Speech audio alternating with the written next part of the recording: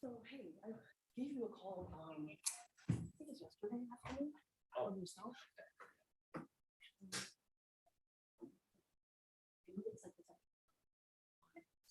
That will help you. I'm really no longer. If you know that it's not.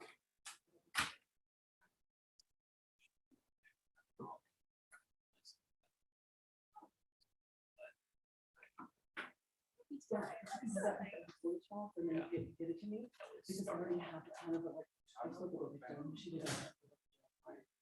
Like, but she would feel better. Have it like 2 hours. Hey, good morning. Internal, it was just a one-off kind of thing. I also know that he has some people in Michigan, but nothing of value. I think it was a license suspended or something. And she doesn't want him to do mental health.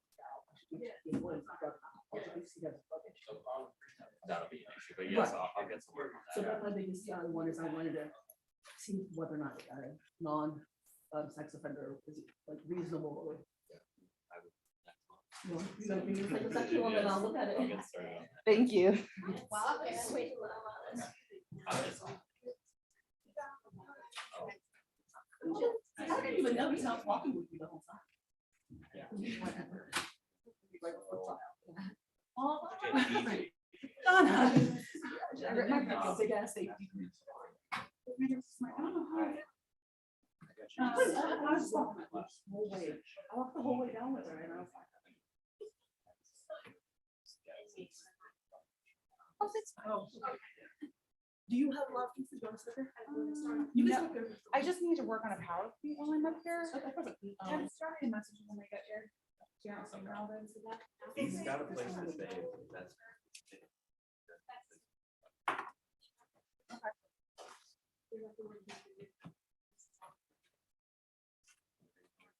Hi. Good, how are you? I am. I will be with you until the 19th. And then you're getting Dion Peoples. Dion Peoples. I'll send you an email. But yeah, I got you. Good morning, Miss Jones. Good morning, Miss Kathy. Do you have Mr. Kidd this morning? I sure do. Oh, I love those jail calls. I love the conspiring with his mama. If she shows up today, I need her to speak with Mr. Cook. Is she about to get indicted? They just said next court date, and I'm like, let's do it. Hard to hear, you know? It happens when you get older. Yeah.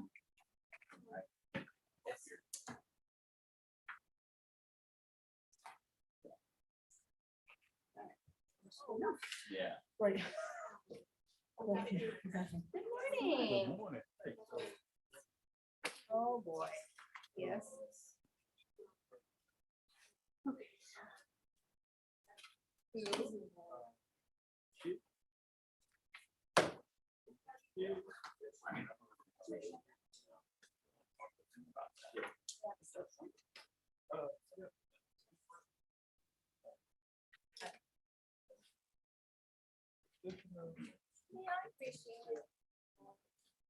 Yeah.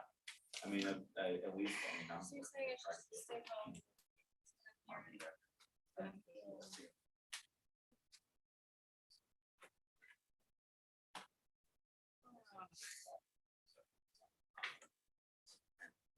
And I can borrow. Yes. Yeah.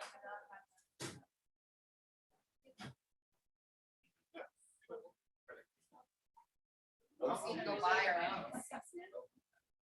Like a pen shortage. Hey, Tim.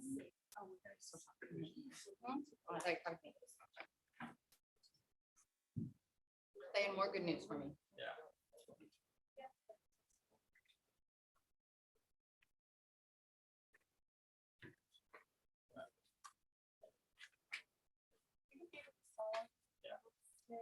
That is what I am trying to do.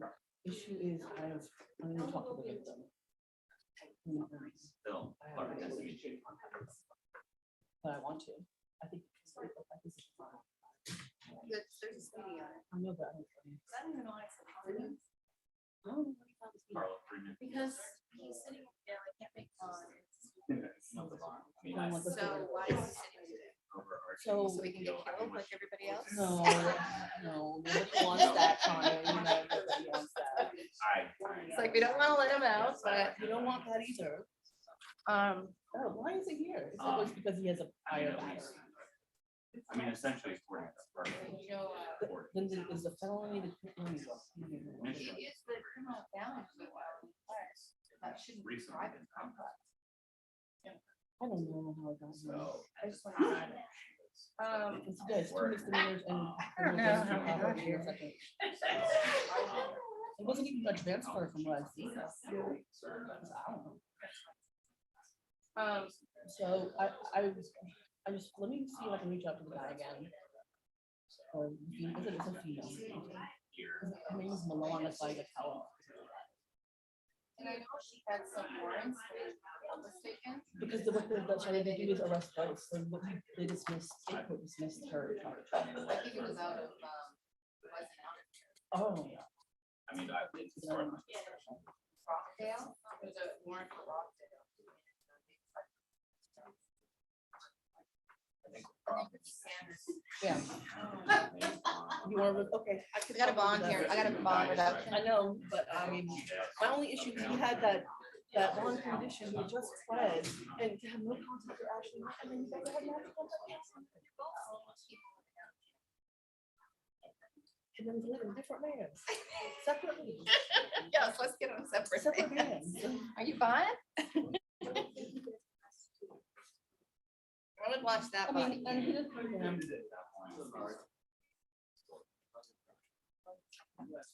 Yeah,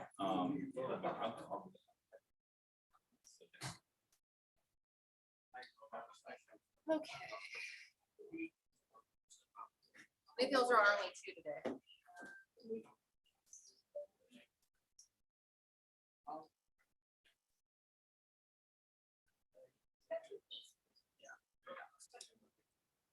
Miss-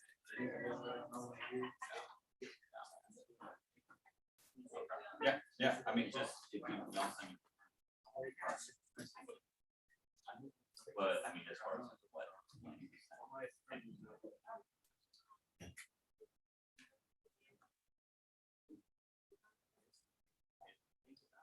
I mean, by law, it's two, but then.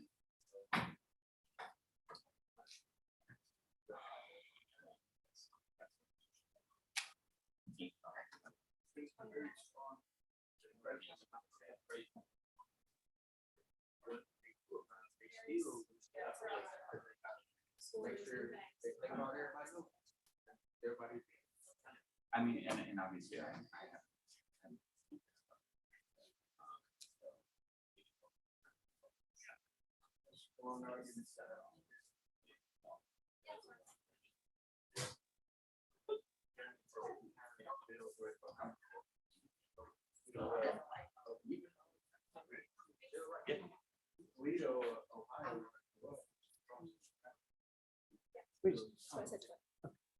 A lot less than 20.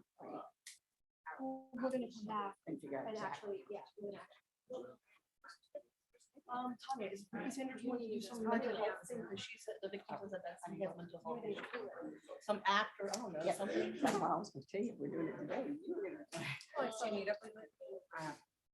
I don't have it printed out, but I can email it. You can send me one. Yeah, we have. The old one or the new? I know he's on disability. I don't have that. Mine That was was like like 2 weeks.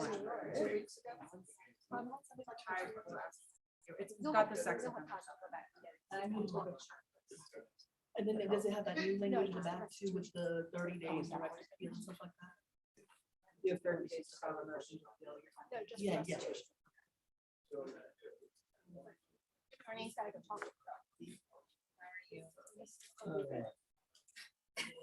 If it doesn't, Summer, just Put 'em tell me in. what it is. and You that's- feel, you sound like me. I have a bond motion.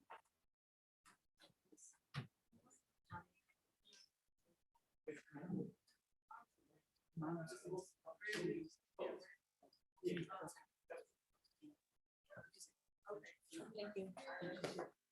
This one. But she wants to bring him back. Oh, it is.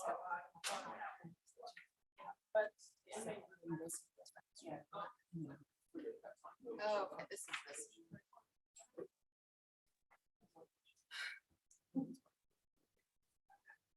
Adopted a child.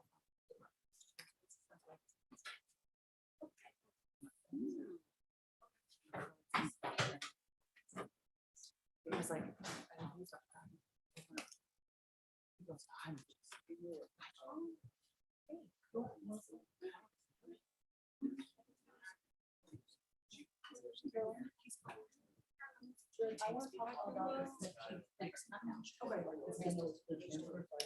See you in a while.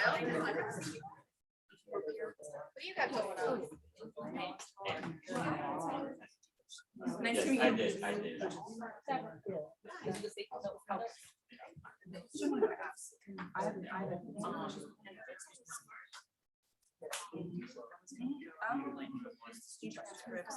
He's not good on the adult stuff. I mean, I figured out. Yeah. Right.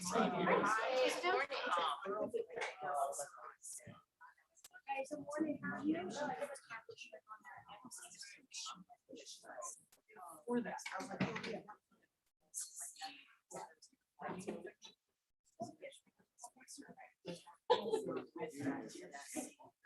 When I wanted to be about. Yeah. Just make sure that was. I'm not correct, yeah.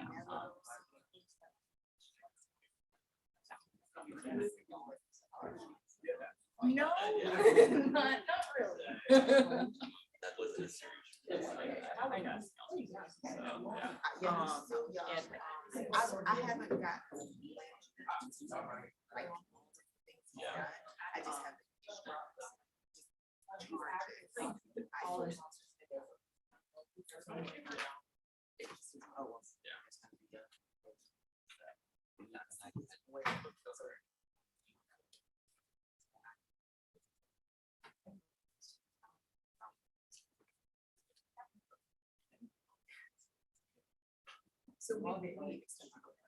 So where will Ricky Sanders live? Like, how, I want to make sure that they don't have any contact. I can talk with him. I can Okay. just announce free trial. Yeah. And see if we can work it out. Yeah, yeah. He has a lot of like batteries that either have gotten dismissed or he has pledged them. He hasn't pledged a felony battery. Yeah, I know he's not really open to a program, but he might just be open to getting He's not open to a program? I mean, Yeah. yes, I mean, that's. after COVID. It's kind of hard to get programs, but he might be open to probably offer do mental health evaluation. What's our mental health? I'll talk to him. Okay. Oh, I'm on trial next week. I'm gonna be on trial for 2 weeks. So I can touch you the week after. Now, In here. Well, I don't know who we're gonna have, because everyone's on the or in trial. So I'll find a substitute, but Keith Turner has been on my radar. What we doing with him? We're supposed to be Deborah, reminding her about Keith Turner coming up next week. I focus on Alfred this week. Alpha, but he's not mine. No, but he's fine. But No, there's one number number is off, one. it's very bold. Number On the one. bottom. Oh, number one. So I I'm got getting it. you Ready to have a resolution, so. Yeah, I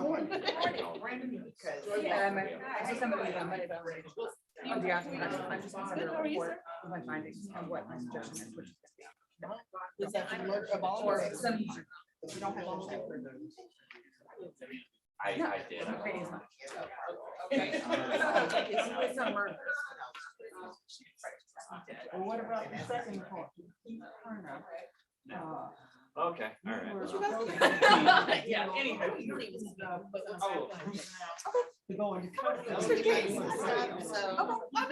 just text me if you take a minute. I don't see his name on here. That's why I can't. Okay. There's a probation medication calendar. Okay. But I only need that. Get all these services in place for him, and issues. No, the probation And remedy did not allow- they want to report on his behalf, and so that changed. Oh, yeah, I told her, no. I can get you, I did that yesterday. Okay. Cause he's on the calendar for Yeah, like Wednesday or. we talked to the victim about that, that was it. So, Yeah. and we were gonna send him back to juvenile court with recommendations. Which the Yeah. initial recommendation. was Right. But now it's. Yeah, but like- Put him through how. But I do, so I had to tell you about those. His mother's. Because we were trying to, so basically I have a number, this is what he's doing, and I looked it His up. brother. He calls the school. I know, it was like, Yes, and I have, I looked first, I started getting out. And she spoke up and she started voicing changes. Yeah. And those. And he's very low. But he Just he did it again. And so the school, they were Well, happy he has about an that. education on the black point. Yeah, because I was like, listen, Very they'll low. all, He's one of and the. then I found that he does correlate with the number. So that's indicative of, that was my next Oh, there's that number. But if that was going to be, so now. This number right here, that's her. Ashley General. Ashley on the. That's right. Last one. It'll be Friday. Some of our programs, because that's where hard went. Yeah. They graduated, yeah. Mhm. That's when she got the call from a young lady. Oh, wow, right, She yeah, got this yeah. huge shot. At South, at Washington, they sent it, he finished all. No, I'll get a letter. Yeah, let's see if they can do services or even like. She's definitely a great friend. They're talking more like. So we should have to figure something else. But if we can resolve it, I don't have to. Do I have medical records? I don't have medical records. Oh, okay, okay, then I'll make sure. Maybe Chris 180. 180. I actually got to talk, I was on the phone with them before I came. He has a 180. He has a bond on everything. Right now, we're not living with his grandfather. Oh, so he can No, get no, it? We're all still taking with his mother. He just needs a bond set. I'm going to. I didn't call it, we probably need to want it. That the jail's not letting him out. That is not about That's your your office. They're real good over I'm just there. gonna, I'm gonna probably ask. I've met with the counselor there. This other case. He's gonna need to check in. Yeah, I don't know probably. how we're gonna do Right, that's the. He's gonna need court check in. So Then he gets the. He's very high on.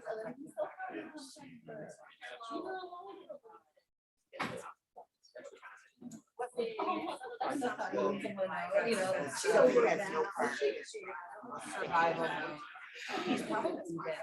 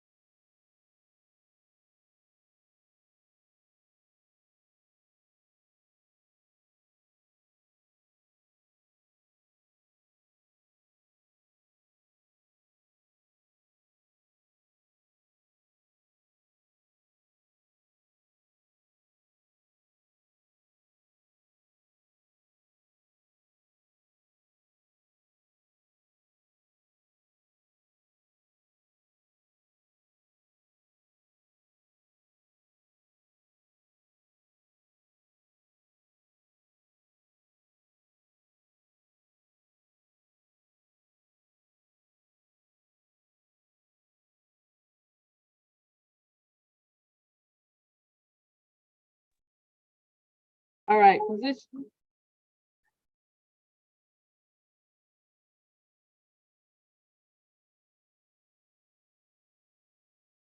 Okay. Why is that still?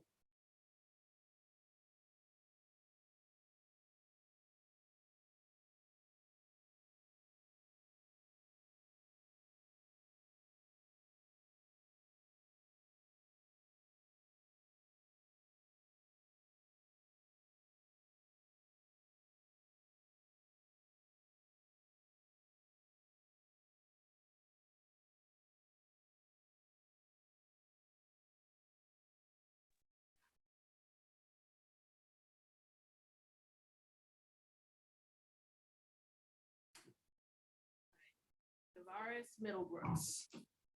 Position 1. We're gonna pre-try that. Yes. Okay, position 2, 3, and 4. Position 2 is Jimmy Satterwhite. Position 3 is Lakeisha Satterwhite. And position 4 is Carrie Evans. Yeah, for the yeah, that's Mr. Whitenhour. I believe so. And Ms. Williams, Ms. Latoya Williams, okay, we're holding for her report also, she's stuck in traffic. Mr. Milnick, he asked to hold for his report, and Ms. Jones, we're just gonna wait for Mr. Whitenhour, excuse me. Position 5 and 6 is Shaquan Smith. I think we're just gonna, we can make an announcement. We've got all the discovery we need, and we're gonna continue to stay as far as the rest of each other. He's gonna-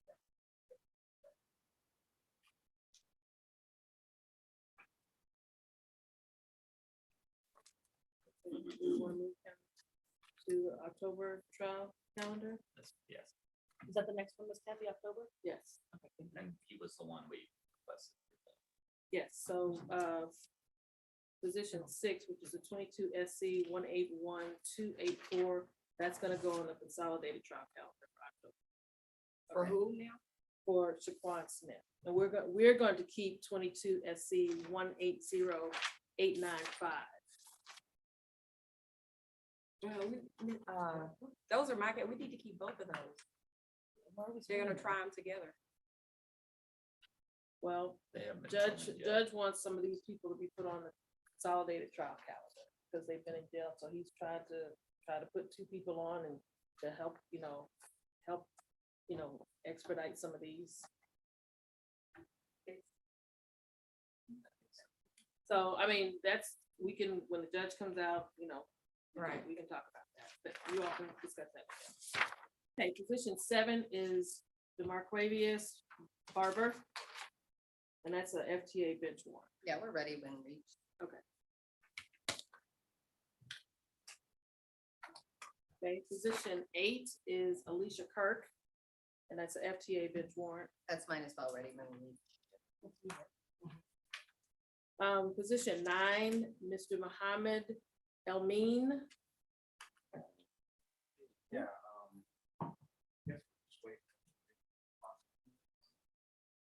Yeah, this whole. That's gonna be. It's Mr. Trevor Whitnall. is the prosecutor, I don't know. I'll reach out.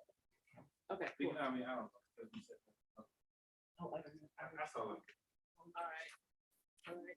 Position 10 is Terrell Gardner. I guess that's just an announcement.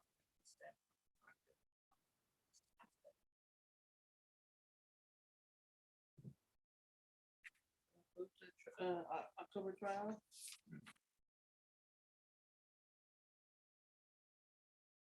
Okay, position 11 is David Haynes. Does anybody have, That's conflict. that's gonna be We have to conflict? postpone it.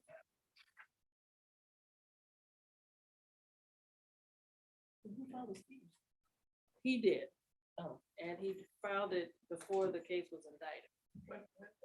That doesn't count. Say that again. When was it? Now that I'm not sure. I can't see that. Or Uh, we're but- taking, but that's why taking. So he filed a demand before it was indicted. I'm not worried about it. I did not know somebody else is on the count. Oh, okay, So that would be Brandon's man, right. right? So I didn't know, and I didn't keep it enter. No. Okay, so, Okay, cool. Thank you. No. what's the gentleman's name? David Haynes. David Haynes. David. Yeah, you want me to give you the case number? I'm gonna, yes, please. Okay, you know, when you're ready.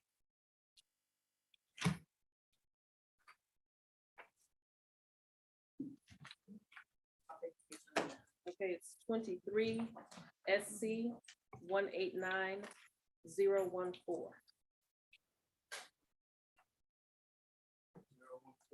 014.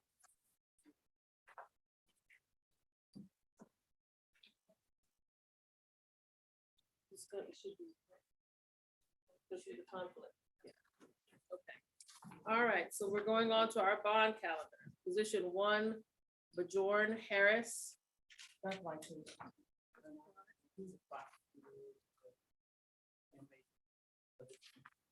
And this is a juvenile. I So who would that be? still made a case. Major case. Okay, I didn't know if you all had separate people. for juvenile. Yes, Okay, yes. all right. He You're also ready. needs a DNA too. Yes. You want me to go ahead and do the paperwork for that? Yes. Position 2 is Brandon Miller, and I know Ms. Walker is here for Mr. Wilson. Ready? Okay.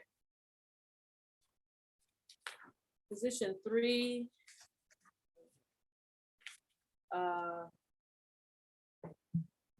DJ Felix. DJ Felix. We'll be ready on that. I just spoke with Ms. Hollander who's here. I'd like to have a chance to speak with Mr. Felix. Up for it, though. Spoke with. Ms. Hollander is the prosecutor. Oh, okay. And let me have your name. Jill.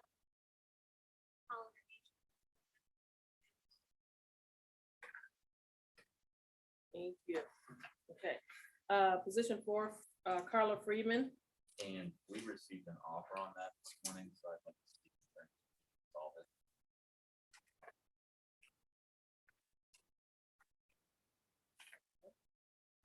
Position 5, James Green. We'll be ready on that. And, Say that again.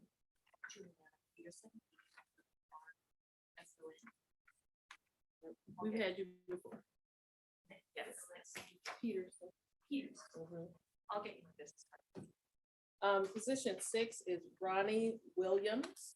We'll be ready on that as well. Yes, that's my case. We'll be ready for the bond hearing.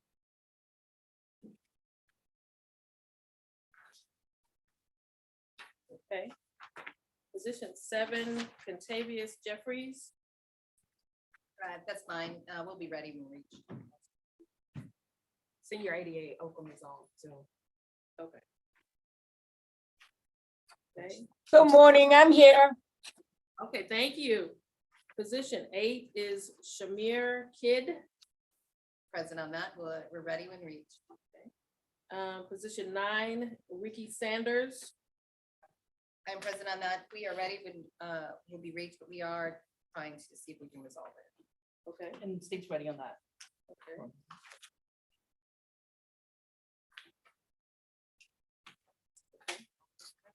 And our last thing is this, we have a probation revocation for Tyrone Pitts. Yeah, that's fine. So that's good? Yeah. All right, then. Thank you very much. It'll be a stipulation. Okay, awesome.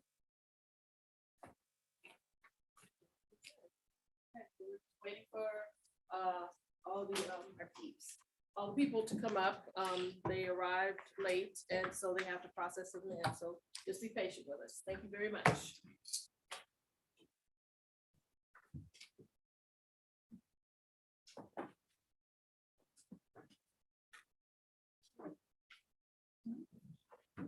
You know, Tommy, For Ricky Sanders? you know,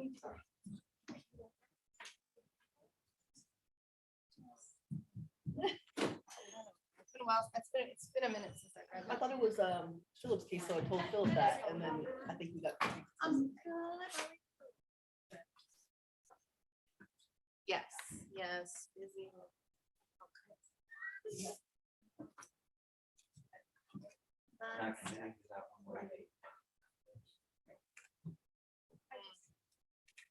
You know, I haven't received discovery in this case yet. Which one? This is Well, yeah, because it's not, I don't think he's at a PNA, has he? July 17th. Oh, never mind, let me make sure you. You know, I sent that long email in regard to everything I needed. You did? When? And it's not, it just, I think it went to the trash. I agree. Okay, there you go. So you have a volunteer, I just, let's see, a volunteer for that. So I've just got the arrest warrant.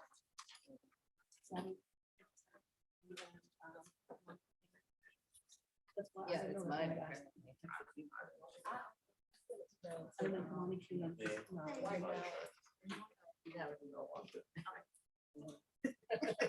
I accept.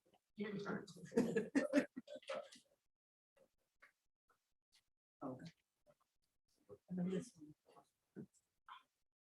Monica.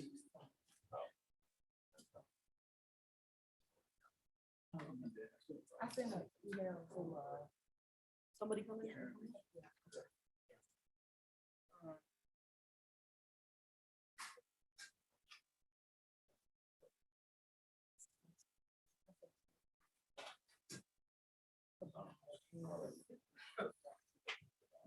Company A and Company A, yeah.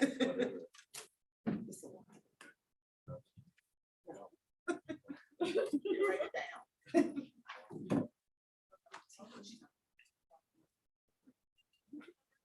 Yes, ma'am.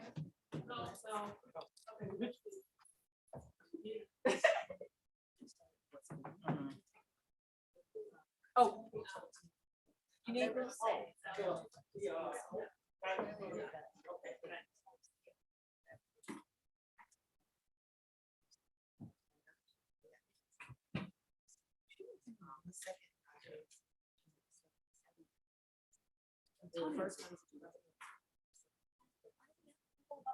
And Edward Tucker, like, I have individual accounts. So you request such stuff that you still, I don't have, I don't have stuff. When was this? Oh, because you're my contact. I can. So don't worry.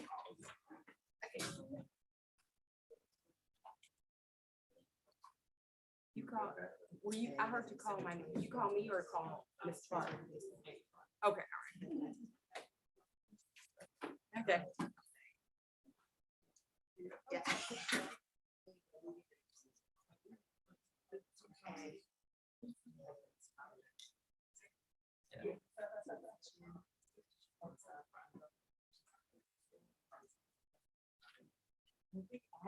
So.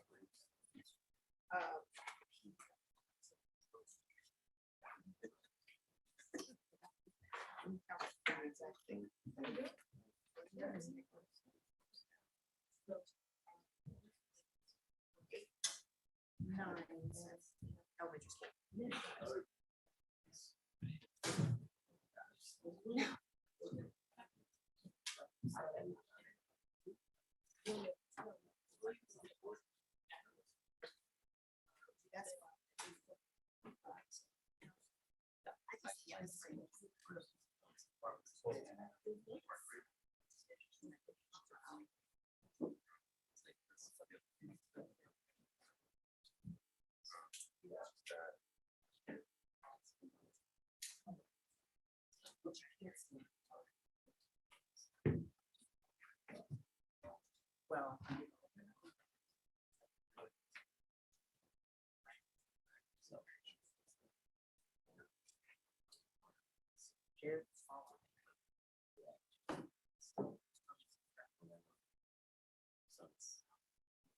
Yeah. Just coming out soon. Right. I was gonna go back upstairs for a minute. Say yes. I was gonna go up to Judge DeFore for a second. I can wait.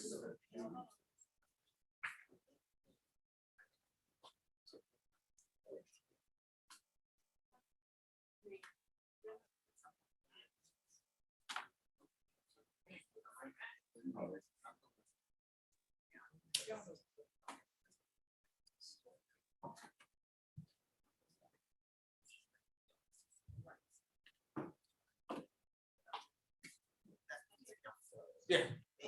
Everything, well, she may have. Yes, of course.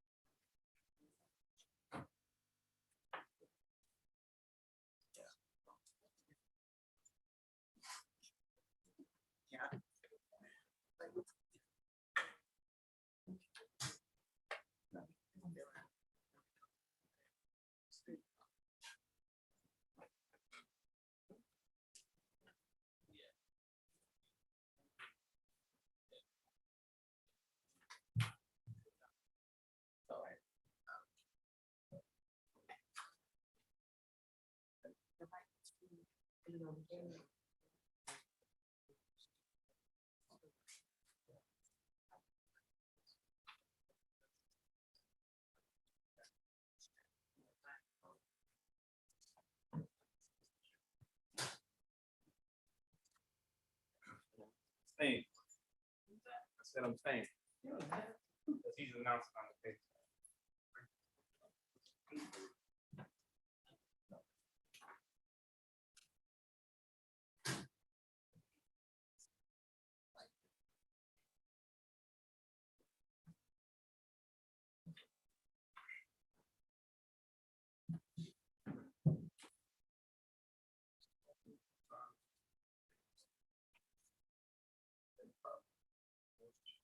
Okay.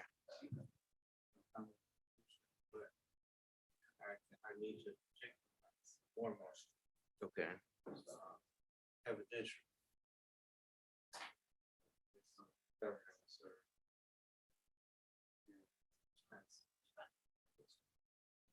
Well, I mean, I filed a couple more, but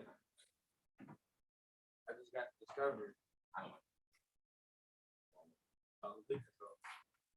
So I'm going through it. Couple motions to exclude evidence that I'm working on now. And so I feel like that's gonna kind of help us kind of case along.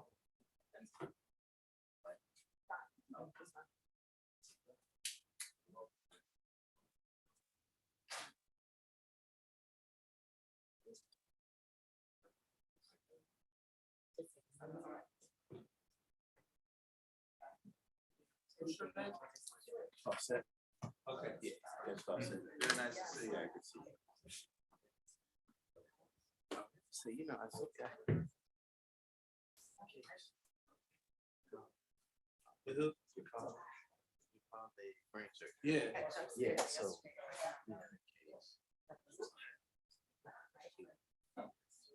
Please. Okay. Were you in civil practice at that? No. Oh, he was a witness. Treatment session or something? My name. Oh, nice. How'd you know that was my partner? You came up. Oh. Oh, good. We talked quite a bit. We Nice. talked quite a bit about it. About the process. Yeah. He had you call quite a bit, so you don't meet too many brain surgeons. That's true. That's true. That save a guy's life on an armed robbery, so yeah, that's just, you know. Oh, that's good. I'm gonna mention to him that we spoke about this today. He's doing fine. He's retired, but still kind of dibbles and dabbles. Still licensed. Not on the hustle and bustle. That was amazing what he did for that guy. A lot of people talk about how amazing he works because I love to hear it, but at the same time, he's just bad. Yeah. Like he's a real laid back dude. Yeah, I definitely got that. Definitely got that. I just kind of reminded me of like, man, this is the brain surgery. Get to him. Yeah. It's kind of, yeah. Yeah. So that's awesome.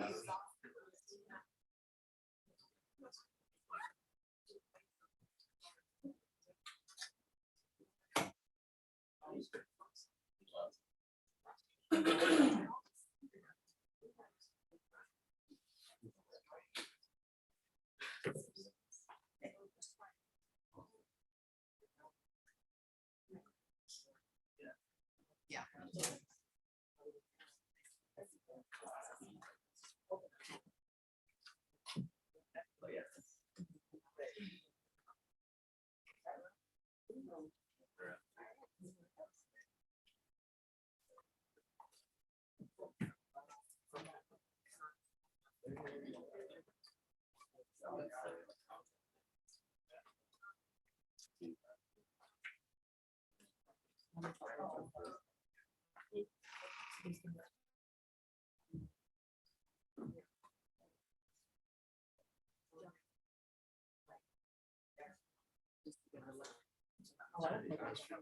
No, I'm asking. Set a motion statement. Not too far, off, but how are you? There'll probably be substitution.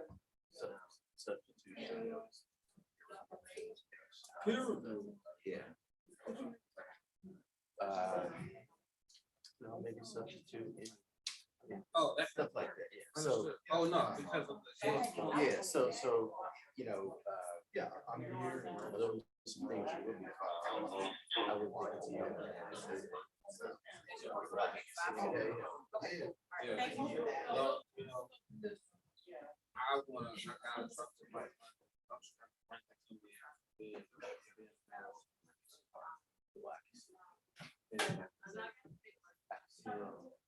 And, you know, I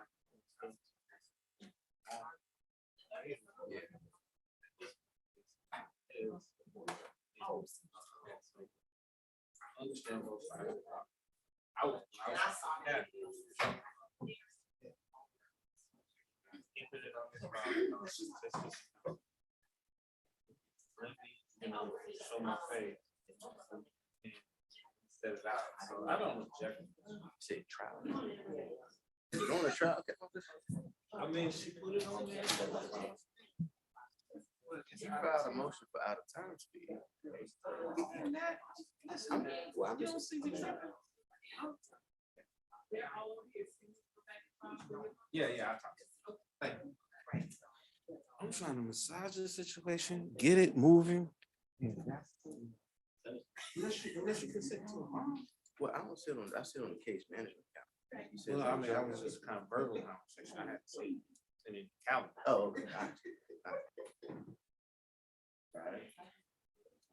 Let's consent to it.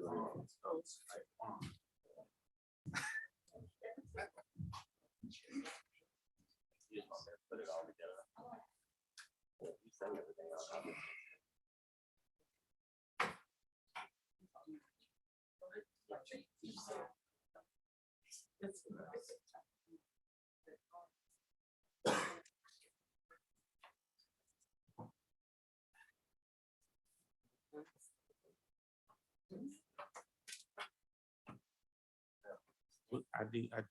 I need you to tell me kind of what you think time wise as far as I'm concerned.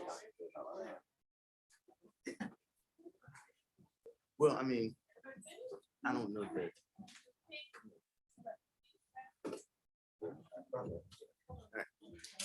Okay.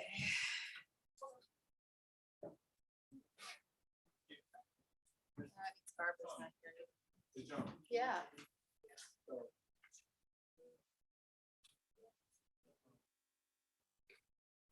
Yeah.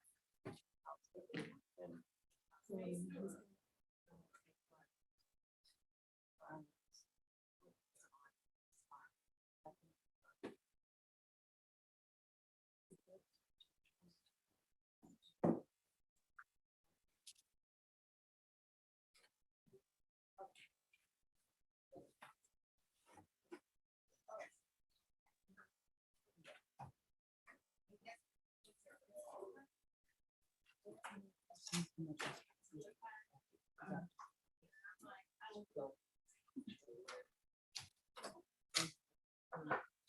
people live in the tech.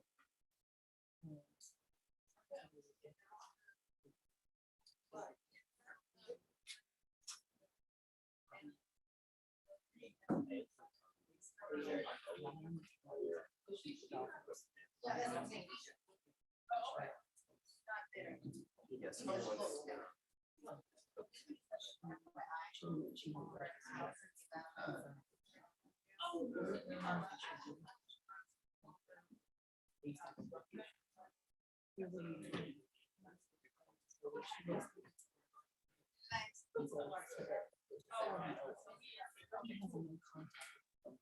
If he wants to choose probation, I'll be offline.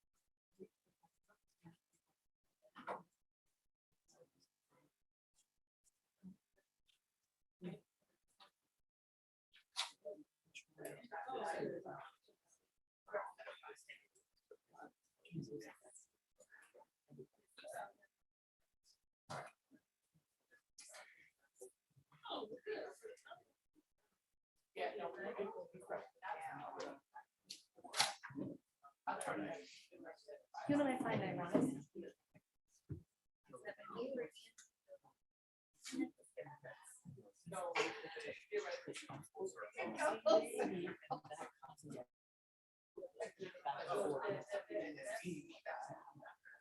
Well, what is this about?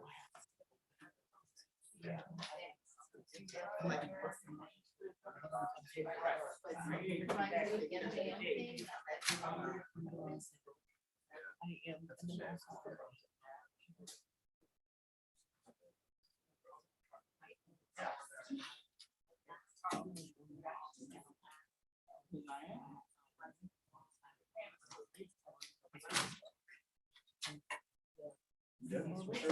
That goes a long way.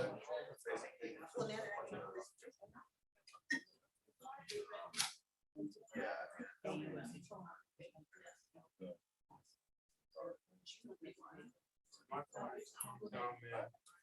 We don't have to do it, Mom.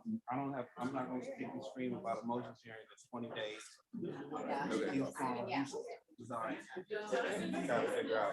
I mean, I don't want it to be down the line now, but. I mean, I guess if you don't know what, I mean, you're working on evidentiary. Yeah, I mean, look, shit, I wanted to file, figure out a motion to dismiss, but, Yeah. you know, but, I mean, because the way I'm looking at it, it's several things. Number one, I got problems with the line up there. That was done on the 23rd. I don't want y'all, and I don't even know what your strategy would be, but I don't want you all to feel like you can admit the police report. I've seen people try to admit full police report. I mean, with that. Huh?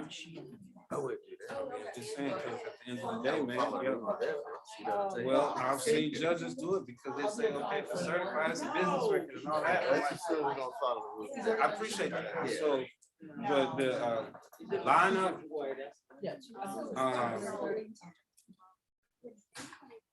the lineup is the major thing. This year. The lineup is the major thing based on credibility, reliability. They say he's coming. I've got two. There and he's Now, another thing is, I was thinking also frame something due process wise. Because I don't know if my client can get a fair trial. If,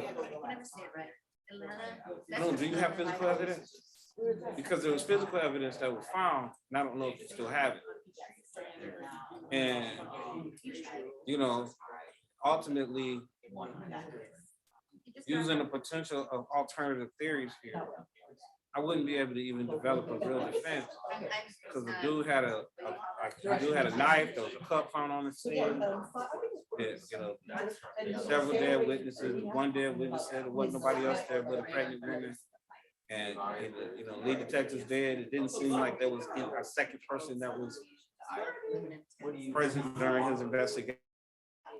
So, like, it puts me in the place where I don't even know if there's an ability to get a fair trial because, you know, I can't definitely cross-examine the folks. So that's a thought process, but I've done it before, but, you know, every situation is different. And I'm speaking it because I've already been thinking about this, but I haven't kind of put it on paper. Okay. My thing is, if I was in y'all's position on these kinds of things, I'll be thinking other. Of course, we're not going to violate the evidence of the rules of evidence, but at the same time, when there's discretion, it should be held against my client because he's the one who ran. And then I would have to say, I don't necessarily know if there's complete evidence of him of flight because he wasn't arrested before the situation. So it's just stuff we gotta battle it out, man. I mean, but there's a difference between what the jury thinks facts and all the other. Agreed. That kind of is. For sure. I can't change that properly or what? So yeah, of course, if that is suppressed, then that will obviously change.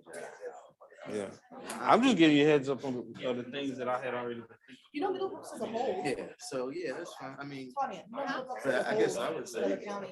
Yeah, I know, that's why I feel like we're gonna be it's a violent in here. really, look, you need to get rid of it. There's a speedy running on it. I know, but it doesn't end until,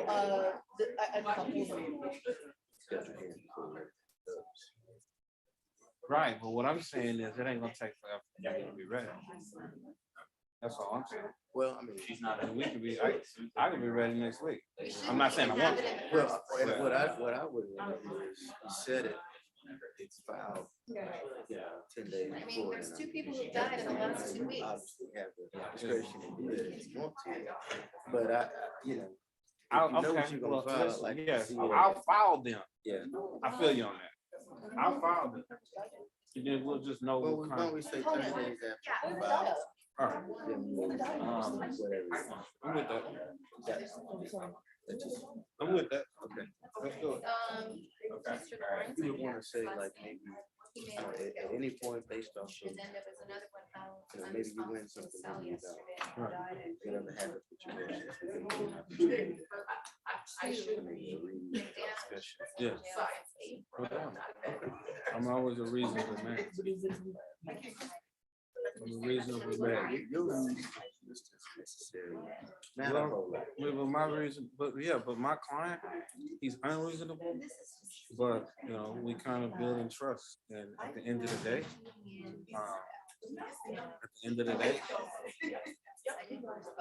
I do believe I'll get him to a point where whatever I tell him to do, he's gonna. And then at the same time, believe me, I mean, I'm a former prosecutor for many years. I know the other side. But at the same time, evidence in cases are what they are. So at the end of the day, to me, this is a case in which there should be some sort of compromise, so nobody has a total loss. Right, agreed. And I don't want to, because I don't want That's these, just, because he does have a. I don't want, Probation. I don't want The probation the whole is based on 29 years, So. let's change the name. Right? Okay, let me take a look. Apply as much as I can. You know, it's gonna be- Move them on down the That's line. one of my other motions. Yeah, okay. That's one of my other Change motions. the facts, motion to change the facts. You can come up with whatever explanation I'm you just want as to saying, why he was gone, but I'm gonna- Prejudicial. yeah, it's gonna be, everything should be Exclude. prejudicial. It's Everything should prejudicial. be prejudicial. Too prejudicial. Okay.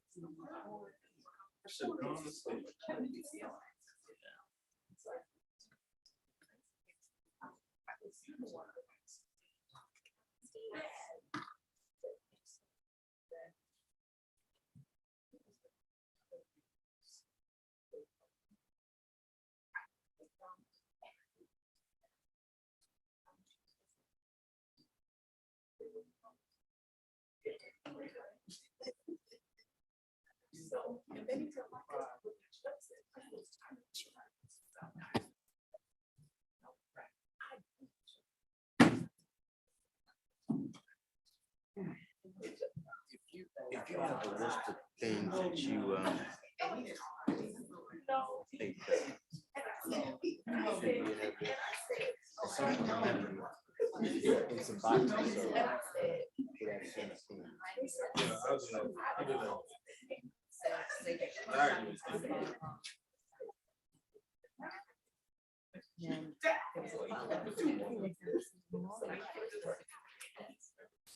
With the whole bond thing, right now, it's very low on the road.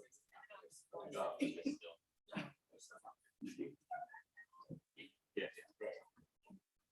Okay, cool.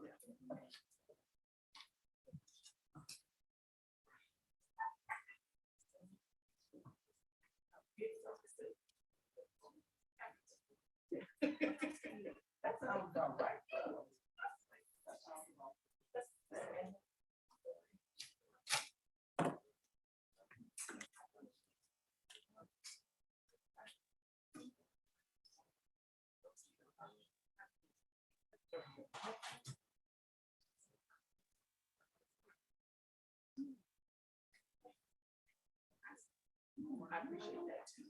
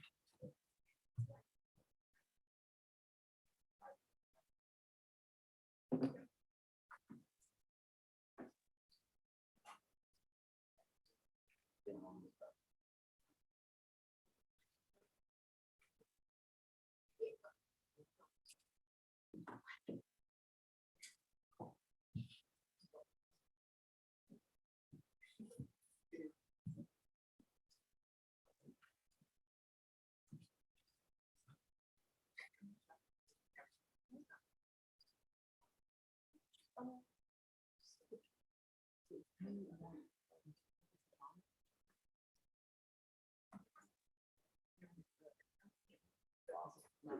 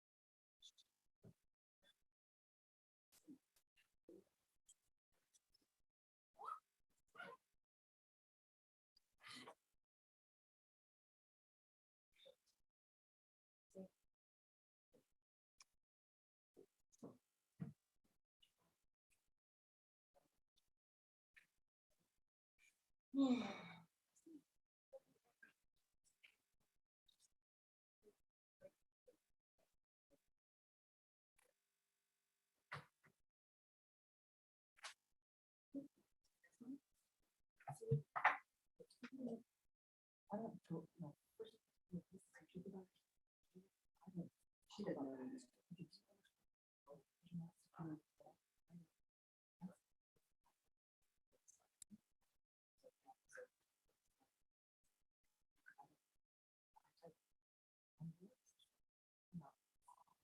You do usually?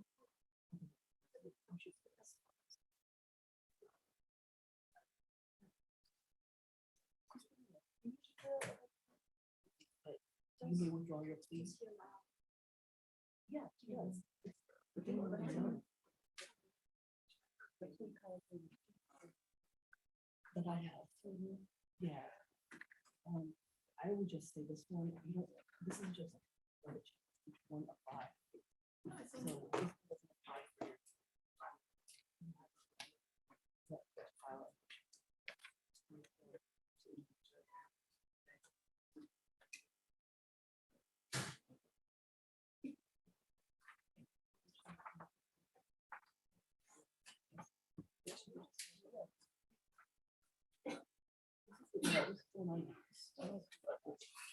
I just go here, I go negotiated plea, and then I go state, judge, and then. I don't.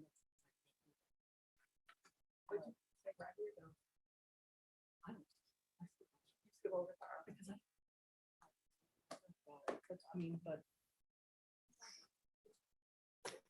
See.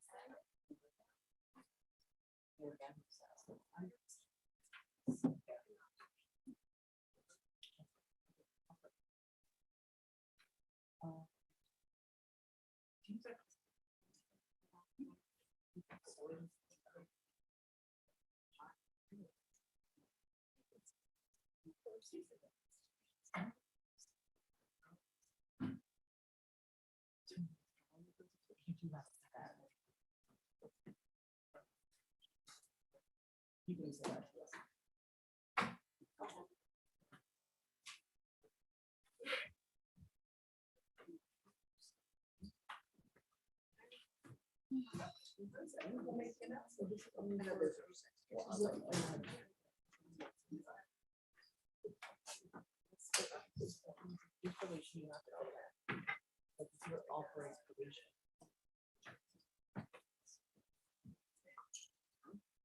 No. This is, yeah, have you reviewed the special conditions of your probation?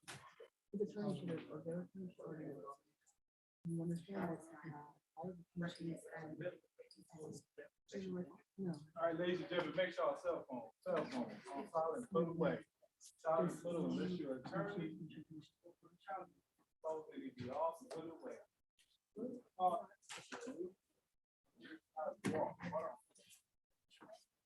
no sheet. Just say this person, understand what this is. This is. Where did you?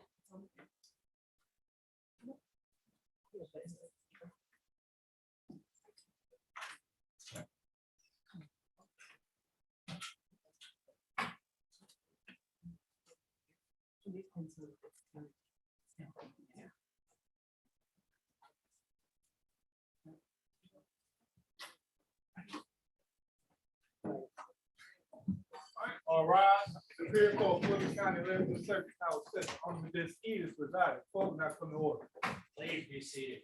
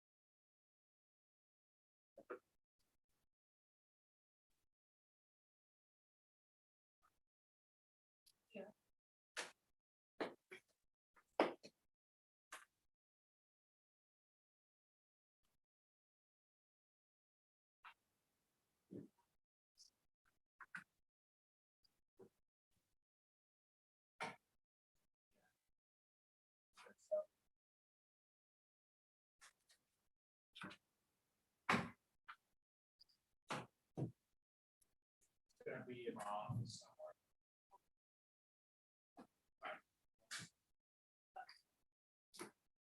All right, I'll do that before.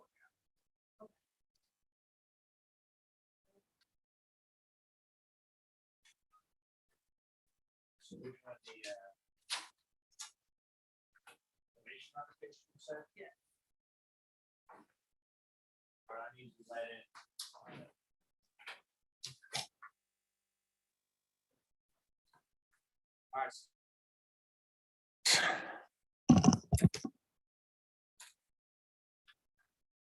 Got it. Got it. Got it.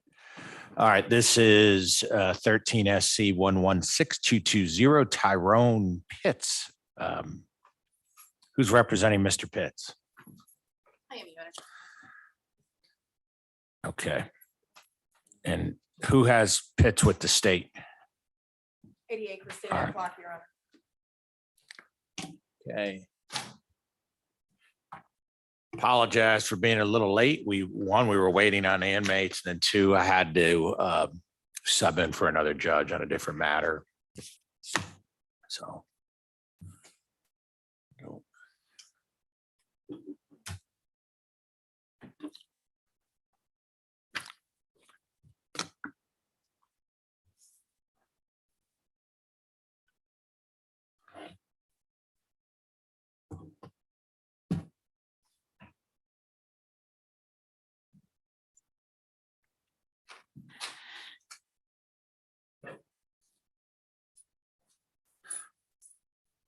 Okay, well, as I said earlier, this is 13 SC 116220. We have Mr. Tyrone Pitts, who's present in the courtroom with his attorney, Ms. Jones, and we have Ms. Clark with the state. Go ahead, Ms. Jones. Thank you, Your Honor. As indicated before you is Mr. Pitts. Probation is alleging that he failed to report and give updated contact information, and that he failed to go to Riverside Intensive Management Program, Your Honor. My client will stipulate to that. My client was arrested on 10/4/2022 2. At that point in time, I noted that he was not competent. We filed a request to have him evaluated. He was not competent. He was subsequently restored to competency, Your Honor. And in the meantime, we look for a program that might fit Mr. Pitts. Mr. Pitts' issue is he has severe mental health issues. And sometimes when he gets on the streets, he doesn't have the resources necessary to stay compliant with his medications. I've had Mr. Pitts a few times over the years, and that is his big concern. We have now got him into PAD, which is the Policing Alternative and Diversion Initiative. Usually they help folks who are trying to get bond, and they help with housing as well as give them a care navigator who helps them get to places they need, which in my client's case is Grady.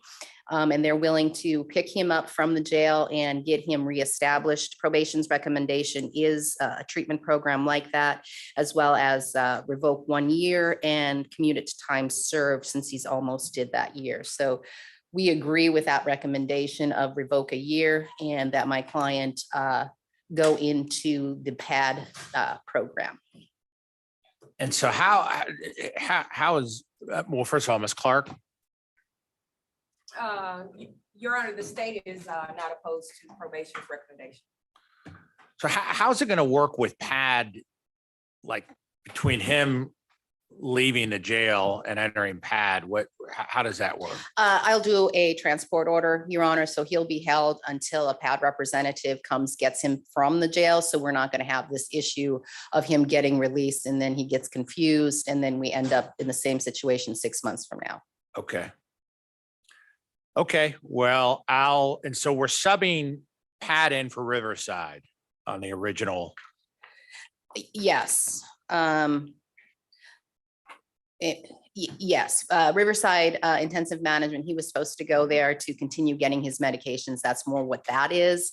My concern usually, and the state's concern as well as usually the judge's concern, is he needs to stay on his medications. He needs to be medically compliant, because when he's medically compliant, he's good. Yeah. It's just when he gets off his meds, he's not. And I think that PAD is going to be able to assist him in getting housing as well as getting him to the care he needs. Well, I hope they're able to. I will agree to the stipulation to revoke for 1 year and commute to time served, and for Mr. Pitts to be enrolled in the PAD program. Thank you, Your Honor. Okay. And I'll prepare that transport order. All right, thank you. All right. What do you want to do next now?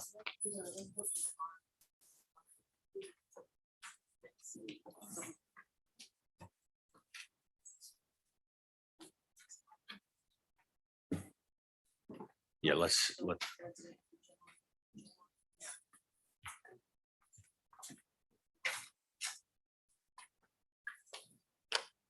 Wait a minute, have we got, what about the people that just have announcements? So Harris is a juvenile? Yes, Your Honor. All right, let's do the juvenile and then we can run to announcements. So where's Mr. Harris? Okay, go ahead and bring Mr. Harris out. No, I understand, but I also want to, we've got some attorneys waiting here that want to just get through things. Okay. Judge, may I just step outside and get Major State 88? I think we just- Sure. You went outside? Yes. Oh, Adam's. Oh, he knows how to do a major case.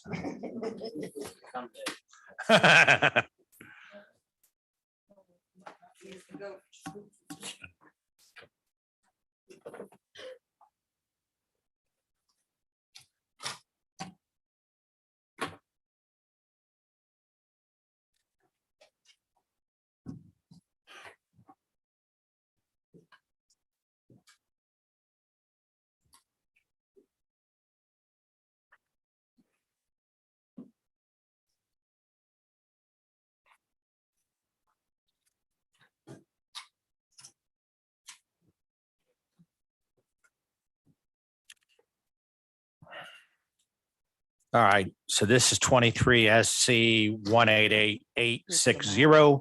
We have Mr. Bjorn DeAnthony Harris Jr., who's present in the courtroom with his attorney, Ms. Clark. And is Mr. Labate? Is he doing? Okay. Okay, go ahead, Ms. Clark. This is a bond. Yes, Your Honor. We signed the indictment. It's also plea and arraignment. Okay. Waive formal reading, and we've signed off, and the prosecutor has signed off not guilty. Let me see that. I'll take it. I'll take a look at it. I just like to. Your Honor, this incident happened on May 4th of this year, and my client was 15 years old at the time. It's an altercation that happened on the MARTA system, and from viewing the video, we could see that the alleged co-defendant, Camion Wilson, who isn't on this indictment, but was arrested for simple battery and involuntary manslaughter because he and his friend assaulted my client. It looks as if, from what we can see on the video, Mr. Wilson and his friend, the deceased in this case, were having words with my client while they were at the fair gate. And my client goes down the stairs to get on the platform, to get on the train, and these two men follow him. According to the video we saw it at the preliminary hearing, Mr. Wilson, the one that got arrested, threw the first punch. My client did display the gun that he had in his backpack before Mr. Wilson and the deceased attacked him. So it's unclear as to why they would attack someone that has shown them the gun, but they did, and it was at the bottom of the stairs. There was one gunshot that went off, and at that point, the two men are on my client, Mr. Harris. So you can't tell whether one of them caused the trigger to go off or not.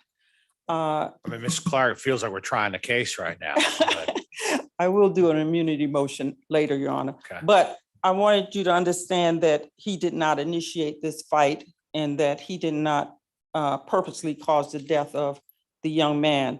Your Honor, he lives with his mother. She's here in court. You can raise your hand, Your Honor. And if given a reasonable bond, I was going to ask for $35,000 bond, 15 on each of the first two counts, and 5,000 on the third count.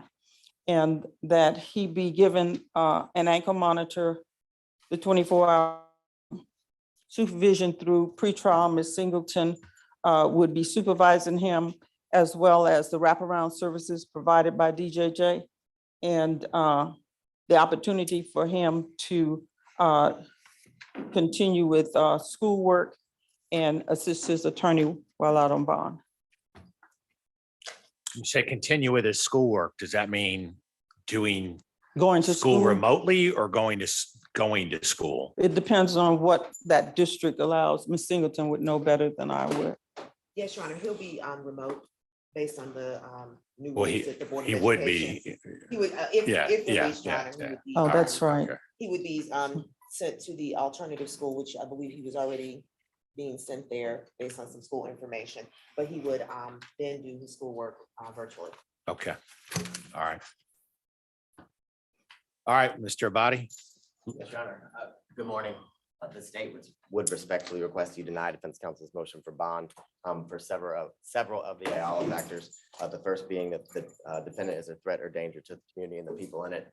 This is a juvenile, 15-year-old who's carrying around a illegally 380 firearm, which he used on the day of the incident, April 30th of 2023, in a public place, the MARTA train station, 2848 Main Street, Your Honor. I would respectfully request you deny defense counsel's motion for bond as well, because the defendant is a risk of committing felonies pending trial. He does have quite a lengthy juvenile history. He has at least 3 open cases here in Fulton County, all from the exact same day, March 14th of 2023, where he stole a Kia Soul which he is charged with in juvenile court.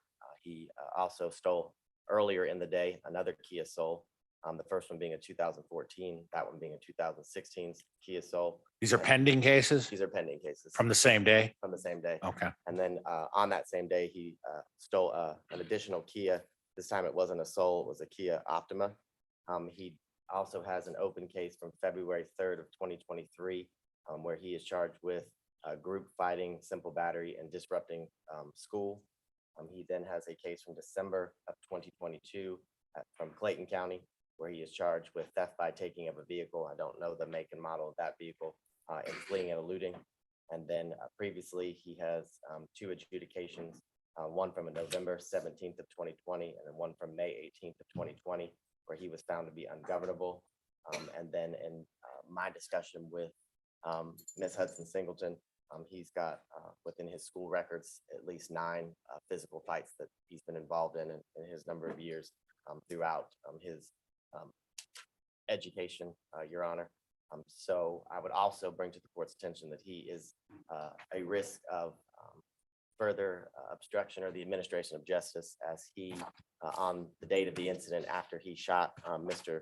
Majors square in the middle of the forehead, he then threw the .380 gun that he was in illegal possession of across the train tracks into the weeds or the woods, attempting to I guess, disclose that he actually used the weapon when he was encountered by the MARTA police. He then said that Mr.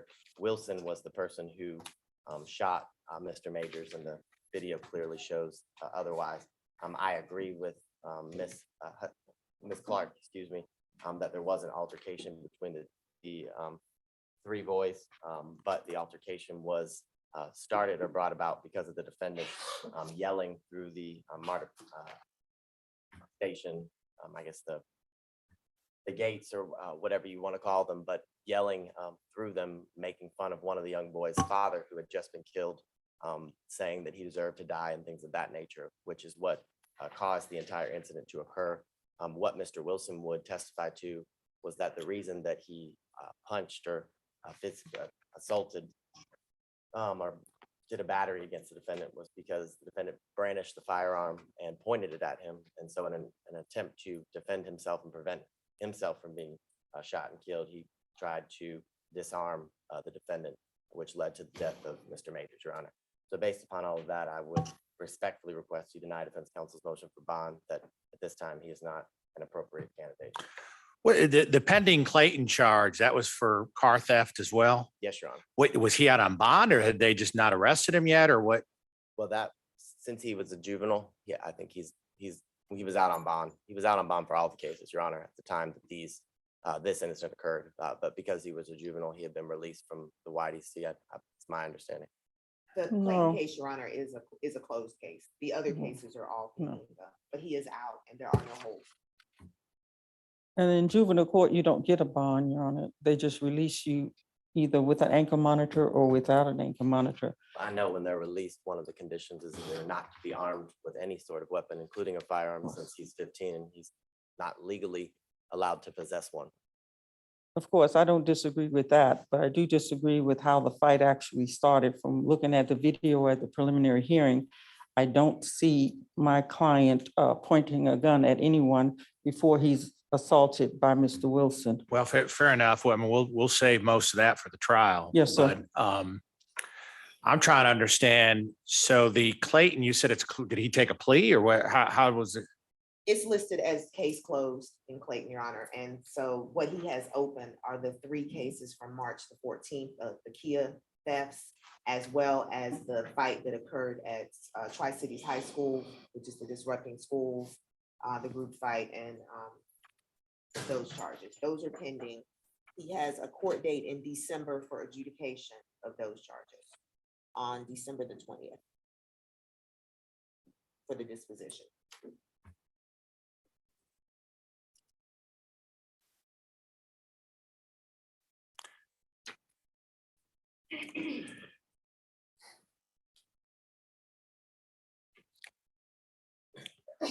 I'm going to I'm going to deny bond in this instance, given Mr. Harris's criminal history, threat to the community, and risk of committing any felony pending trial.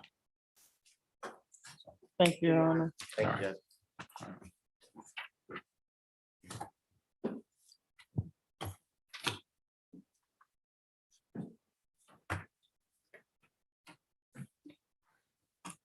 Your Honor, that completes my business for the day. May I be excused? You're excused. Thank you, Judge. You're excused, Ms. Clark.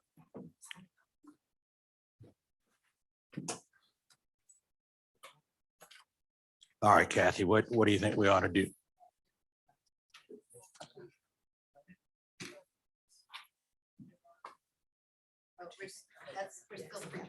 They're still pre-trying it.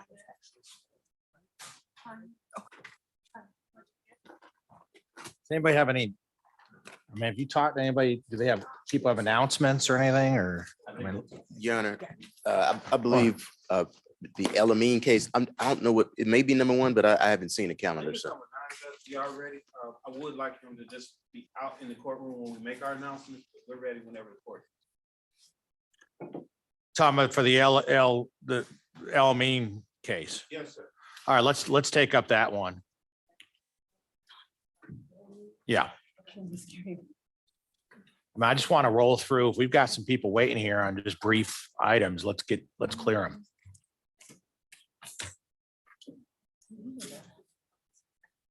Yeah.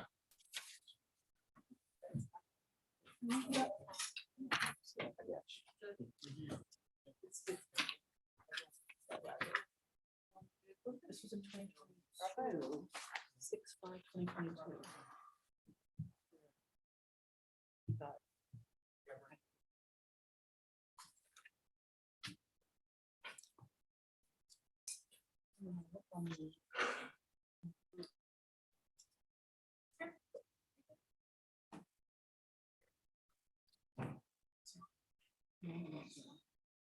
Are you representing Elmine as well? Oh, apologize. So that would be the opposite of. That was right. They was representing the government.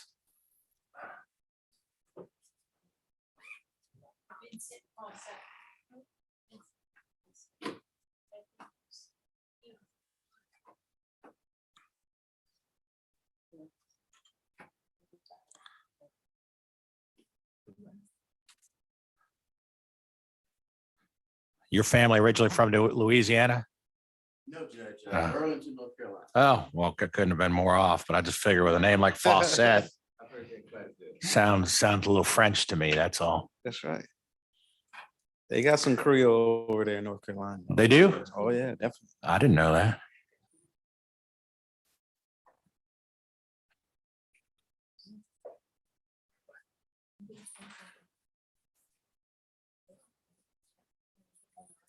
Okay, this is 23 SC 186-365. We have Muhammad El-Mean, who's present in the courtroom, represented by his attorney, Mr. King, and we have Mr. Fawcett with the state. Go ahead, Mr. King.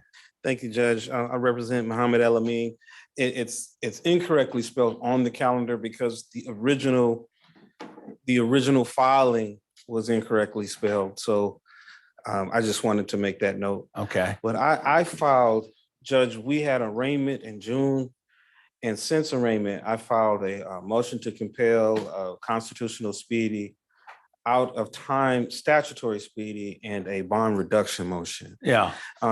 Last week, the state gave me a voluminous amount of discovery, which kind of canceled the motion to compel, but they have indicated that there's some more that they're working on. I'm not really worried about that until they say they're complete, unless there's more delay. So my objective is to complete my analysis of the discovery and then file some substantive motions, which I expect to be filing in the next week. After speaking to the state, we kind of agreed with a proposition that we would hear motions sometime 30 days after I filed the motions, the rest of my motions, if the court would allow. So that is the extent of my announcement. So it doesn't seem like it's complete, but the state has indicated that they're diligently working to complete it. Now, you filed a statutory speedy. And so by my computation, we need to try it by the end of October. I would like that, Judge. I know the state's gonna point out that it was out of time. And it was out of time, so I would, obviously, the court has the discretion to grant out of time speedies. And, but it is important for me to know the extent of discovery before trial. And I guess if council has filed a motion for out of time speedy, my idea would be that the indication from council is that he anticipates filing motions, evidentiary based motions. So I thought that those motions could be all, heard at the same time. So that was because the court would have to grant the council's request for out of time speedy. Yeah. So until that was heard, then I don't know that that would be an issue.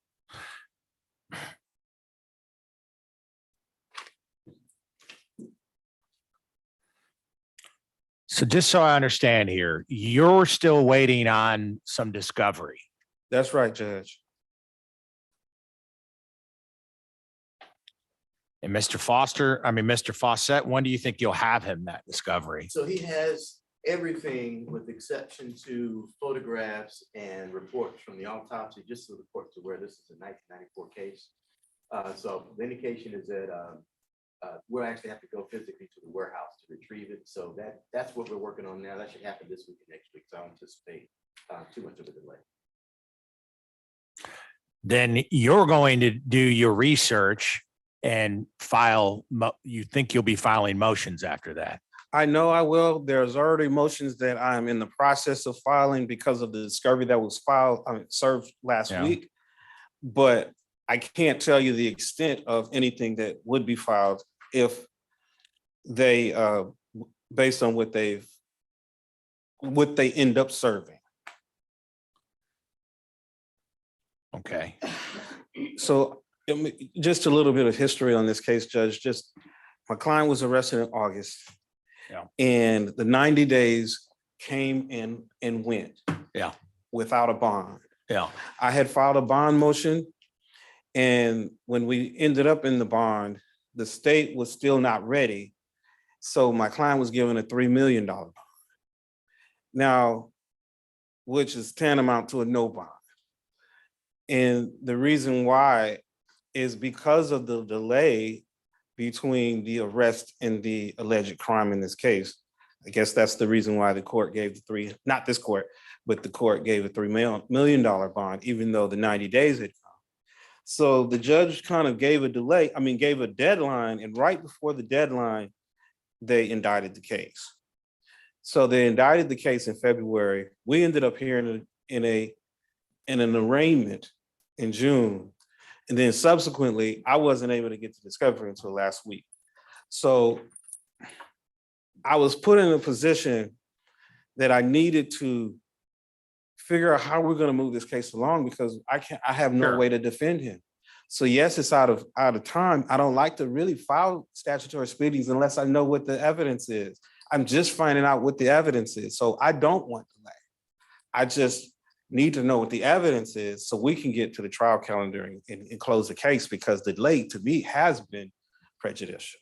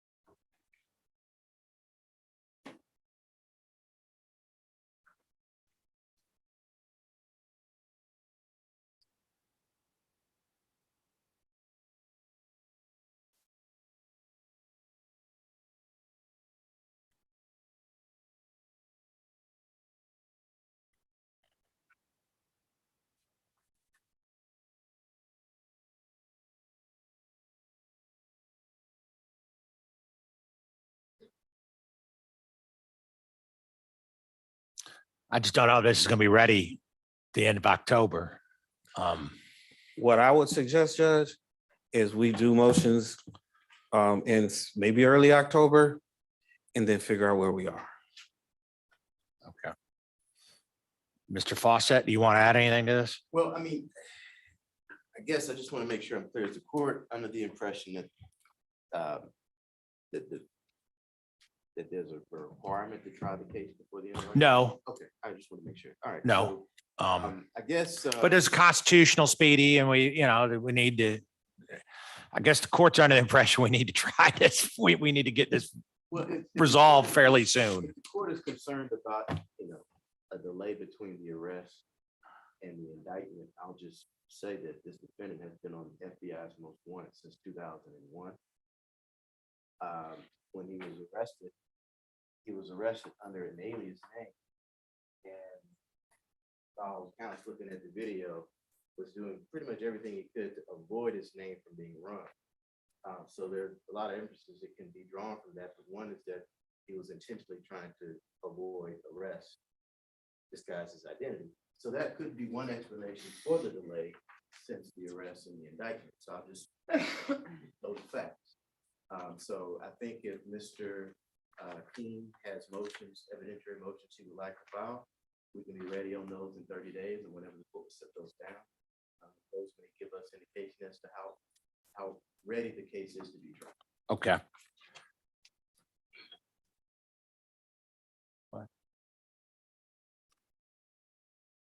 Well, they're not even sure what the motions are yet. I mean, they're waiting on all. We're gonna need at least a day, Judge, I believe. Yeah, let's, I'll tell you what, let's wait and get the motions from you, and then we will set those for a date to hear them. Yes, And we sir. will continue to watch the case. I'll Anything work- else? I work on that immediately. No, that's Okay. all for today. Okay, all right, Thank you, Judge. all right. You're excused. Thank you, Judge. And Judge, that's all right. Okay. We will see you later, Mr. Fawcett.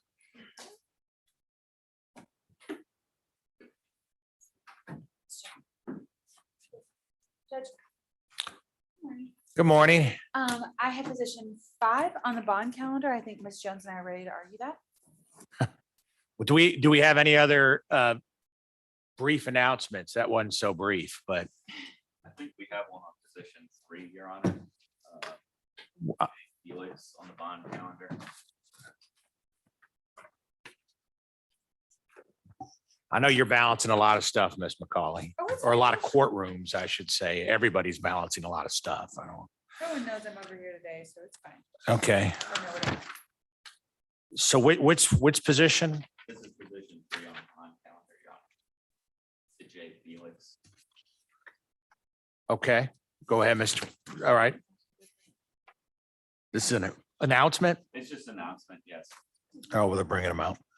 If they're already bringing them out. then-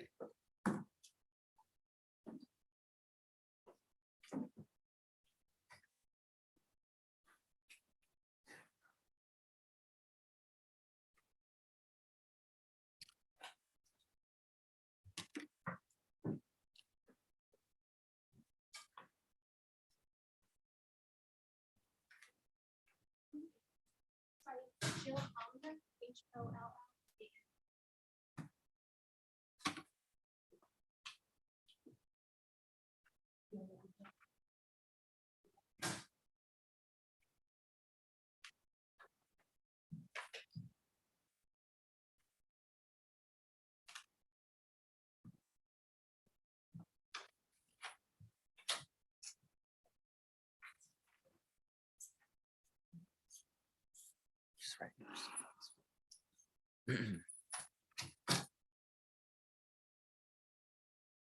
Okay.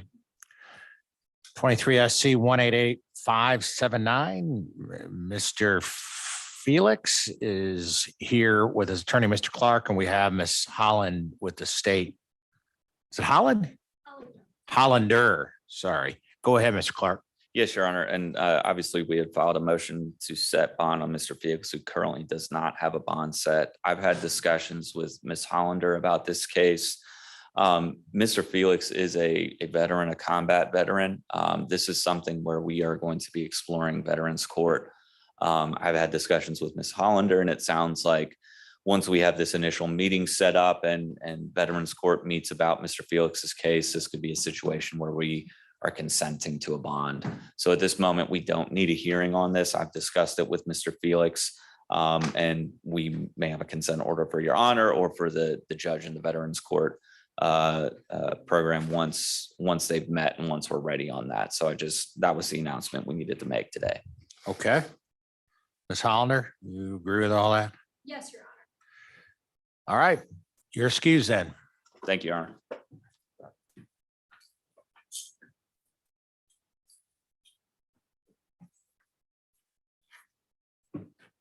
Your Honor, I have an announcement on number 2 of your. Sure, Brandon Miller. No, it's not. Yeah, okay. Oh, it was 2 on my last calendar. So we got a lot of the Satterwhites. Jimmy Satterwhite. Well, I know, but all right, go ahead and give me the announcement on Mr. Jimmy Satterwhite. Essentially, I need discovery from the state. I'm not sure who the 88 is on the case. I had no contact. But I need discovery. So I guess I'd be asking for another status hearing or case management pending that discovery. Good morning, Judge. John Whitenhour on behalf of the state. Your Honor, I do note that defense counsel filed entry on August 11th. I can certainly provide service and discovery to defense counsel for Jimmy Satterwhite. I do see on Odyssey this case is set for a final plea on October 12th. Your Honor, given the age of this case, it was a 2019 incident, and the fact that Mr. Satterwhite has been in confinement for approximately 1,500 days, I would ask that final plea date remain.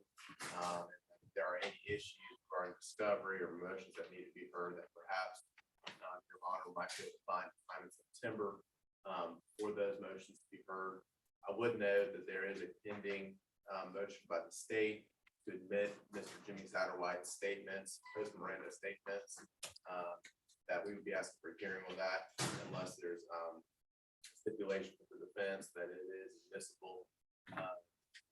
Additionally, Judge, I know from speaking with Mr. Melnick, who represents Ms. Satterwhite, that Your Honor had previously ruled that Ms. Satterwhite's and Mr. Evans' cases would be severed from that Mr. Satterwhite's. I don't see an order in Odyssey, and I would ask the court, if that is the court's order, that one be filed so that we can proceed separately regarding Mr. Satterwhite's case. Okay. Thank you for that reminder. Ms. Williams, do you have any response or? Your Honor, I'm fine. I don't have a copy of the motion. I don't know if that's been, I guess, filed through Odyssey. So I don't have a response to that in particular. I'm fine with the final plea being on October 12th. I have had the opportunity to speak to Mr. Satterwhite about the case. I just need to be able to go through discovery. So I don't know if it was previously served on another defense attorney, which has been the story of my life here lately. But as soon as I could get it, I'd be, quickly to go through it to see if I have any motions. So we've got it set for an October 12th. When do we have it set for trial? I don't see it. I do not see it set for trial, Judge, and the date I saw was October 2. Ms. Robbins is. 16th of October. 16th. Yeah, 16th. All right. So we need a motion to sever on Lakeisha and Carrie Evans. October 12th is the final plea. October 16th is the trial date. You're going to get Ms. Williams the discovery. Yes, Judge. The final plea, we'll leave that on there. And give you a little bit of time to file any motions you need to file, and then we need to hear your, would you say you had a motion to suppress? Yeah, Judge, Well- it would just be, it's essentially a reverse Jackson. Bid. Yeah, a reverse motion to suppress, I should say. I'm sure you're not interested in suppressing anything, so, but, Just in case the state, should it choose to introduce. Yeah, the yeah. case in chief. okay. Anything else? Yes, Your Honor, I represent Carrie Evans, and I think the state indicated that you'd already ruled on a motion to sever. Yeah, I wasn't part of that. I don't. I don't wasn't have- either, and so that I was just gonna bring that up to the court to see if he can help all the parties get on the same page about that. Mr. Melnick had mentioned that to me, and Mr. Melnick, of course, represents this. I mean, I'm not 100% sure if I granted that motion to sever either. I assume you've been speaking with Melnick and Jones about their client situations, or? I had an opportunity to speak with Mr. Melnick in the hallway earlier, and I would just note that Mr. Melnick is not present, but he was earlier, so I don't know if he stepped in. Yeah. The courtroom. And I've been speaking with Ms. Jones about Mr. Evans for many years, actually. Yes. Okay. Yes, he originally had this case back in LaGrua when he was the line judge or the line prosecutor, so. But I'll take a look and see what Mr. Melnick's filed, but I hadn't filed a motion to sever. Okay, I'll dig into that. We're not necessarily opposed, I just we all need to be on the same page, I guess. I mean, of course, if it gets resolved before then there won't be a need for the severance, but anything else? Okay. I All think right, that all right. concludes my business. May I be excused? You're excused. Thank you. All right, you're excused. Your Honor, I can make an announcement on number 11 on that same calendar. What's your announcement? That Mr. Wilson's gonna be handling that matter. I'm Joy Walker for Randy Wilson. Mr. Wilson's gonna be handling that matter and appearances. Hannah Ron, our office had it previously, but I didn't get discovery. She didn't get discovery on that either, or I would know because I'm not. So we're just waiting on discovery. Mr. Wilson's gonna enter his appearance on that and file the proper motion. We had just asked for a new case management. What do we have this teed up for, Kathy? Well, I know, so Your Honor, regarding the speedy trial that was filed while he was represented by pro se, while he was being represented, so that's not even valid before this court. So we'll file the paperwork to withdraw it. well, that would be the best, because I'm trying to clean up some of these and I realize they're probably not valid post Johnson. There's little crack in the door, but I don't think it applies to pro se speedies. Okay. Okay. Walker. And I'm ready on number 2 on the bond calendar anytime. Okay. All right. Okay, I see Macaulay. So here. You want to do that one? Yeah, let's do that. Marquette, position 5. Yeah.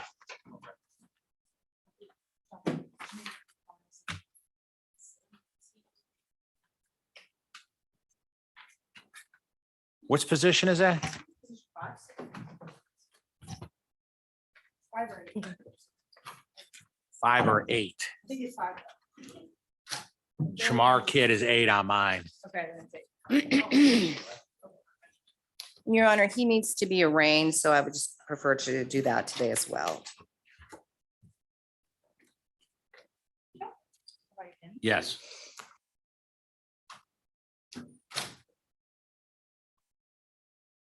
Boy, oh boy, I don't do a little more.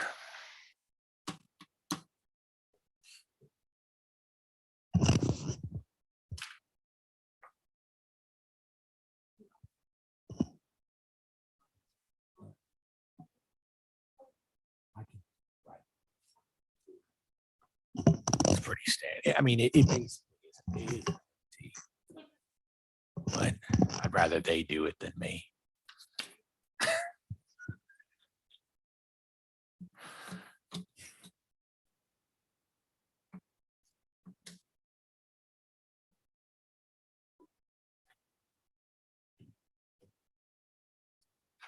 Although there, there was a recent case that. Okay, this is 23 SC 187484 Shamari Kidd, who's represented by his attorney, Ms. Jones, with Ms. McCauley with the state. Go ahead, Ms. Jones. Thank you, Your Honor. Initially, we're gonna arraign Mr. Kidd. We're gonna enter a formal not guilty, waive reading of the indictment, Your Honor.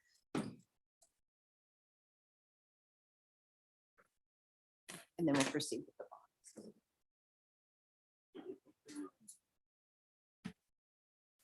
Let's see it.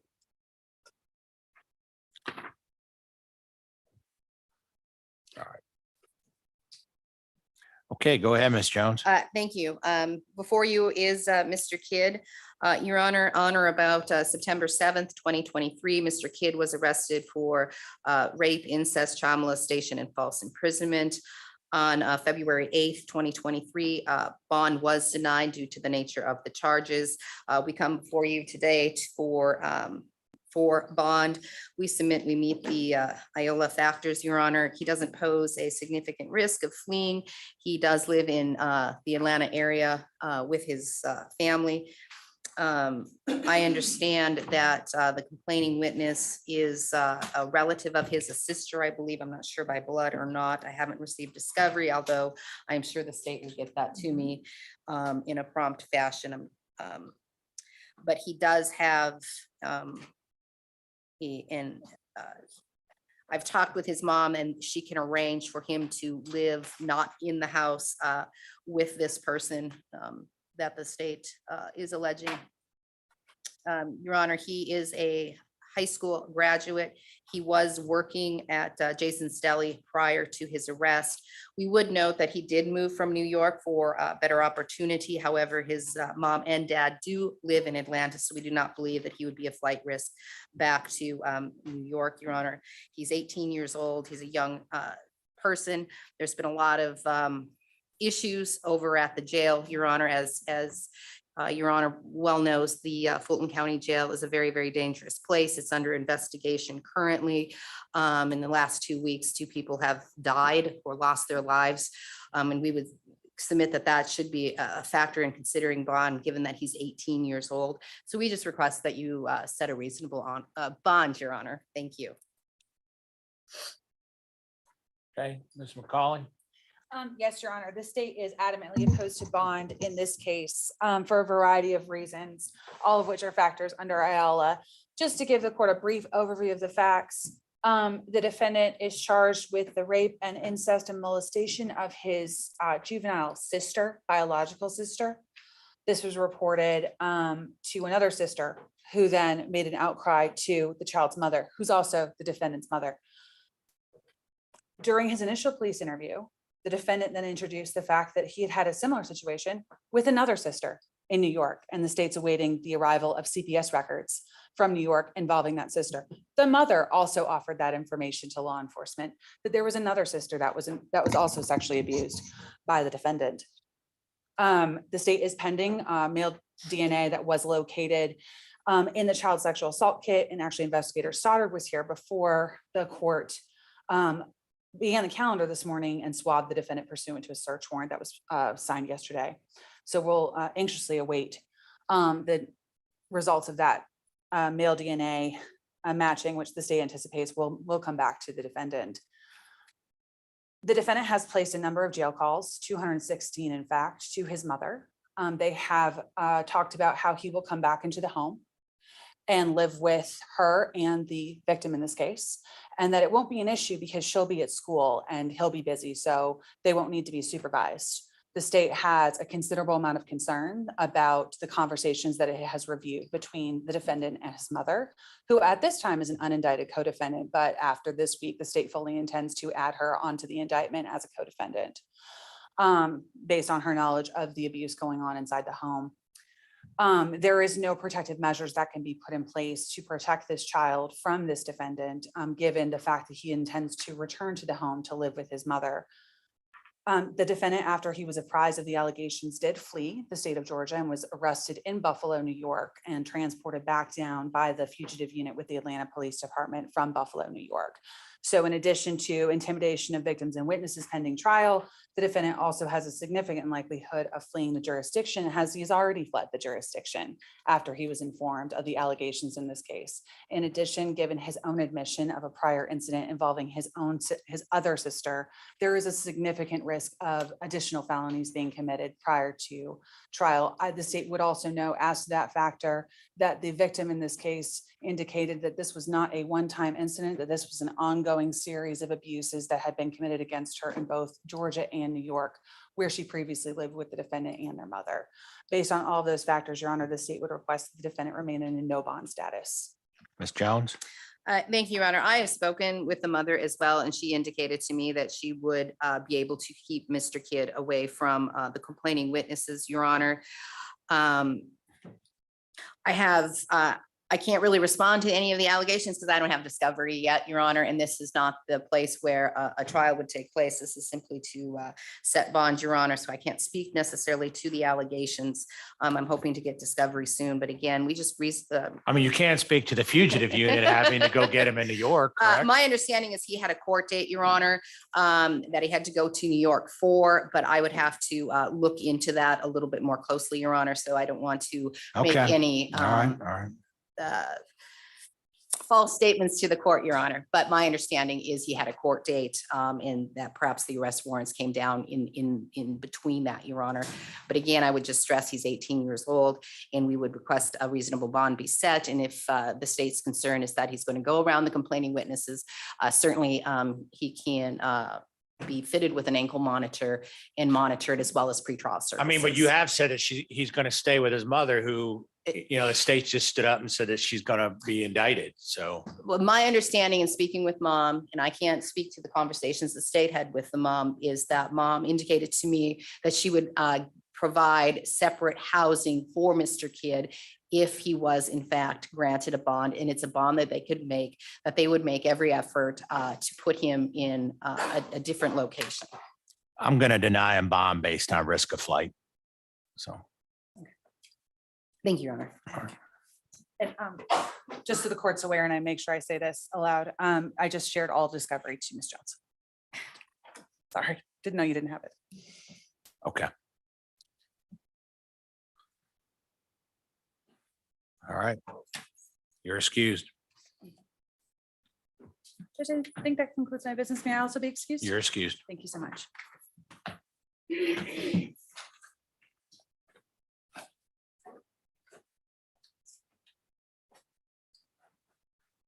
All right.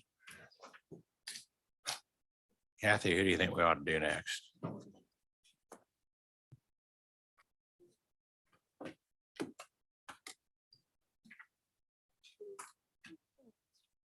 I'll tell you what, I do see Mr. Melnick. Do you just have Satterwhite? I do, Judge.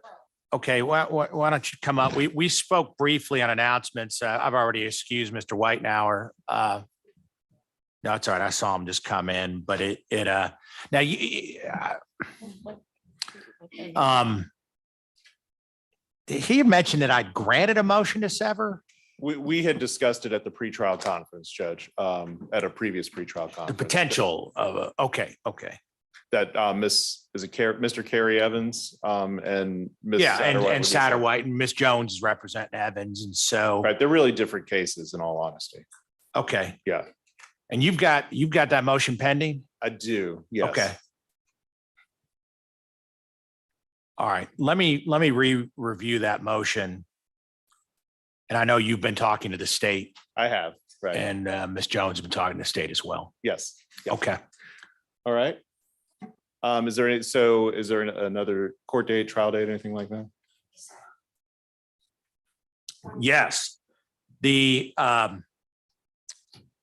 final plea is October 12th and the trial is October 16th. Oh, final plea is October 2nd. So October 2nd, I'm on leave. I'll be back that week, but I'll be out on leave on October the 2nd. Okay, well, that's good to know. Yeah. But I imagine that whatever happens with Jimmy Satterwhite's case will kind of have everything dictate what's going to happen, basically.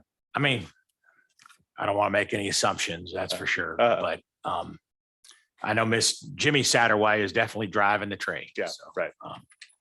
Okay, All right, Judge. I'll get in touch with Mr. White now. all right, you're excused, Mr. Mellon.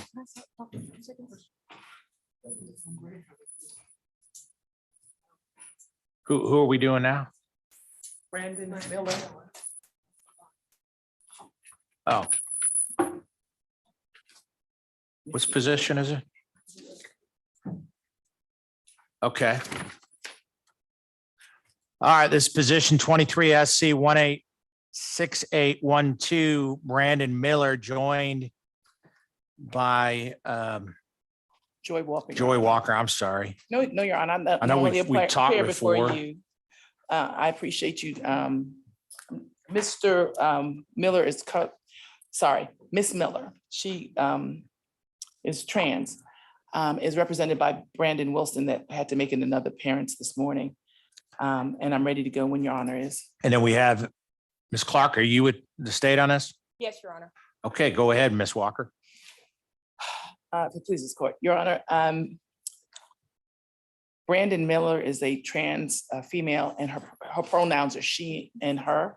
And so I will be referring to her as Mahogany because that's how I know her. She's been in jail 337 days as of 9/7/2023. She was arrested October the 5th, 2022, and was indicted on March 30th, 2023. She has a bond set at $76,000, and that was set just a few days before she was formally indicted. I won't specifically go into the facts of this case as I don't have all the discovery, but we do believe there's going to be some mitigating factors in this case. But as the Iola factors are concerned, Ms. Miller is a 37-year-old resident of Atlanta for over 7 years.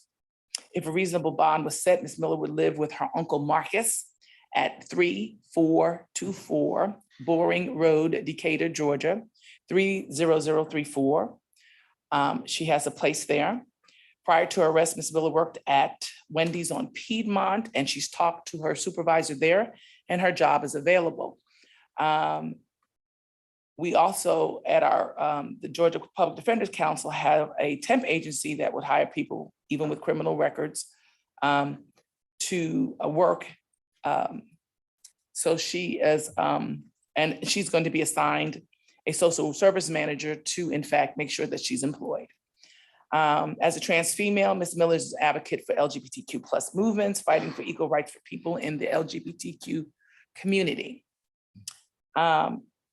One of the things that I need to bring to the court's attention is that Ms. Miller's health status is precarious as that she's not being treated at the jail for her Hep C. They said the medications are too expensive and they will not provide her with those medications. Ms. Miller, due to her feminine appearance, has been sexually and physically assaulted in the jail. I have a report to verify that this happened, and it specifically addresses her appearance, that because she has breast and buttocks, she was in fact assaulted at the jail. Providing that to the ADA on just as late as May 4th, 2023. She was assaulted by a male inmate. And there are ways to protect her in the jail, but I don't believe Fulton County has got the capability to protect anyone. As Your Honor would recall, it's newsworthy. The Justice Department is now investigating. We've had an inmate stabbed to death over the weekend. We had one that died, that was found unresponsive earlier late last month. So in the last 10 days, there's 2 dead inmates. And although their predicament was different, I would like the court to pay special note that as a trans female housed with males, Mahogany's position is a lot more tenuous. She has an arrest record. We're not gonna stand here and tell you that she doesn't have an arrest record, but her failure to, there's no overabundance of failures to appear. She appears in court when she's supposed to. They're all property crimes. Now, I know she was on probation for a property crime, and this again is a property crime. And so there are individuals that have allegedly been harmed by her conduct. But the jail's conditions are so horrendous that we don't want this to be a death sentence for her for property crimes. And so what I would like the court to do is to release her to pretrial with an ankle monitor paid by the county, and either release her on a signature bond, or at the very most a $10,000 bond, something that she's able to make. There's no risk of intimidating witnesses or otherwise obstructing the administration of justice, in that she does not need to have any contact with her co-defendants. And that could be part of the court's ruling. This is not just a bond with Iola factors. This is an 8th Amendment request, Your Honor, because the jailers are not able to protect Mahogany. And that is the very least that they should do for her, is protect her and to give her the medication that she's required to sustain her life. And so I'm asking the court to release her on an ankle monitor. She can be on the house arrest except to go to work and to her place of worship, and to be home any other time than that, and to make all court appearances, have no contact with any of the co-defendants, and any other processes the court deems appropriate. All right. Ms. Clark? Yes, Your Honor. So, Your Honor, in this particular case, first there are 2 things. The state wants to address the assertions made by opposing counsel regarding the treatment of the defendant in this case.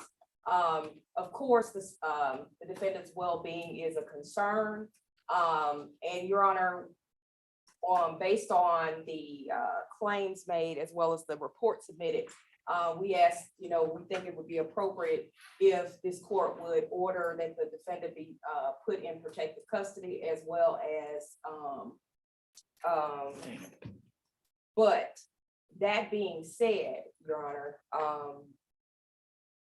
aside from that, the reason we are here today is because the defendant is a repeat offender who, while on probation in Fulton County, reoffended and was arrested for the most recent indictment consists of several burglaries, Your Honor, not just one. The defendant, when you look at the Ayala factors, poses a significant risk of reoffending, and also poses a significant risk of committing additional felonies, as she has already shown on the basis of the crimes that have been committed. As the opposing counsel has said, there has already been a bond set. And so the state feels that the protections that could be put in place by order of this court She also raised the point about the Hep C medication. That could also be an order of this court, in addition to the protective custody that I strongly recommend would be the most logical in this particular context. However, being that the defendant has 7 felony convictions, is a multi-state offender, reoffended while on probation in this case, and has a total of 3 felony convictions in Fulton County, Your Honor, it's appropriate that that the bond not be adjusted, but instead the court is asked to address those issues as far as the medication and the protective custody for this particular defendant. What, the 3 felony convictions, those are all property crimes or? Yes, Your Honor. Okay. All of them are either burglary or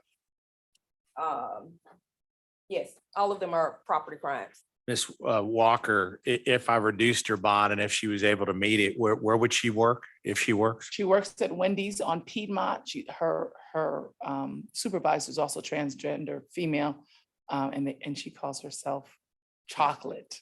Yes. She has a place to stay, and we'll know where she is at all times because she'll be monitored, Your Honor. And the Justice Department is there investigating. Well, I know everybody can make that case though. Yeah. You know,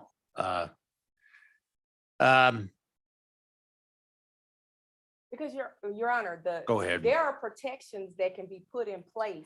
Oh, I The understand. court can put in place, but when you have a defendant who has shown that when they are out of custody, they have reoffended even when she was on probation. I understand that that the circumstances, that they are just property crimes, Your Honor. However, this defendant has shown no regard for the law or complying with the rules and regulations that are in place, because while on probation, she was reoffended. No, I understand that. And that's troublesome, but I am going to reduce her bond. I'm going to reduce it to 14,000. How many charges does she have? On the most recent indictment. I'm looking at an old one, I think. Okay, so a total of, there are 12 charges. All right, so 12,000, 1,000 for each charge. She's gonna have a 24, she's gonna have an ankle monitor, paid for by the county. She is to have no contact with any of the co-defendants, no contact with any of the witnesses. I want to make it very specific on the job. So she's going to work at Wendy's, and that's the only exception she had to leave, is to be working at Wendy's. You know, I don't want to hear some made up fantasy job if she gets caught outside of Wendy's going somewhere she doesn't need to be going. And obviously, I want to get specific on the worship services too, because that can get very squishy as well. Your Honor, may I suggest that she can go to 9 o'clock service on a Sunday and be back by 10:30. Okay. That's what I'll do. 9 o'clock service on Sundays, 9 a.m. by 10:30, those services. And obviously there's an exception to meet with doctor or medical. I mean, or her lawyer or medical. But Ms. Clark, can you think of any other conditions to put on the bond? Just no drugs, no alcohol, no returning to any of the incident locations. Okay. And the ankle monitor, you've already said that, correct? Yeah, yes. We just basically, in lieu of the what has been made by opposing counsel, I think, Your Honor, it's still, regardless, until the defendant makes bail, it's appropriate to order that protective custody be put in place, as well as the Hep C medication. Okay, we will add that to the order as well. I appreciate you reminding me of that, Ms. Clark. And so we're going to order protective custody for her while she's in the jail. I'm gonna. Will you submit? That's right. Will you do an order on that? Yes, Your Honor. Very good idea, Miss. And so why don't you put that everything into the bond? I'll take care of that, Your Honor. And just the Wendy's. I'm trying to think if there's anything else. $12,000 bond. Your Honor. what- Oh, no drugs or alcohol or weapons. No problem, Your Honor. I'm gonna put it in a Word document, get it to Okay. Ms. Clark. All And right. then get it to you so that the judge you could add or subtract anything you want to. Okay, thank you. All right, you're excused.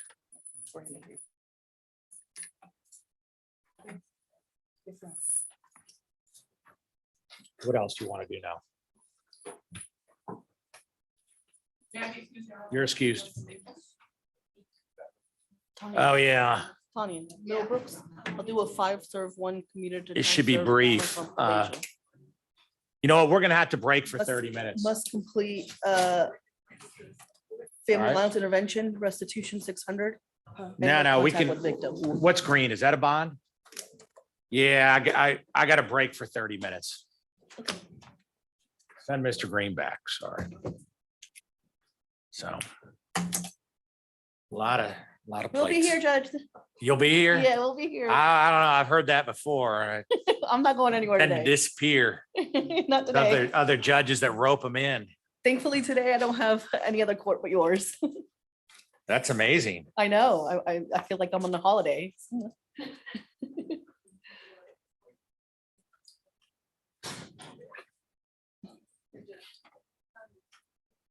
Pardon me?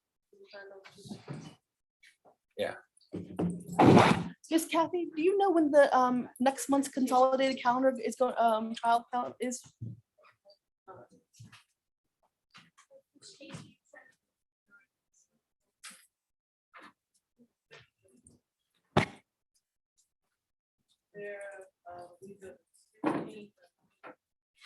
September 16th and September 23rd? Oh, so the consolidated is in October.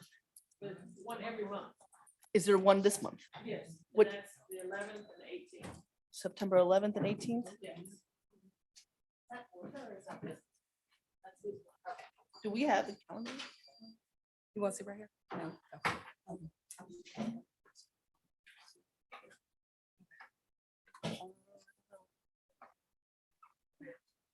Yeah, that's what I was waiting here. Let me see. Have the females been brought up? Thank you. What? Mhm. Yeah. Maybe I can talk with him.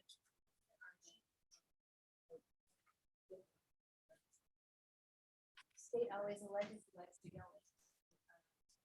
Historic.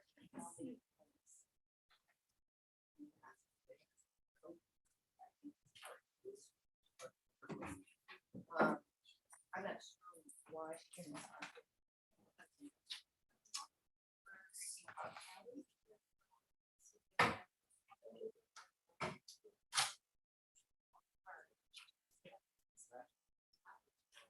I can talk to him. Email.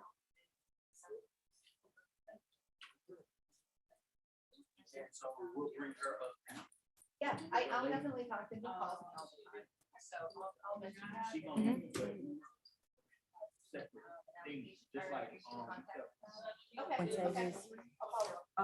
Okay.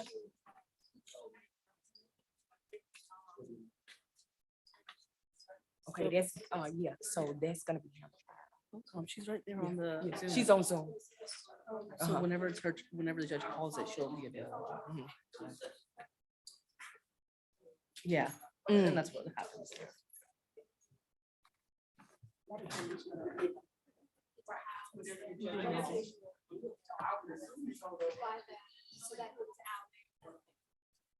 Yeah, and I guess he's in conflict.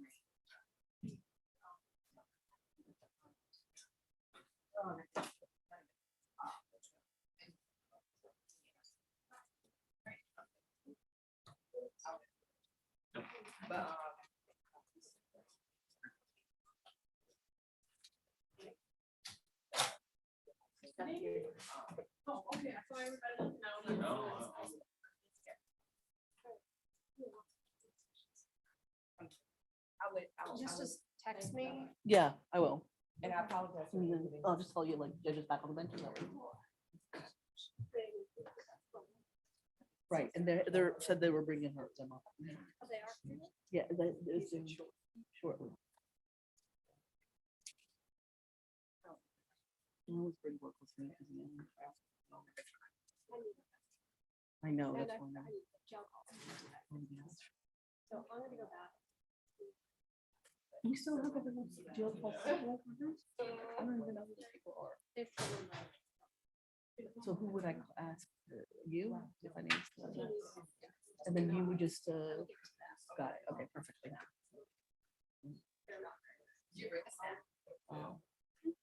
I'm working on it. Okay. Thank you. Yeah. And now I just gotta bring up the evaluation. I saw that.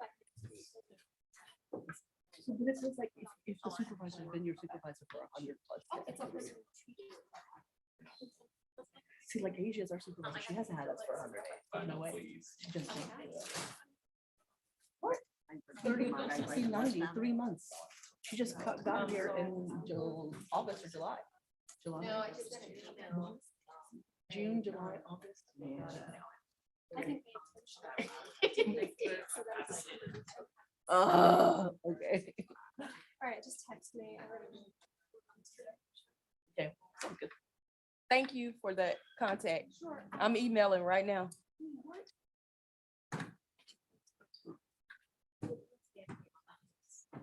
Well, so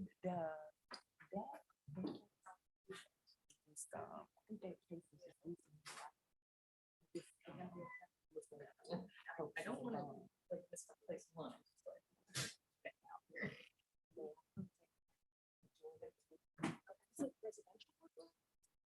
residential and.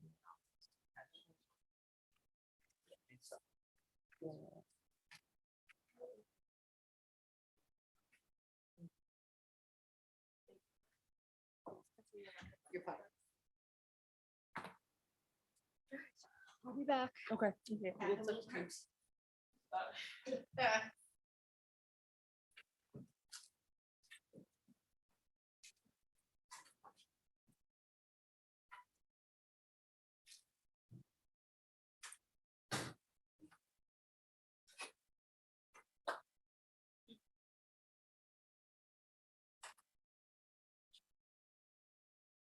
Did the deputies leave?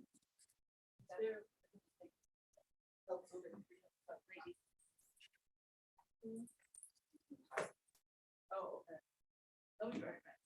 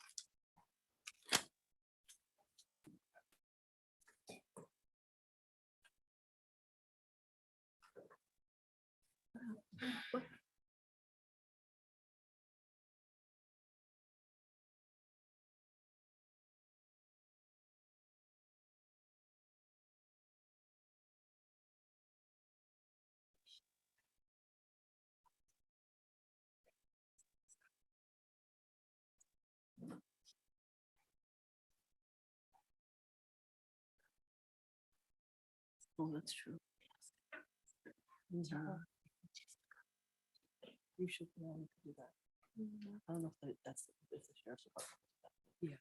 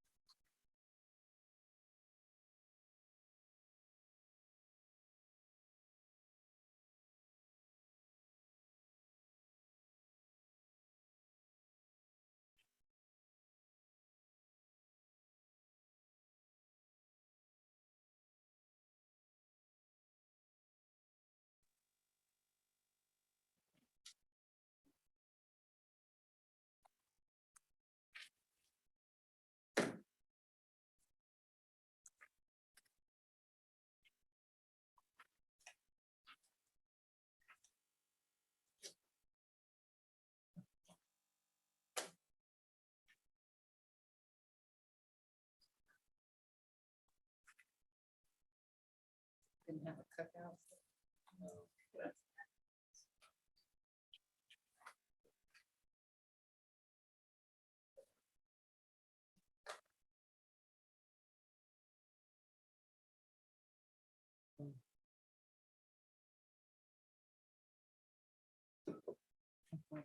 It's consolidate calendar for None of my cases are on. Can you see over? They just sent that out. No, they've been sent it out, but nobody gave it to me. Can you send it to me? Yeah, actually, she might have sent me the actual. She doesn't have the PDF, yet, so this is it, okay.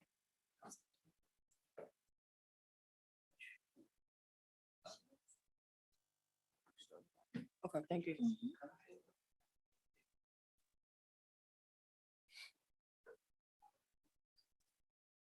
That's good news.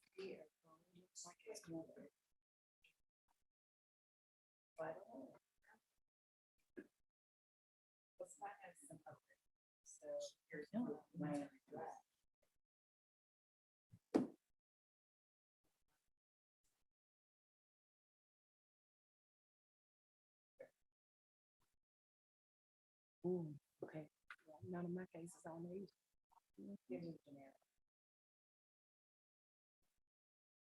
To be like the, tends to be the, special divisions, like major case and like, and murders and rapes.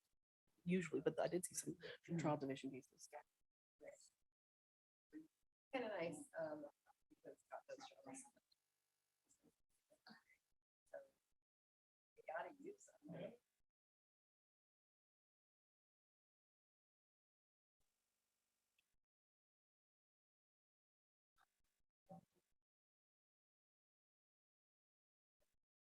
Impressed because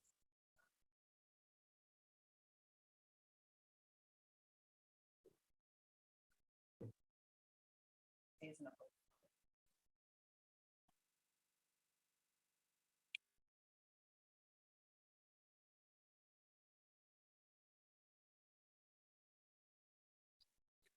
still taking the flight, but still.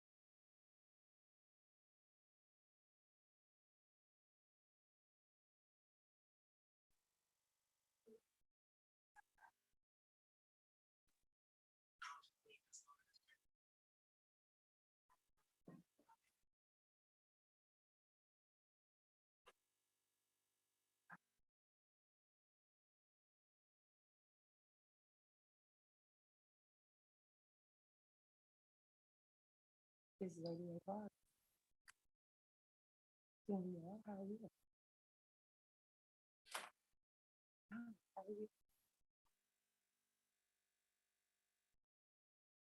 Okay, yeah, regarding Mr. Davis case. Okay, so I think that case was transferred to 88 Iqbal. Who's it? Christopher Day, isn't that? You had said you had questions about the scheduling order.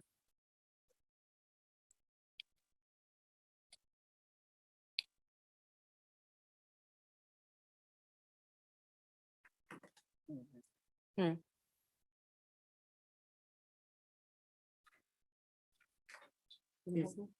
Yeah, hey, I'm gonna let you talk to 88 Iqbal, the prosecutor is handling the case. Yeah, she just remembered from the bar. Good afternoon, ma'am, how are you? Good, and I just want to verify, this is Ms. Davis? Yes, hi, yes, my name is Shama Iqbal.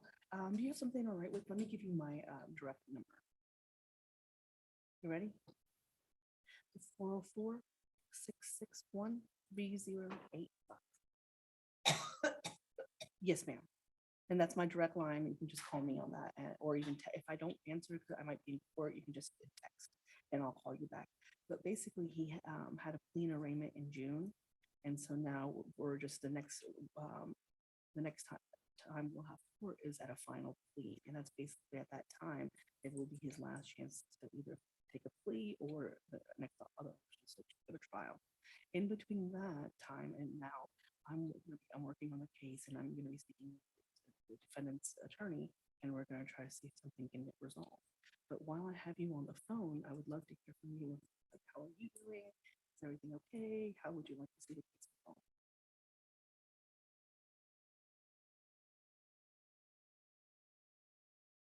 Of course, of course.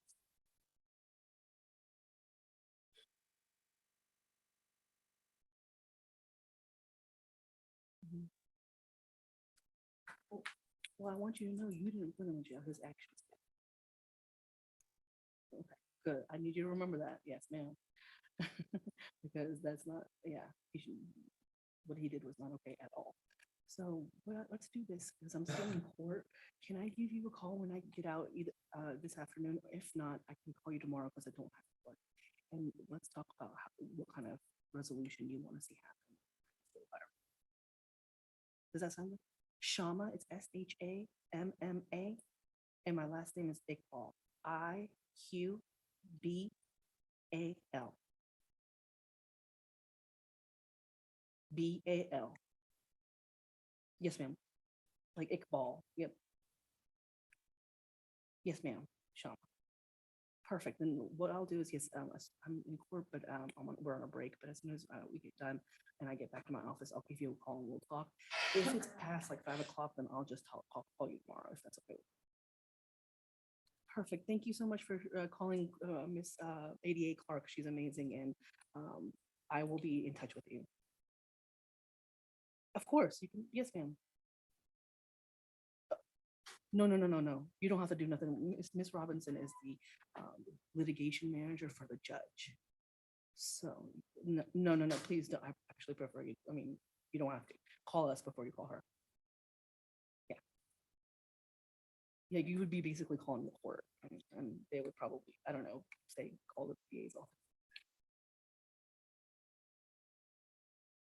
Yes, yes. See, you have good instincts. Exactly. Well, thank you so much, ma'am, and I will talk to you soon. Okay. Bye-bye. Thank you. She seems like a very nice lady. Hey, she's nice. That's the lady that I think, are you acting Probably. Yeah. or whatever, but yeah, I guess she still had my number. She was like, I texted you yesterday and I said, who is? Yeah. And she was like, "Oh, you her name immediately. I remember her. And then I could have sworn I even know her down in sale. They do. Or they're used to like, oh, this is the last person I talked to, so I'm gonna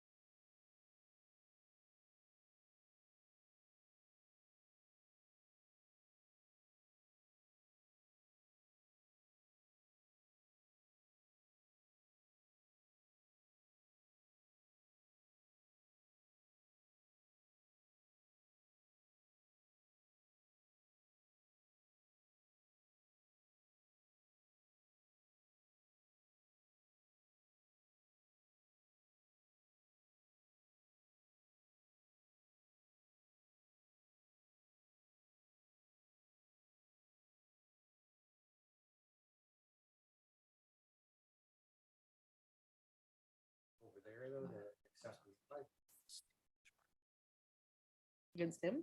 I don't know. I don't have any of that, like. I don't know. if it's All right. Yeah, we've just spoken with her. We've spoken with her recently. Hey, I figured it out one day. When, what day, during a when civil was this? trial. How did you, first of all, like, you On found the, this? on Odyssey. where Walked Jim right was- over there. Look up her name. Oh, She on was that. jailed. Yeah. The day this happened. Why? 'Cause she had this. Oh, the fugitive. Oh. Well, that doesn't really matter.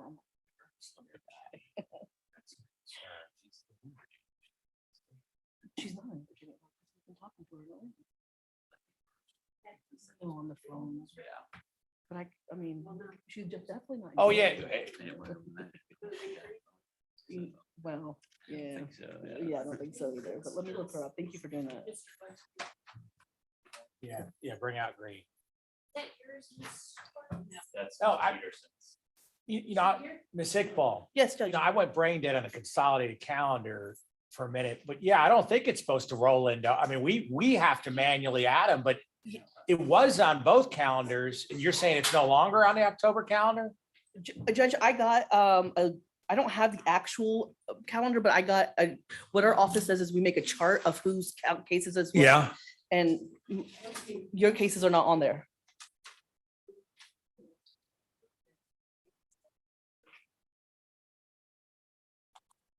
All right, hey. Yeah, do Jeffries instead. All right. Okay.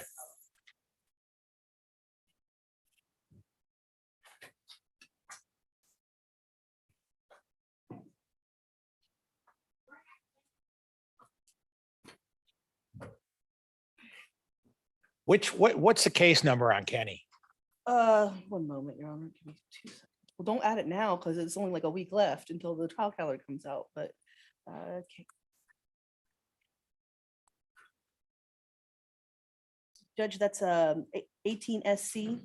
But that was the one that you wanted, you got out of state No, witnesses. that's Nasia Reeves, Your Honor. Oh, okay, all right. Yeah, All yeah. right. That was on both as well, right? That one was on last ones, but Michael Kenny was not on last one. That's why I was called Kathy that one Friday, because I was very confused at what that one was when Michael Kenny wasn't. And so like today, I can send you what I have. But I'm saying Reeves is still scheduled on our calendar, right? Correct, Okay, October, yeah. okay, yeah. Yeah. I'll find out why Kenny's not on there, but that's just her not putting him on there for some reason. I'll Right, and find out. I didn't know that, I just wanted to make sure you guys knew that I don't think it's an automatic rollover is what I'm trying to say. No, I don't. You're saying you consolidated. Yes, Correct. yeah, you're correct. Okay, Yes, you are Okay, I just want to You make are sure. 100% correct on that. I know that. I went brain dead. I forgot. We have so many calendars, the consolidated calendar, the Orca calendar, the judge's calendar. No, I just wanted to make sure. And so I completely forgot. It wasn't computing what you meant, but yeah, consolidated calendar, they make it very clear in the rules, it does not roll over. Okay, good, because I kept wondering about that. That was a mistake on our part, actually. We didn't get that in time. Oh, okay. Well, don't put it on for next month because we got Nasia Reeves, so you can't make me try 2 at the same time. All the lobbying, okay. So this is 22 SC 181084, Contavious Jeffries. He is present in the courtroom by his attorney, Ms. Jones. And Ms. Clark, do you have this one with the state? No, Your Honor, it's 88 Oakham. Oh, Oakham's online. That's right. You told me that. Let me see Miss Oakham here. All right, how are you, Miss Oakham? Good afternoon, Judge. And so we have Miss Oakham representing the state who's appearing by Zoom. Go ahead, Miss Jones. Thank you, Your Honor. As indicated before you is Mr. Jeffries. We come here for a petition to set bond, Your Honor. On October 13th, 2021, Mr. Jeffries was arrested on unrelated charges. On November 26, 2021, while still in custody, he was served with the warrants of murder and aggravated assault and possession of a weapon during the commission of a felony. On November 27th, 2021, Your Honor, bond was denied and he was subsequently indicted on February 22nd, 2022. We submit that Mr. Jeffries does meet the Iowa factors. Your Honor, prior to his arrest, he is a lifelong resident of Georgia, has significant ties to the community. He was in school at the time and he was working part-time at the Waffle House, Your Honor. He's got family here, an uncle and relatives that are here to support him, Your Honor. He could abide by any conditions that the court sets forth. Your Honor, and I do note when he was indicted, it should have been called a direct indictment. I'm not sure why it wasn't. There were some other charges added. The violation of a street gang activity, as well as a few other aggravated assaults, Your Honor. We just respectfully request that bond be set. I will note that his co-defendant has a $20,000 bond. Okay, Ms. Oakham.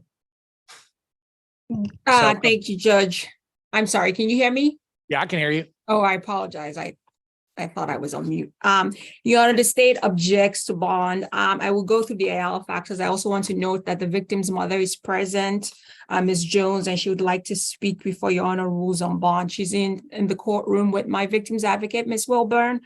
And so we just have her speak at the end. For the AL factors, Your Honor, I just want to go through the brief facts of this case. I would note, Your Honor, that this case is there's a dead person and there are 3 other individuals shot. So there are a total of 4 people that were shot as part of this incident, and 1 person is dead. Your Honor, this was about, apparently there was a fight, individuals knew each other, the defendant brought out a gun, shot, the victim is dead, and 3 other juveniles were shot as a result of the defendant's actions, Your Honor.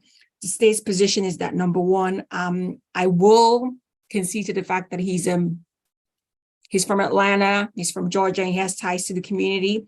However, for the other 3 AL factors, the state believes that he does not meet for a bond reduction. As to risk to reoffend, the state believes that he is a significant risk to reoffend. While he was in custody, for a shooting. It was an aggravated assault. An individual was shot while he was being held in that bond. This murder warrant came out, Your Honor. And this involves a shooting as well. And in this incident, 4 people were shot, as I said. It was a fight that the defendant introduced a weapon into and shot into the crowd, leaving 4 people shot with 1 person dead. Is he a danger to the society? Absolutely, Your Honor. Again, multiple people were shot. I'm surprised that we only have 1 dead person. Also, Your Honor, the defendant is also a member of a no violent criminal street gang. The state's position is that he's a member of YFN. Inherent in being a gang member is violence. Inherent in being a gang member is committing violent crimes. And the defendant has a trifecta of that. Not only is he a gang member, he was in jail in custody for a shooting. While he was in custody for a shooting, he picked up a murder warrant in this case, where 4 individuals were shot and 1 person is dead. Also, as to intimidation, Your Honor, yes, the state believes that there's a risk of intimidation. Everybody seems to know everybody. There was a bunch of juveniles, 2 girls that were supposed to be fighting. The fighting started. They all came to see the fight. And for some reason, the defendant pulled out a gun and shot. Everybody seems to know everybody involved in the shooting. There are a bunch of juveniles. His co-defendant is a juvenile. He's the oldest of the bunch, which also begs the question why he's hanging out with these juveniles. I believe the defendant is 20 years old. Everybody else seems to be 16, 15, 14, and he's 20. Your Honor, the state believes that he is in fact a danger. He has a high risk of reoffending. He's also a known member of a gang that's a violent gang where multiple known members of his gang are currently facing different murder charges in Fulton County. The state objects to his bond being reduced for any fashion. I would also have Ms. Jones speak, Your Honor. She's present in court. Ms. Wilburn. Yeah, come on up to speak. What is his bond at now? Your Honor, he was initially denied bond. Okay. Doesn't have a Oh, bond Ms. set. Oakham kept mentioning reducing it, but No, he has a no bond hold, so. all right. So I mean, I'm looking through the history. He got no bond initially, which makes sense, nature of the charges, but it looked like Judge Edwards had a bond hearing on him. What happened with that? I don't believe he was reduced, Your Honor. I mean, I wasn't present for that, but I just don't see a significant change. That was my other argument. There has been no Yeah, he's- significant change in circumstances that would All right. allow for him to get a bond now. I haven't heard any change from what Ms. Jones has argued today. Well, I'm guessing she was like presiding or something that week, but go ahead. Why don't we bring up the Where do you go- want her to stand, Judge? or she can sit at the witness stand if she would like to speak.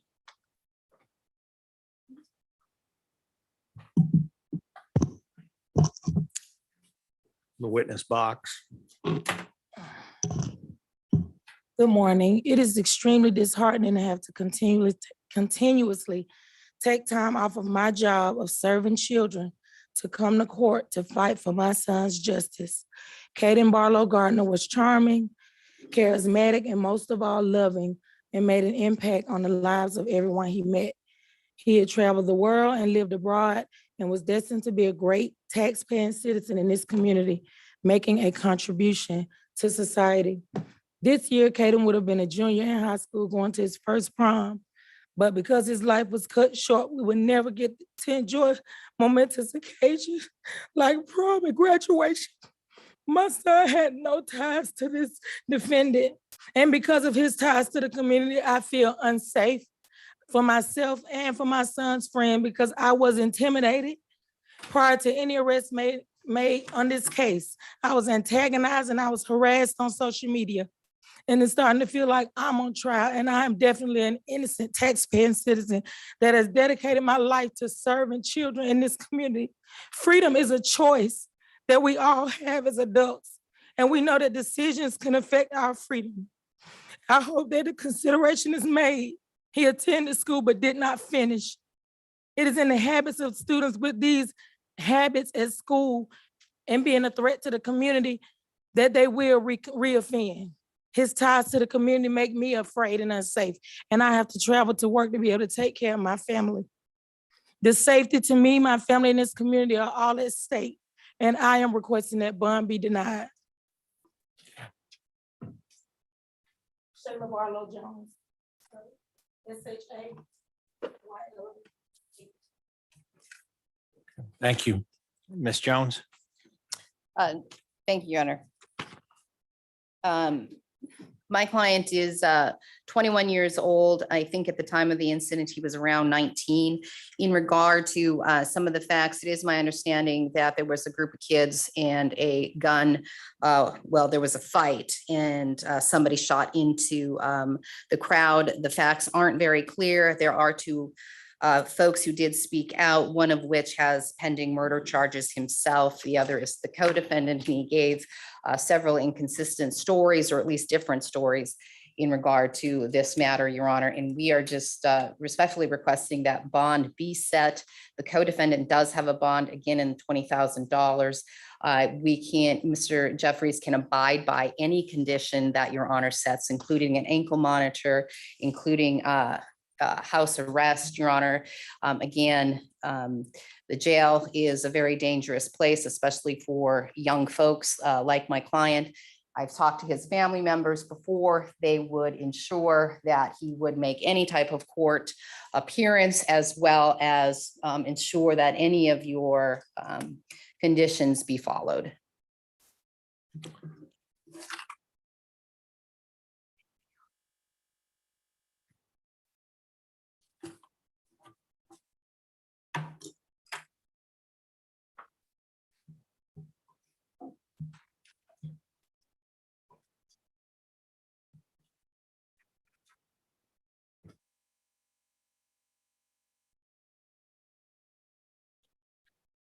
And I would just also note, Your Honor, I don't believe Mr. Jeffries has any prior convictions.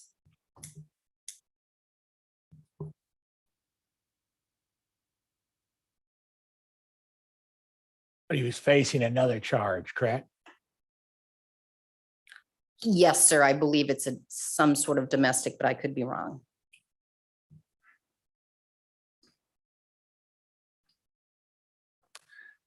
All right, I'm gonna keep him in no bond status, threat of danger, risk of committing felony and intimidation of witnesses. Thank you, Your Honor. Your Honor, You're that excused. concludes my matters with you. May I be excused? Yes, you're excused, Ms. Oakham. Ms. Jones, if you're missing anything, please let me know, okay? I will. Thank you. All right, which one were we gonna do next? Green. All right, let's do green.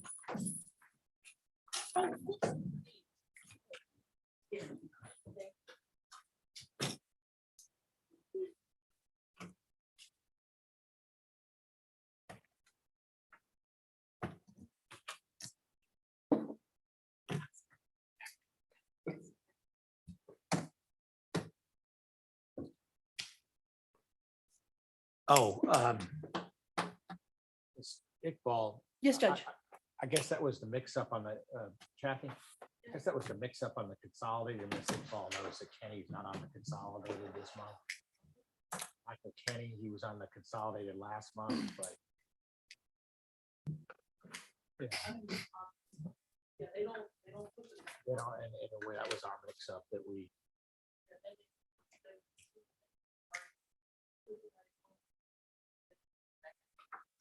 We would have to do that though. Well, yeah, but when is the consolidated for October? Because I'm especially set for Nisa Reeves on the 24th of October. She doesn't want to be Kenny at the same, in October because she's doing Reeves in October. But if it's like 2 weeks away difference, then that's fine. But if it's like back to back is, I would request, but again, I'll do what the Yeah. court says. Yeah, because we missed that window, right? Yeah. Oh, okay, then whenever, just let me know. and- Thanks for the heads up. Yes, Judge. Okay. All right, this is 21 SC 179506, James Edward Green. He's present in the courtroom with his attorney, Mr. Philip Clark. Ms. Iqbal, is this your case? No, Your Honor, it's. Your Honor, it's my case, Juliana Peterson for the state. All right, nice to meet you. I think we've seen you online before. Yes, Your Honor. Okay. All right, go ahead, Mr. Clark. Yes, Your Honor, and we are asking the court to set a reasonable bond for Mr. Green. What I can tell the court, we had obviously filed this motion. This is the very first time Mr. Green has appeared on this indictment before any judicial officer to request bond. This was a direct indictment. It was returned and Mr. Green was actually brought from the state system after finishing another sentence directly back to the Fulton County Jail. So while this is a 21 SC indictment, this is the very first time that Mr. Green has had an opportunity to be heard on bond. What I'd offer to the court is that Mr. Green is an Atlanta area native. He has lived here his entire life. He does still have ties to the community. If he were to be released, he would stay with his mother, Sharon Hutchinson, and he could provide an address to the court upon his release.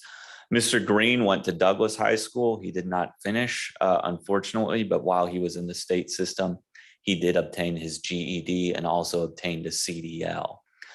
He does have a 10-year-old daughter here that he has not had a chance to get to know due to a previous incarceration, but very much would like to be out there to be in support of and has stayed in touch, my understanding, with his daughter's mother as well. What we're asking the court to consider, obviously, these are serious charges. We don't believe that Mr. Green would be a risk to intimidate any of the witnesses in this case, Your Honor. Both of these incidents, essentially, the allegations are that these events occurred back in 2012. So over 10 years ago, these were people that Mr. Green was not in any sort of close relationship with. There's not any allegations of family ties or other intimate ties.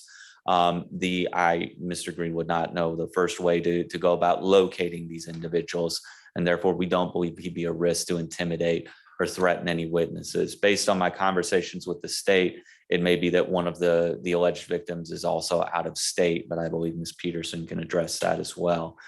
As I stated, Your Honor, I don't believe he's a risk to the persons or property of Fulton County either. He did achieve his GED. He took his CDL.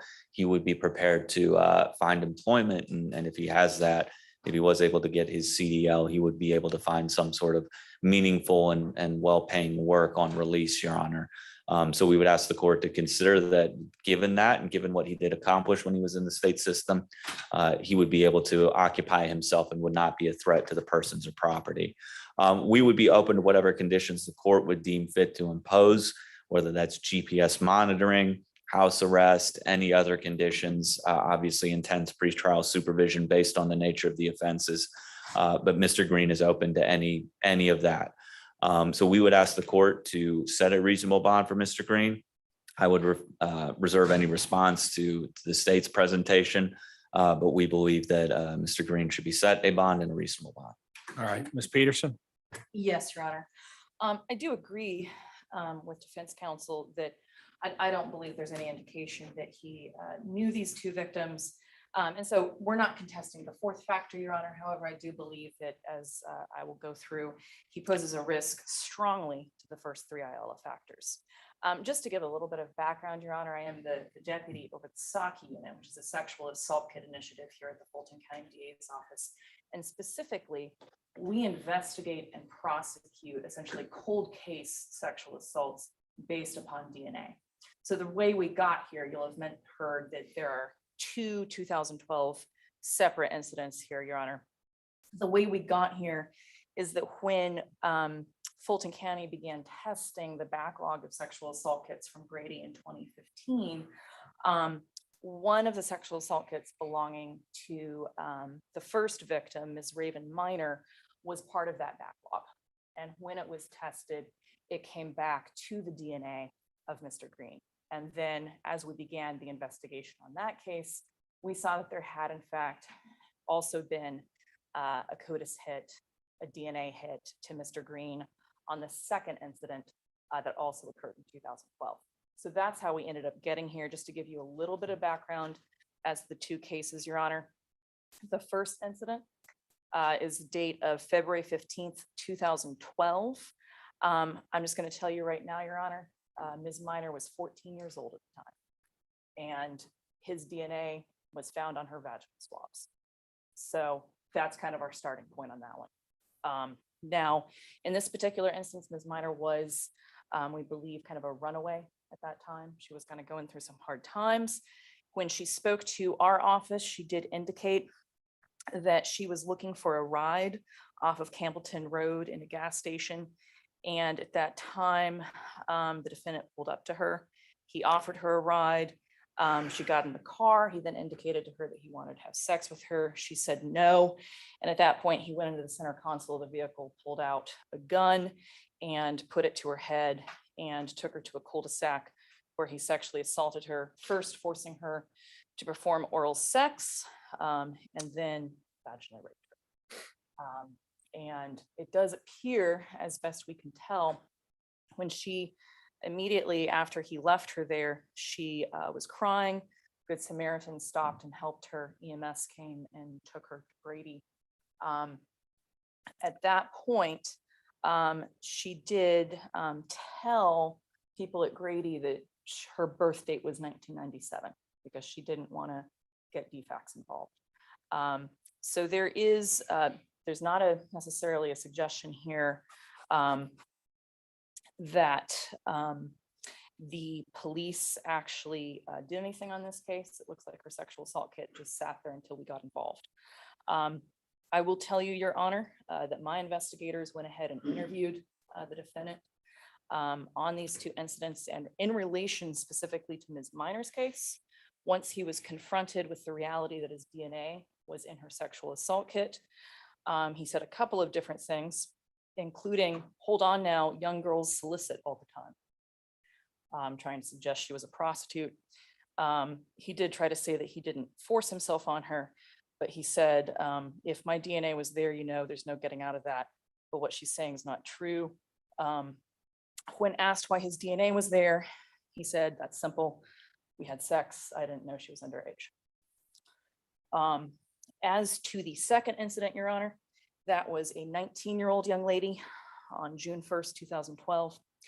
And in that particular instance, her statement to our particular unit was, she was very forthcoming with our unit, that she was in fact working as a prostitute at that time, but that this particular instance was not sex for money.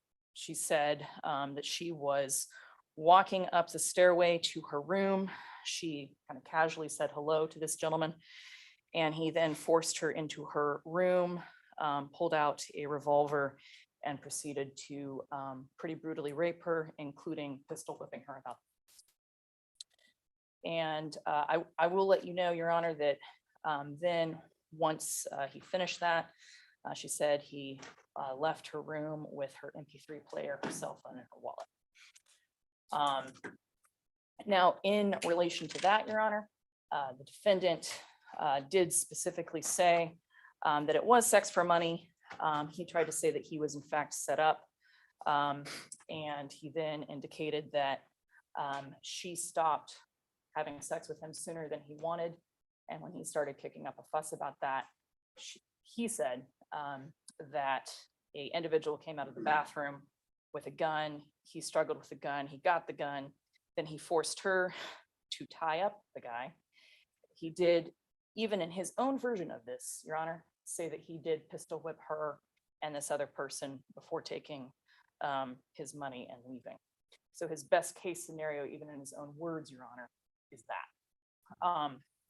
In terms of his criminal history, Your Honor, I will let Your Honor know that in terms of a significant risk of fleeing as to the first factor, he has 4 different failures to appear. I think the 4th one, Your Honor, might actually be based on a bench warrant for this, which I wouldn't look at because he was in prison during that time. But the first 3 do seem like genuine failures to appear when he was out on bond for other instances. In terms of posing a significant threat or danger to any person, to the community, or to any property in the community, I would strongly suggest that his criminal history and current cases show Mr. Green is in fact a significant threat to the community. And Your Honor, the sentence he just finished serving, he served 10 years in prison for an armed robbery, Your Honor, here in Fulton County, where he walked into a restaurant and demanded money from the person working there. So that yet again shows he is in fact a threat to the community and shows a consistent apparent pattern of using guns for violence. Finally, Your Honor, in terms of a significant risk of committing any felony pending trial, I will mention he has 3 felony convictions, Your Honor. The first is a terroristic threats. That is out of Fulton County, Your Honor. It looks like a March 24th, 2011 conviction. And I will again mention, Your Honor, he was put on 2 years probation. So when he was alleged to have committed these 2 offenses that we're considering bond for, he was actually on probation. And then, Your Honor, it does also appear he has a 2011 conviction for theft by receiving stolen property. He received apparently 10 years probation for that. I have the case number for that, Your Honor, if you want that. The one thing I will mention that's a little odd, my team is looking into this. It looks like on his GCIC, a couple of these, particularly that theft and the armed robbery, aren't actually showing up on the GCIC. I do actually have those specific felony convictions. The armed robbery was in front of Judge McBurney. I literally have the plea transcript from that, Your Honor. But the theft conviction is a 10 SC 93406. I also mentioned, Your Honor, it does appear he is actually still on probation for the armed robbery in front of Judge McBurney for another 5 years. And then finally, as to probation violations, Your Honor, it looks like he has a minimum of 4 that I could find. Looks like he had a probation violation from 2009 for a criminal trespass, 2012, a probation violation when he was on probation for misdemeanor battery. Looks like a 2013 probation violation for those thefts, receiving stolen property I mentioned. And then again in 2013, it looks like he was revoked again. That might have been on those theft cases for the armed robbery.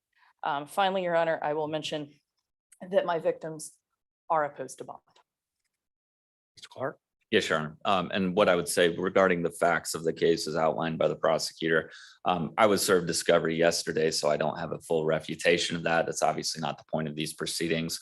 What I would note in my brief review is that at least with the incident concerning Ms. Favor Pollard, it does seem that there was some discrepancies between the initial report that she made to police regarding essentially how Mr. Green and her came to be in this motel room and how she had initially reported he followed her in there, while the detective noted that on camera it appeared that they had met and walked to her room together. So I would just note that, and otherwise I haven't had a chance to deeply dive into the discovery. With regards to the failures to appear that the state's referenced, I see one on the GCIC is from 2006 on a possession with intent of marijuana case. Looking at Odyssey, I can't find any information on that, whether notice was valid. There's additionally a 2010 failure to appear where I could find where that failure to appear was set aside because notice was not valid, and that's what the court wrote on the order. So I do caution, obviously, without the specific information, these still show up on GCICs, whether if they were ever booked in on a bench warrant, whether that was appropriate or not.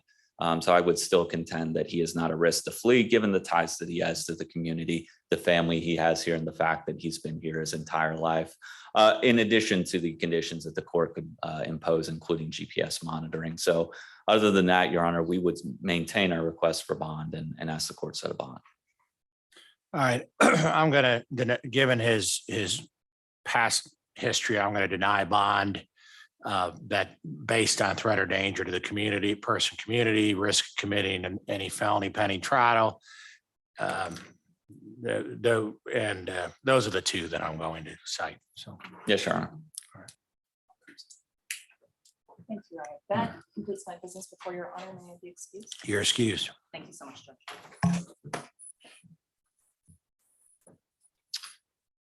Who do we have left, Kathy? I have 2 bond hearings we could do. Oh, I didn't say anything all day, Judge. no, wait, which one you got? Got, Ricky Sanders and Ronnie Williams. All right, well, let's get Ronnie Williams out of here. Okay.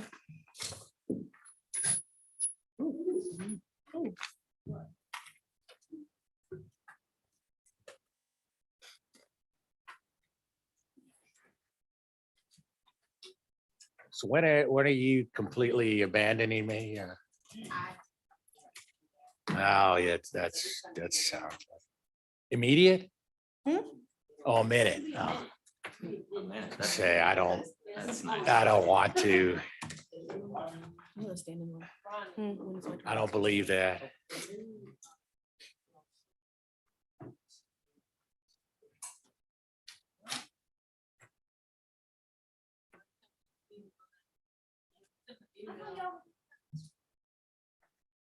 She was gonna set it up, but it comes down between me.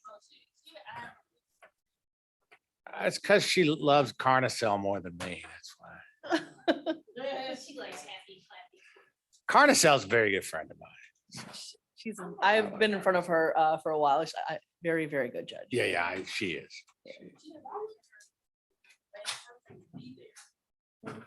I happen to like Carnicel quite a bit.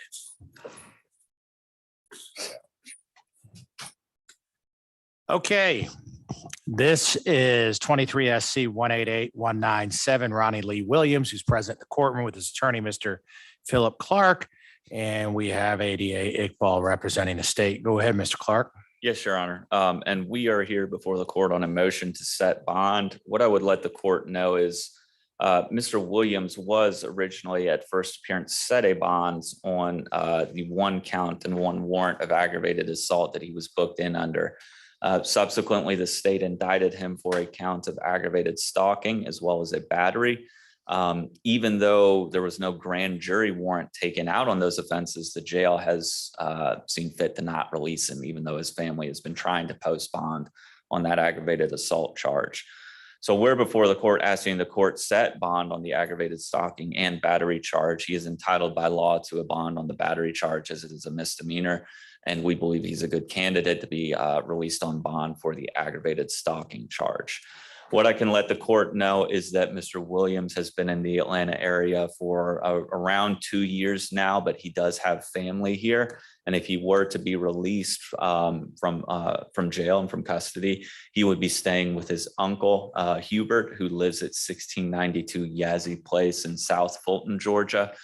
He would be able to work with his uncle. His uncle manages Kel's Kitchen, which is located in downtown Atlanta. And prior to his arrest, he had been helping out there, as well as doing some Uber and DoorDash work as well to support himself. Your Honor, he, as I stated, he does have family in the area. He does have ties to the community, and he would be staying here. What I would also take care to note is that the alleged incident in this indictment was in April. April 2nd is the date. Mr. Williams was arrested at the beginning part of May, and he was arrested by College Park PD. He tends to stay in Georgia, and I think he's shown that in the interim there. We don't believe that he's a risk to intimidate any witnesses. My understanding is the state is going to reference some jail calls that were made. That is the basis of the aggravated stalking, and the state, I believe, will proffer at least one other jail call. What I would let the court know is that they have no children together whatsoever. They were in a relationship, but Mr. Williams, understands that he is to have no contact with the alleged victim if he posts as a condition of his bond. She had actually, and Your Honor, I think this is some point of confusion that I have, is she was actually arrested. Objection, Your Honor, irrelevance. Her being arrested is nothing to do with whether or not this defendant gets bond. It does, Your Honor, because she was actually extradited to another state. Objection again, Your Honor. That goes more to my point. If she's extradited to another state, that has nothing to do with this defendant and this bond.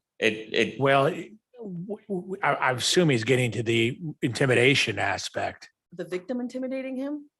No, him intimidating the victim, I assume is what he's addressing. That is I mean, correct. I don't want to put words in your mouth. That is the point I was making, Your Honor, is that it becomes less of a likelihood if he has to go to another state to do that. That is the argument I was Well, making. I'm going to overrule your objection. It's already been. That's fine. And Your Honor, what we would further note is, I guess I'll reserve any, I imagine the state's going to proffer a factual basis on this, and I'd reserve a response to that. My understanding too is also, I think there is an interesting question as to the basis of this aggravated stalking charge, because my understanding, based on discussions with the state, is this was based on a call that Mr. Williams allegedly made from the jail shortly after his arrest on this. And I know this isn't an issue to be resolved today, but I do think there is a question as to whether a bond condition allegedly violated, while somebody's in confinement, can form the basis for an aggravated stalking charge. As a condition of release, and he hasn't been released yet. So I think there is an interesting issue that potentially needs to be litigated, Your Honor. As I stated, I reserve any response to the state's argument, but we would ask the court to set a reasonable bond. What we would ask the court to consider is making this a $30,000 total bond to potentially reduce the bond on the aggravated assault and set a $10,000 bond on the aggravated stalking.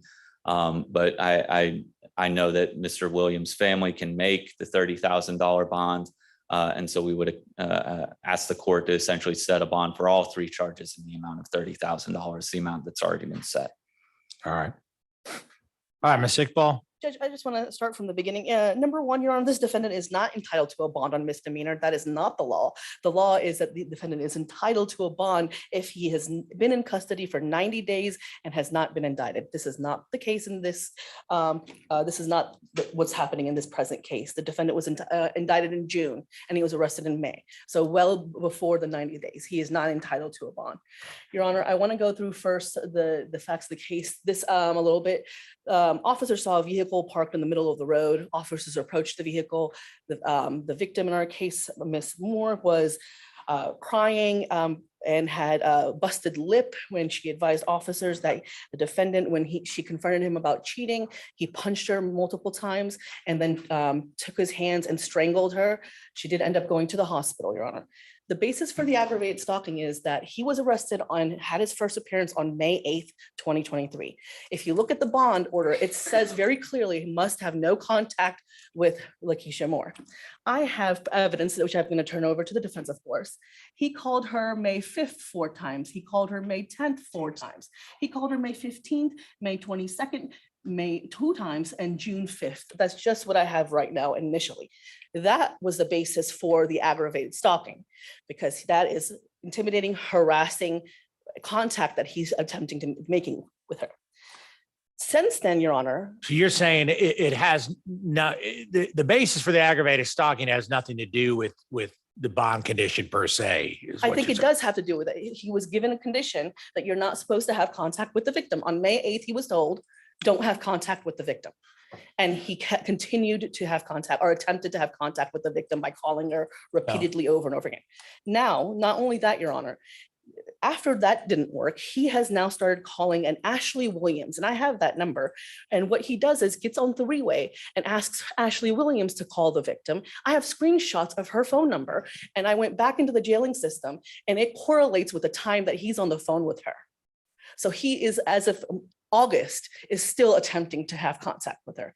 Your Honor, this is a willful disregard. He will not abide by any of the conditions. If the judge in first appearance told him not to do something, he did it anyway, and then he got a charge of aggravated stalking, and he's still continuing to do it.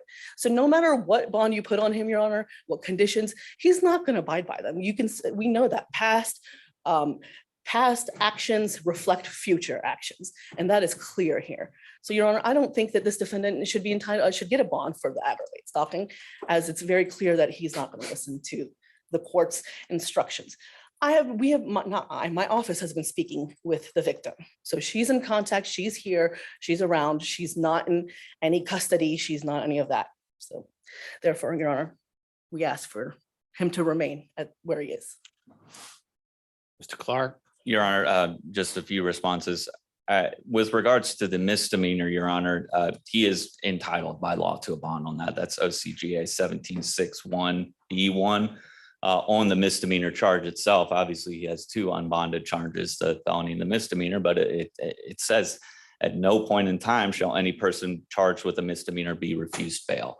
That's been the law forever. And misdemeanor charge he is entitled to bond on. With regards to the allegations, Your Honor, what I can let the court know is this dispute occurred when the alleged victim discovered and confronted that Mr. Williams had been cheating on her. That was in the victim's own report. That was the genesis of this. And we would dispute that Mr. Williams was any sort of the primary aggressor in this situation whatsoever.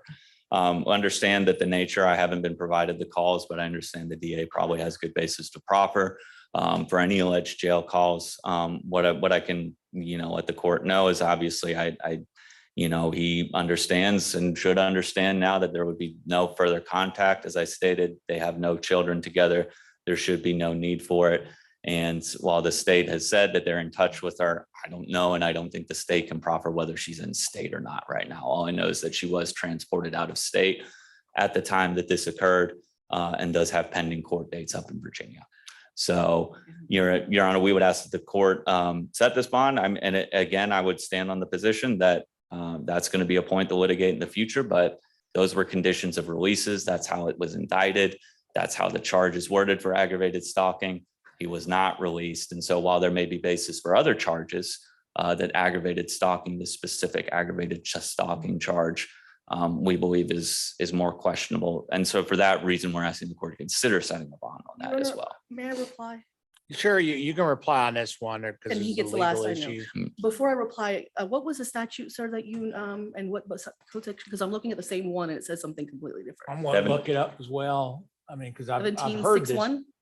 1761 B? B1. Yeah, if you look at B1, it says, all offenses not included are violation local are bailable as except provided in subsection G, either at no time, either before court inquiry when indicated after a motion of new trial or while an appeal is pending, shall any person charged with a misdemeanor be refused bail. That does not apply in this case. It is not a new trial, nor is an appeal. If you can show me what you were, tell me. If you read the statute in its entirety, it says at no time, either before a court of inquiry, which could be a magistrate court or a lower court, when indicted or accused as Mr. Williams stands before the court, After a motion for new trial, so after the pendency of a misdemeanor charge, or while an appeal is pending, shall any person be charged with any person charged with a misdemeanor be refused bail. So it essentially encompasses the entire length of a case, whether it's before the court of inquiry. Statute again? It's 1761B1. Yeah, and Judge, I think that's no offense to Mr. Clark. I mean, very good attorney. I disagree with his reading because there's a period and it says except as provided in subsection G at no time either before a court of inquiry when indicted or accused after a motion for new trial is made shall any person be charged. I believe those conditions are there, the new trial or the appeal. That's my position. Also, I know, and Judge, just to know, I've practiced as a defense attorney misdemeanor, and I know that I've had multiple judges deny me bond on misdemeanors, but that's nor here nor there. Sounds like they should have been appealed. I was just gonna say, I was gonna make a very rude comment, but we'll leave that for Philip, but yeah.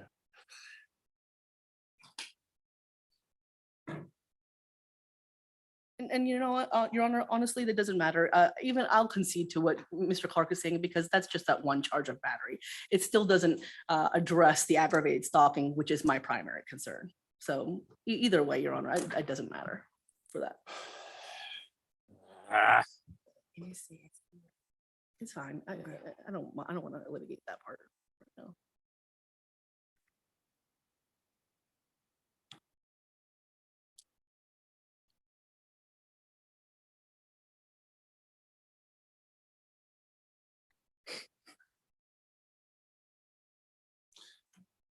I mean,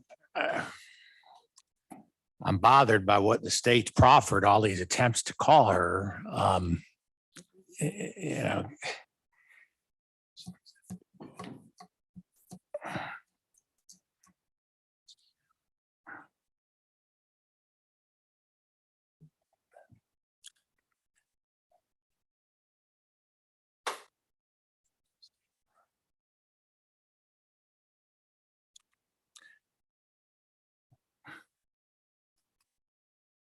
I'm going to deny him bond on aggravated stalking. And so then I mean, obviously, if he's denied bond on one charge, is he denied bond on all charges or? No, Your Honor, that's not necessarily the case. He All still right. has that 30,000. All right, so he'll have the 30 on he'll have, I'll do 25 on aggravated assault and 5 on the battery family violence. And I would ask, Your Honor, I mean, I guess this is more for the record. I'd ask the state to provide me a copy with those jail calls and unless we need to petition again. And obviously, if there was some issue there, I would, absolutely hear a petition on that. But let's go ahead and get this on the final plea and trial calendar as soon as possible. Yes, Your Honor. All right. And Judge, just as part of that, I would like to put a condition a specific condition of not calling her from the jail. Wait, I mean, the condition to the other, but he's not getting. And so what's the condition? In the order, just in the order. Hold on one moment, Your Honor. All right, thank you. Oh, we were just asking.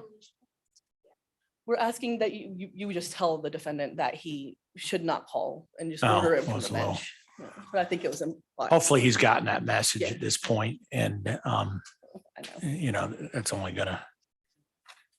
All right, what else do you have, Ms. Iqbal? I believe I'm waiting to hear back from Middlebrooks, from Ms. Tawny, and Ricky Sanders, which is also Ms. Jones's case. Well, let's do Sanders then. Isn't that a bond? I have a plea offer that Oh, I'd like to talk okay, about. okay. Well, then what? Late, because he was at the Atlanta detention center.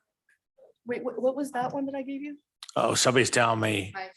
You know what? That was the Middlebrooks case. I'm gonna take a real brief break. Okay, no problem. All right. That's what I have, 5 served 1, but not. Correct. Yeah. Oh, I thought you were talking about the Ricky Sanders case. That is Ricky Sanders. Jarvis Middlebrooks. Go on, Mr. Sanders indicated 5 served 1, but not commuted to time served. That's what I did for Middlebrooks. Okay, I'm confused. I am too. So I've only given you for Middlebrooks. I haven't given you an offer for Sanders yet. But that was this morning. Literally, you said 5 served one. Before I not talked to- commuting Time served. And then Yeah, that's Middlebrooks. No. This morning, you communicated to me on Mr. Mhm. Sanders, 5 served one, but I'm not commuting it to time served if he happens to serve both. On Mr. Middlebrooks, I thought it was 5 served one, commuting it to time served. So one is You're commuted correct. and one is not. You are correct. You are correct. You are correct. I always like to let y'all know if One is I'm here. so you don't Middlebrooks is talk about it. commuted. Sanders would not. be. Correct. Okay, there, that's very good. Yes, yes. All right. Thank you. I was confused. Ricky Sanders is not. Right. And Mr. Philip, Mr. Clark? Yeah. You want to see, like, I can show, and I'm gonna send it to you over, but I can show you. Okay. I mean, I'm not, yeah, yeah. I'm just saying, like.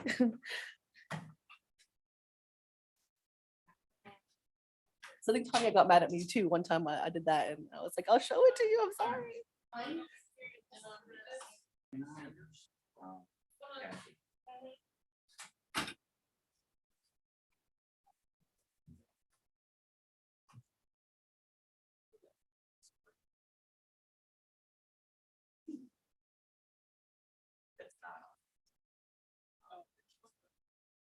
Oh, that's right. Okay.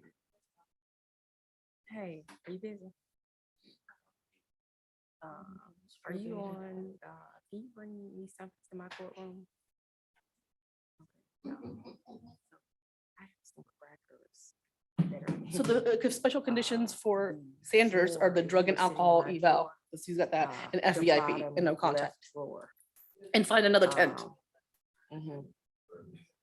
Yeah, I just need for my salad. Thank you. 5C. Judge Eden. Okay, thanks. And you have the restitution of 600 on Middlebrook. Okay, good. I'm just trying to make sure it's clear. I need to write better notes. I'm getting offers. I said, I need, so much is going on at the same time. Like, I need to make sure I break. Yeah, I believe what she said, because it makes sense. I shouldn't do this morning.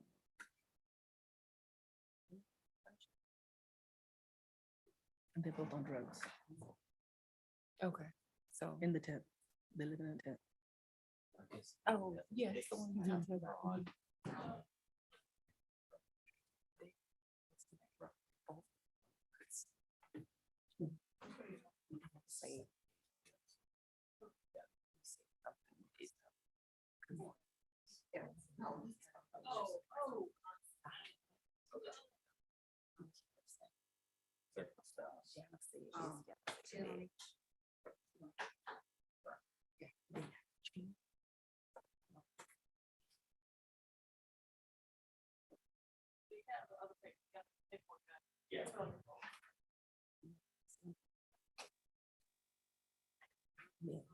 Email, I'll say.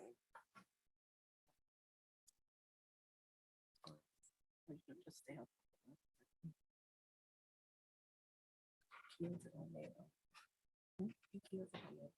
Because I had to, I was so mad. I was like, "This is still-" and she calls us and she was like, let me show you. She like, will call us and be like, I'm so scared. Let's see. In August, follow up. This morning received a call from a young lady with who then connected to D.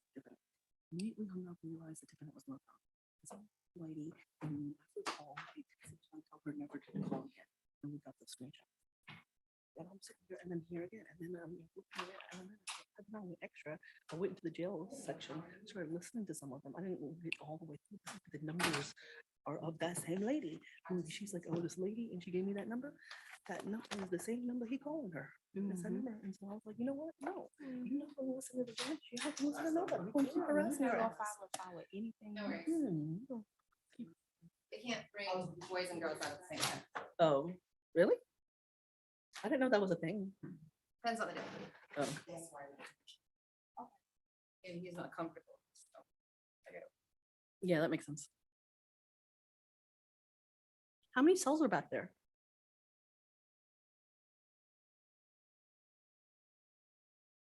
Well, there's there's 2 holdings, and then there's 3, and then there's the hall. And then, so usually we just kind of, Scatter everywhere. but I think the courtroom, I don't know where the courtroom would be, but there's another courtroom, I think that's got, court, because there's other folks, so it's kind of. Oh, so like it's all tunneled from in the same like, got it. So it's like bottlenecks sometimes. Yes. Gotcha. You should just go back and get a tour. I'm like, am I allowed? I would like to, but am I allowed? Okay. Mhm. See, she's like, you're not allowed. Maybe when it's empty, you can be like, yeah. Yeah, show me. When? Oh, 2000 and,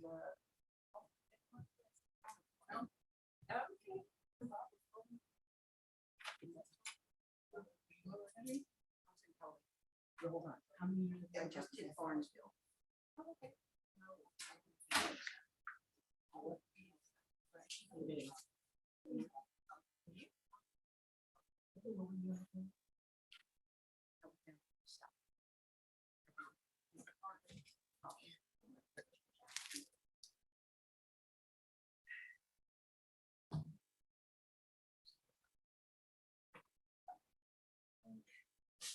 So you can get me offers before Monday and Tuesday? What? You can get me offers before Monday and Tuesday? Yes, that's my goal. That's what I'm doing today and tomorrow. Can I call you too tomorrow? I'll be around, yeah. Okay, I don't have court tomorrow, so I should be able to spend the day on that. So we can. Right, move stuff along. Oh, no. It's an 88.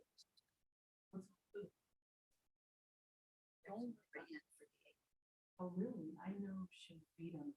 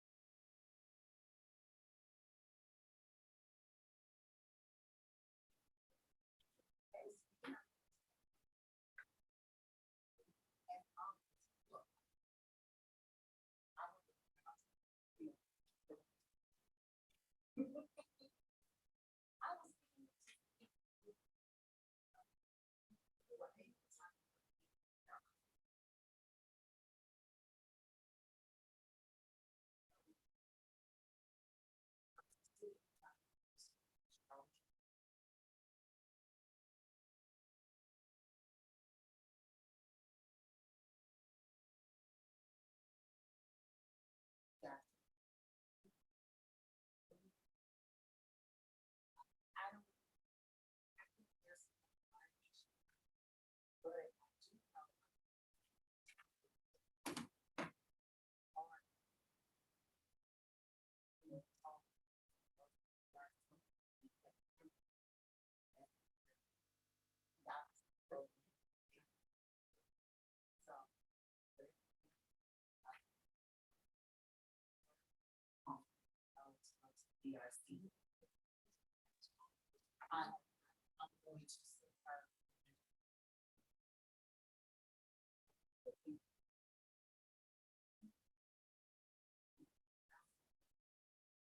Okay.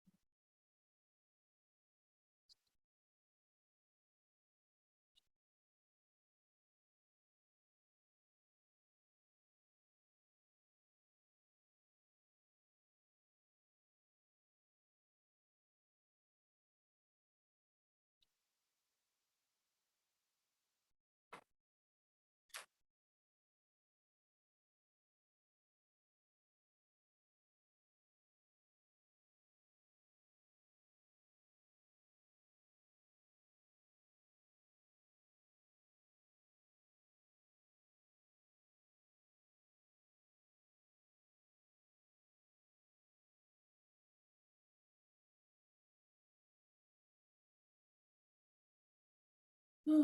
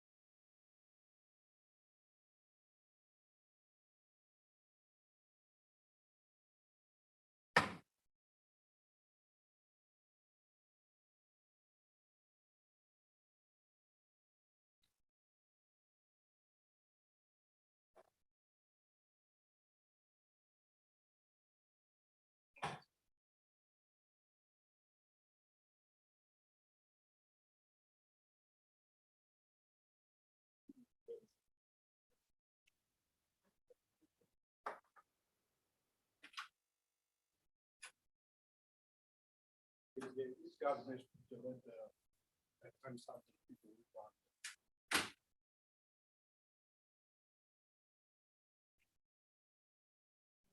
This one, who's got one? Yeah.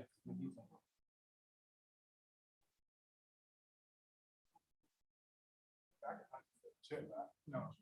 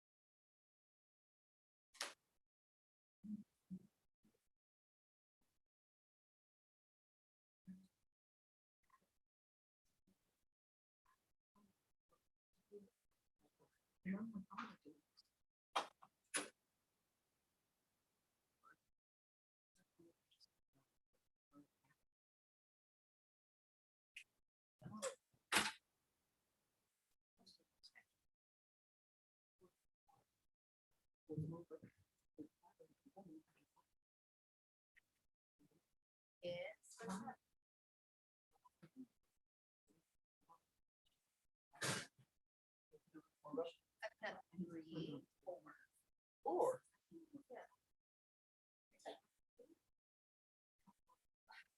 One might be a plea, one might be a plea, one is maybe, and then I can time it set aside.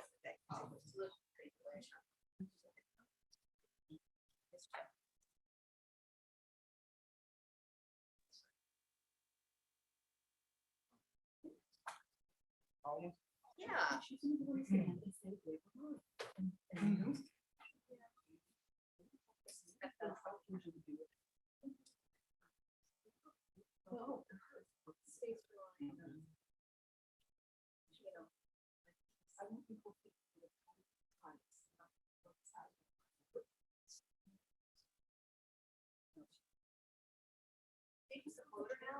No,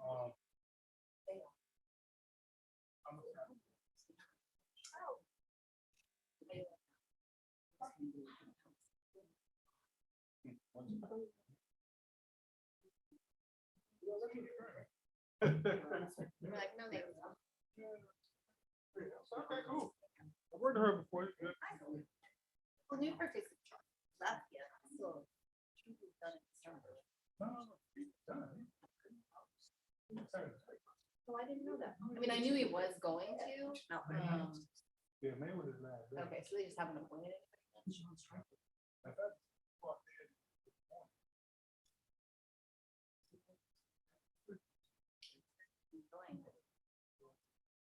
Sure. A little bit, you know. We force someone. Yeah, he was always really efficient. Like, I feel like he really moved a lot of stuff.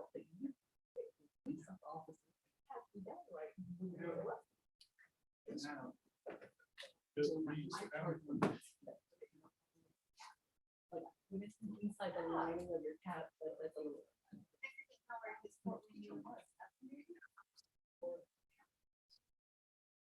Isn't that terrible?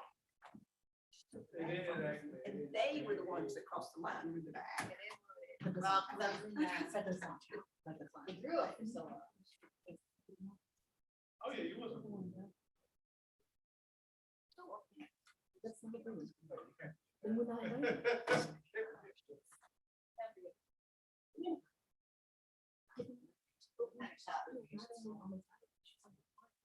Bad at all.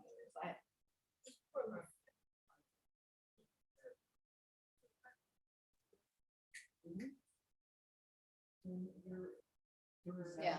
Who's in here?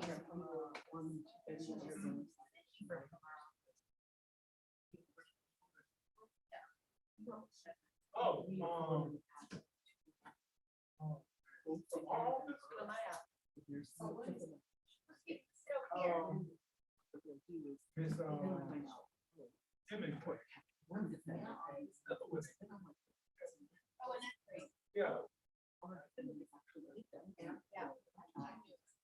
yeah. Yeah.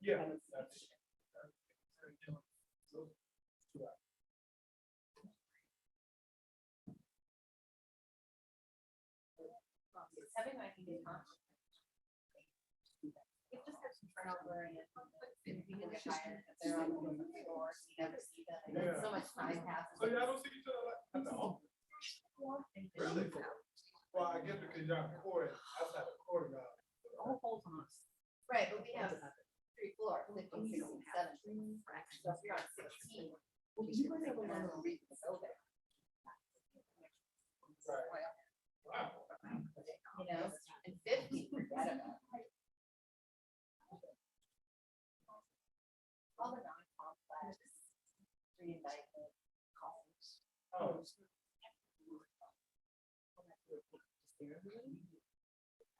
They old school. Old school's up on 17. From a concussion, you know, jaded.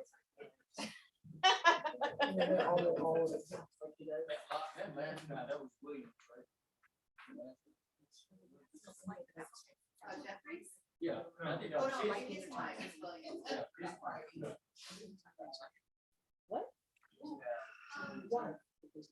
Why? Ooh. That's good. So you're leaving us?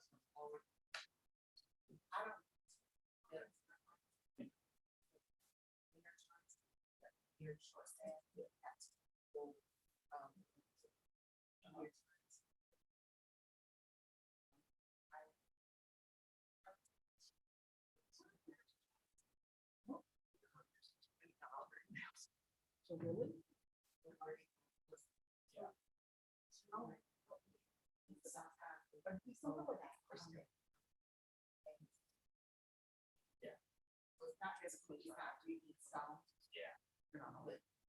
Done close out meeting. Well, I hope it works.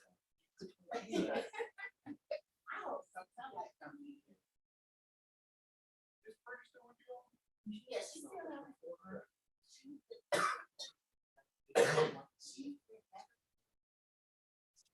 And then before her. Her free special unit case. That. And.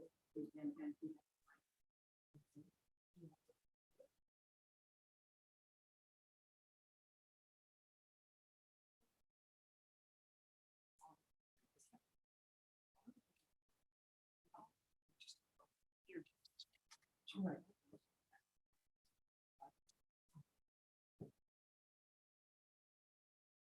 It's the whole thing. But even more.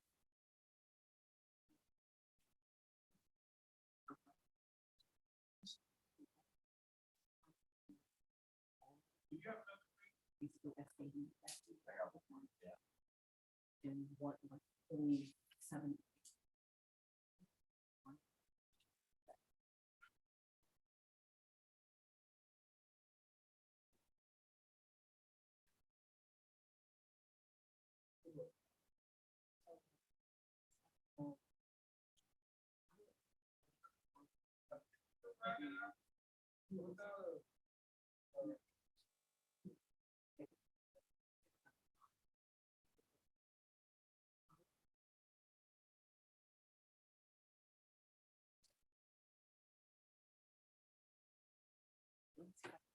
Little email. Jacob.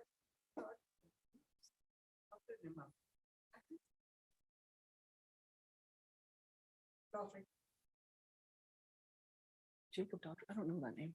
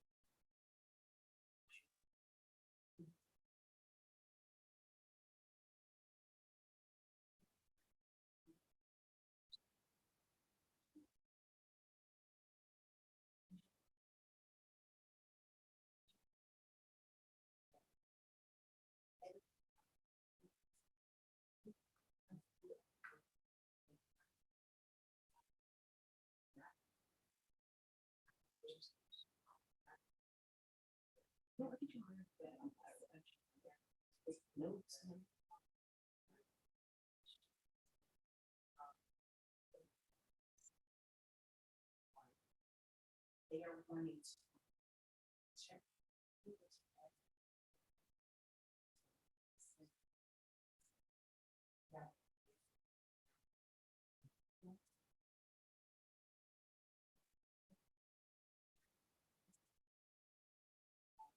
I know.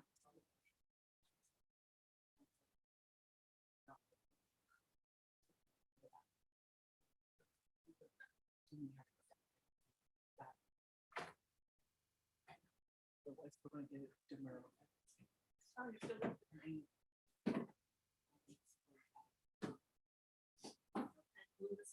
Yes, it's got two.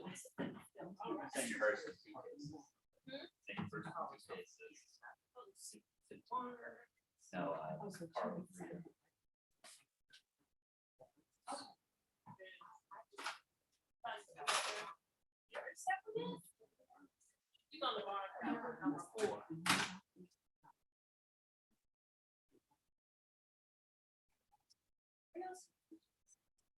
She's got one that's not on the pallet. You want the number? Yeah, I don't have it. 23 SC 188. Okay. 644. Thank you. Huh? They are.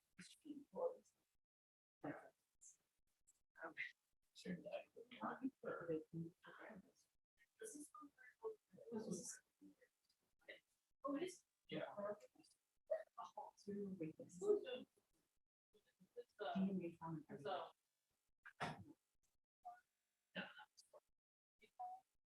What? Ms. Freeman? Yeah. That's Ms. Clark. Right? Who are we doing next? Oh, that's you. Oh, that's- Do you want me to do the one first before you? You want me to do a plea first before?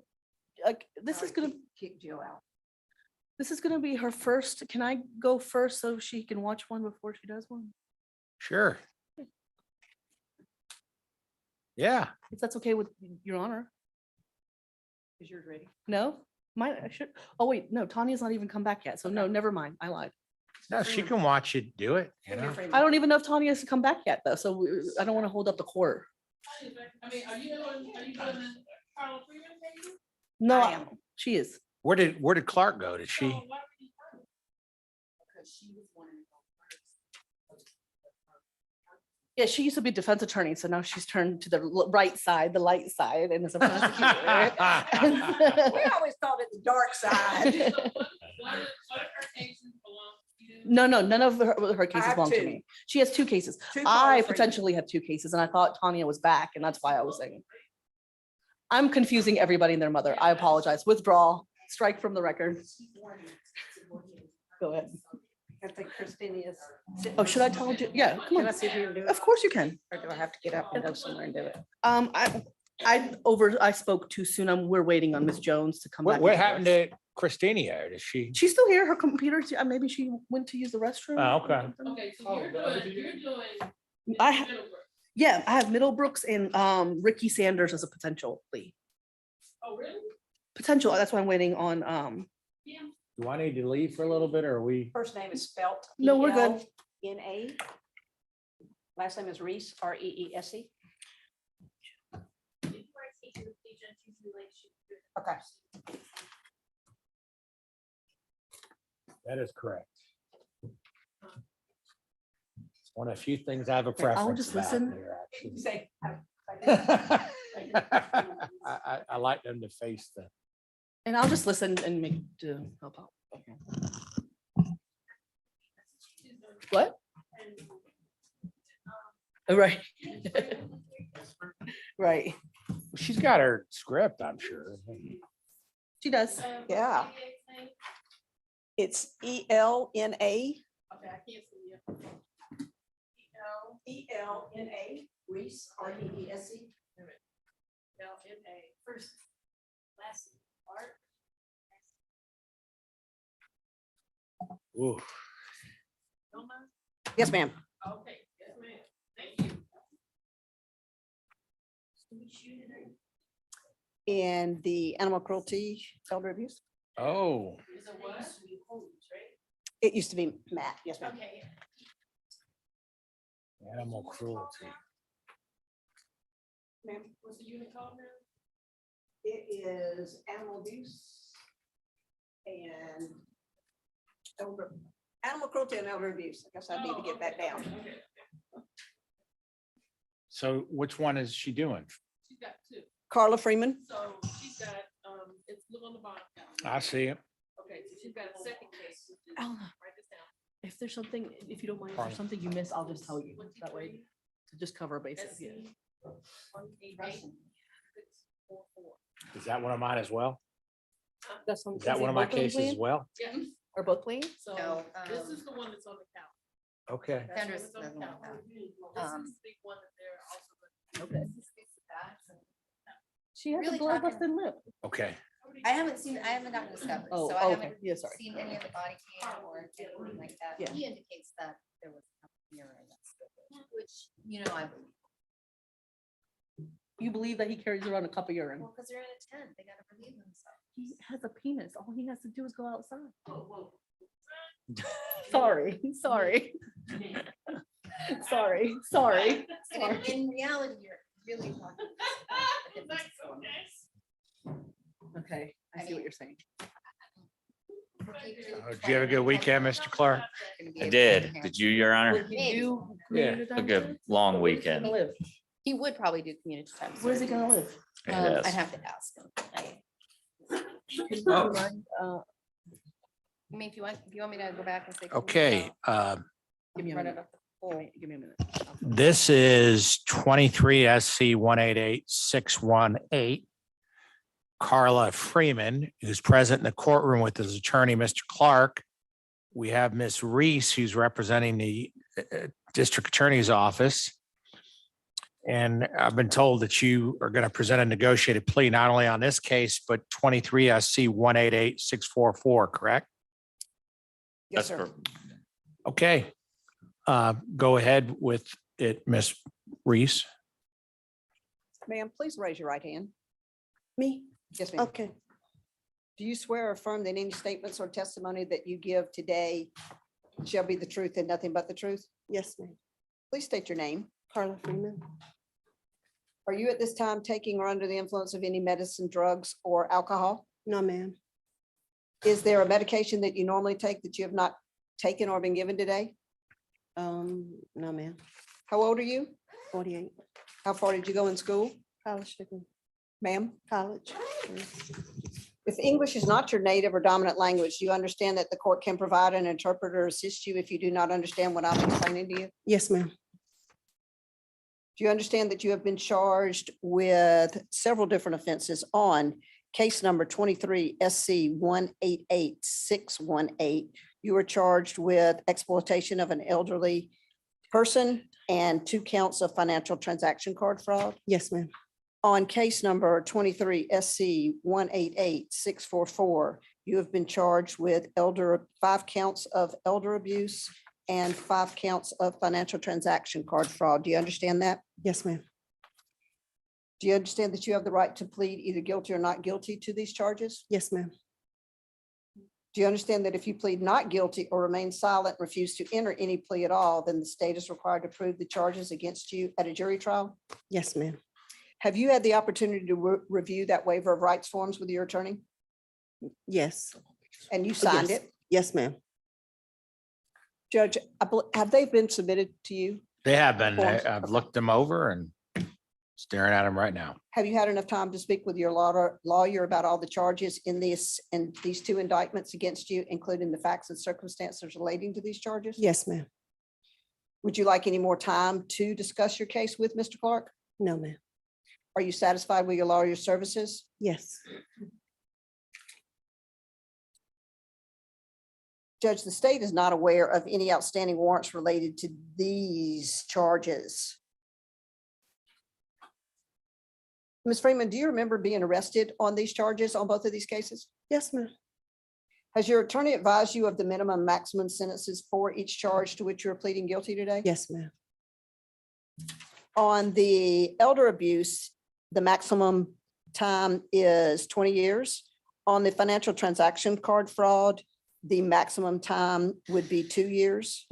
You're looking on case number 23 SC 188618 for a maximum time of 24 years. On case number 23 SC 188644, you are looking for a maximum time of 120 years.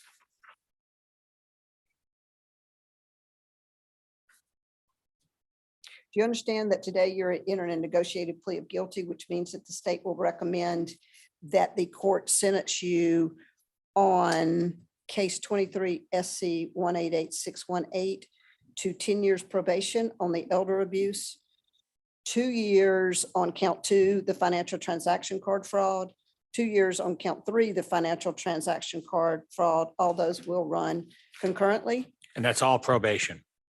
Yes, sir. Okay. And on case 23 SC 188644, only 5 counts of elder abuse, that would be 10 years probation. On the 5 counts of financial transaction card fraud, that would be 2 years probation. All of those would run concurrent. Do you understand that's what the recommendation is? Yes, ma'am. Do you understand that the court is not required to accept the state's recommendation on these charges? Yes, ma'am. Yes, ma'am. Oh, I'm sorry. Do you understand that the court has the right to sentence you to the maximum possible sentence on each charge? Yes, ma'am. The court, do you also understand that the court has the right to sentence you consecutively on these charges? Yes, ma'am. Do you understand that if the court decides to order a sentence that differs from the negotiated plea you were expecting today, that you have the right to withdraw your plea of guilty? Yes, ma'am. Do you understand that if you're currently on probation or parole, your probation or parole may be revoked based on your entering a guilty plea today? Yes, ma'am.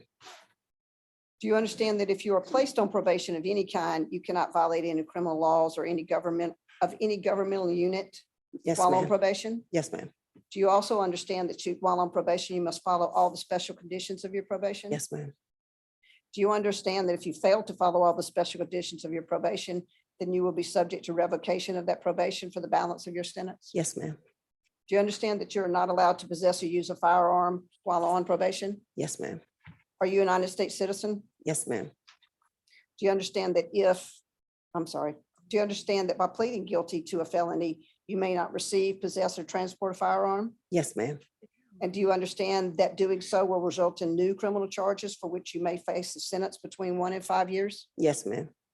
Do you understand that by pleading guilty to a felony, you also may not use a firearm in a crime in the future? Yes, ma'am. Do you understand that if you were to use a firearm in the commission of a crime, you would face a 15-year custodial sentence consecutive to the sentence for the underlying crime, meaning in addition to? Yes, ma'am. Do you understand that by entering a plea of guilty today, you are waiving any and all defenses, including any mental health defenses? Yes, ma'am. Do you understand that by pleading guilty, you are giving up the following rights: the right to a trial by jury, the right to remain silent, the right to confront witnesses against you, the right to the assistance of counsel, the right to the presumption of innocence, the right to appeal if convicted of these charges at a trial? Yes, ma'am. It is your decision to waive these rights, which means not use them and enter a guilty plea today? Yes, ma'am. Has anyone forced, threatened, or promised you anything to get you to enter a guilty plea? No, ma'am. Is it your decision to enter a guilty plea because you are in fact guilty? Yes, ma'am. How do you plead in case number 23 SC 188618 to 1 count of elder abuse and 2 counts of financial transaction card fraud? Guilty. Guilty. Yes. On case number 23 SC 188644, how do you plead to 5 counts of elder abuse and 5 counts of financial transaction fraud? Guilty. And is this guilty plea freely and voluntary given with full knowledge of the charges against you? Yes, ma'am. Do you understand that you only have a limited right to appeal this guilty plea conviction? Yes, ma'am. Do you understand that if you wish to challenge the voluntariness of your guilty plea, you must do so by filing a habeas corpus petition? Yes, ma'am. Do you understand that for a felony charge, you only have 4 years from today to file that habeas petition? Yes, ma'am. Do you understand that for a misdemeanor charge, you only have 12 months from today to file the habeas corpus petition? Yes, ma'am. Mr. Clark, do you stipulate to the factual basis for both of these cases? We do. Can you do a brief factual basis? Yes, sir. On case number 23 SC 188618. These instances occurred between December 1 of 2022 and December 29 of 2022. The victim, Barry Willard, was in the hospital, Wellstar North Fulton Hospital as a patient. The defendant was a technician assigned to his care team. She got possession of his credit card. It was a Visa. And during that period of time, made several charges at a Home 2 Suites hotel for a total of $500, rented a U-Haul. And that total was for $1,261.10. All this was done without Mr. Willard's permission. Okay. What about the other one? On 23 SC 188644. The victim was a James Walsh, and both of these, I'm sorry, Judge, both of these victims were over 65 years of age. Mr. Walsh was over 65 years of age. He was living in Phoenix of Milton Assisted Living. He had a medical problem that caused him to be transferred to the hospital. The defendant was working at Phoenix of Milton. She obtained his debit card and made several charges on it at Sonesta Extended Stay Suites. She also went into Walmart and made a charge there. There were 4 charges at the Extended Stay Suites and 1 charge at Walmart. And Judge, there were many more charges on these credit cards on both of these victims, but these are the only ones that we could she was positively identified as the one that used those credit cards. What about special conditions? Judge, it would be that she not have any contact with any of these victims or any of the businesses. It looks like you've got restitution in here as well, right? Judge, I'm sorry, we were asking to reserve restitution for 60 days so we can give him the discovery for him. to Oh, okay, okay, Look at the discovery. okay. All right, Mr. Clark. That's correct, Your Honor. That's our understanding. We would ask the court accept this plea. Ms. Freeman has been in custody now since July the 16th of this year. So going on a month and a half, almost 2 months. What I can tell the court is she's 48 years old. As was proffered, she is a college graduate. I think during this period of time, in these two, you can see that the cards were used at hotels that she was staying at. This was a very difficult period of her life where she admits that she made poor decisions, where she was struggling to get by. And unfortunately, that's how she chose to do it. So she will be on probation. Obviously, this is a 10-year sentence. These are felony convictions. So she will pay a price for this, but I think this was an act born of desperation rather than calculated criminal enterprise.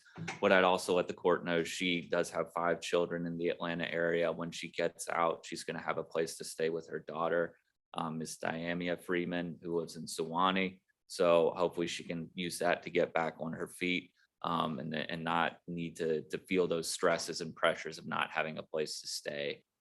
She was also, Your Honor, recently diagnosed with breast cancer in July. And so she wants to get out, obviously, and pursue treatment on that as she needs to do. So for all those reasons, Your Honor, we're asking the court accept this plea and sentence her to those 10 years of probation. And when we're provided with documentation for restitution by the state, as well as a figure, it's something that we could perhaps even consent to without the need for a hearing. That'll just depend on, obviously, our discussions between us, but I'd ask for it to be set down 60 days for a restitution hearing. If it doesn't need to happen, we'll submit a consent order to the court. Okay.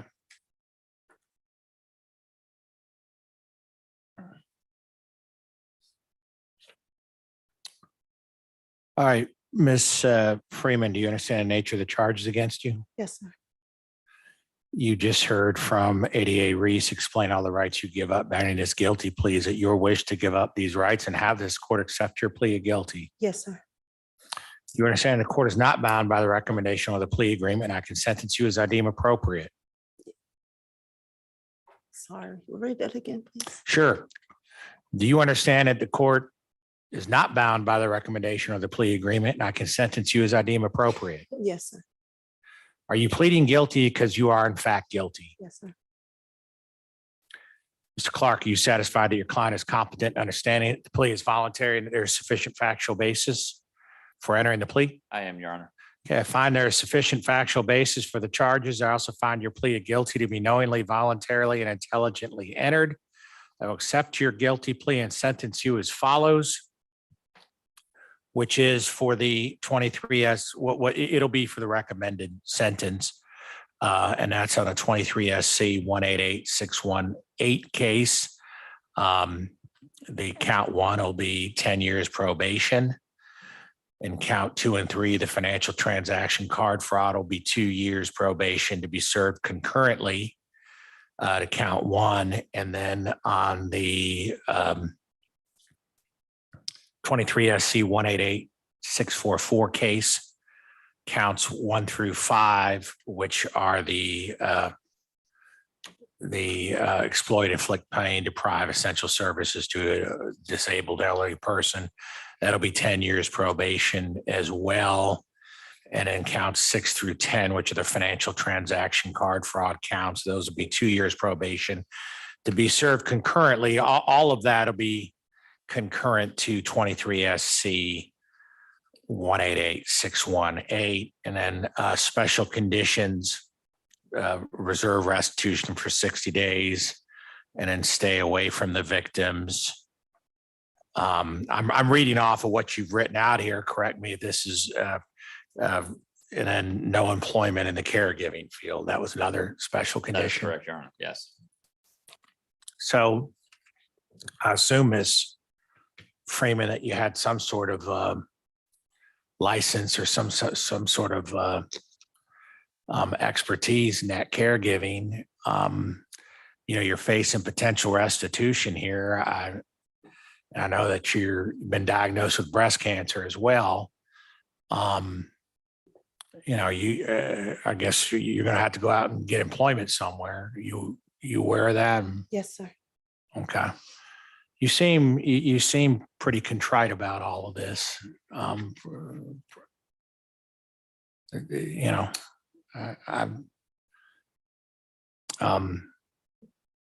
But there is a price to pay for what you've pled guilty to. Your Honor, I neglected to mention one thing. She does have an outstanding case, 23 CP 215185. My discussions with the case is our resolution of this will result in a dismissal of that pre-indicted case too. So I That just is- wanted to put that on the record. That is correct, Your Honor. Is that a similar charges? Yes, or- sir. Okay. 23 CP 215185. All right. Yes, Is there anything else? nothing further, Your Honor. No, sir. Okay. You're excused. Thank you, Judge. Yes, ma'am. Do you have my number? Good luck in your medical treatment, and you're going to need to speak with Miss Colors here. I wish you well in your medical treatment. All right. Yeah, I'm like, what do you ever? Is she going to talk to Miss Colors about probation? Yeah, I'm gonna go back. Okay, that's right.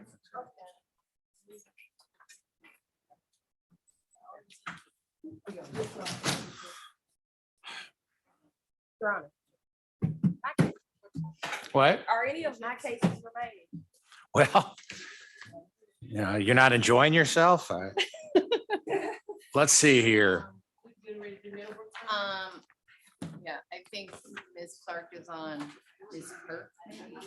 Oh, yeah, okay. And Mr. Barber's. Is that yours? Okay. I have Middlebrooks, yes. Huh? Yeah, you did great. Yeah. No issues. I have Middlebrooks right in front of me. So go ahead and bring out Middlebrooks. I do. Please. I mean, some of these were sort of announcements. What does Miss Clark still have left? What do you still have left? I think she has Ms. Kirk, Alicia. Okay. And Mr. Barber. Mr. Barber. Oh, yeah, okay. Okay, okay.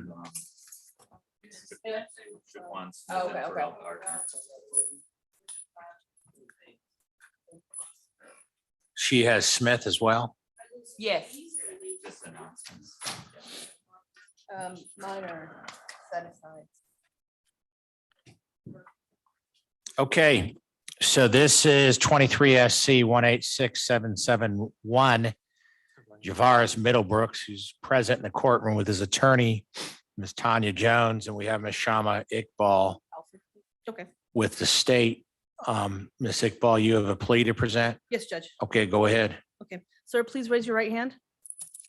Do you swear or affirm that any evidence or testimony you shall give in the matter currently pending before this court shall be the truth, the whole truth, and nothing but the truth?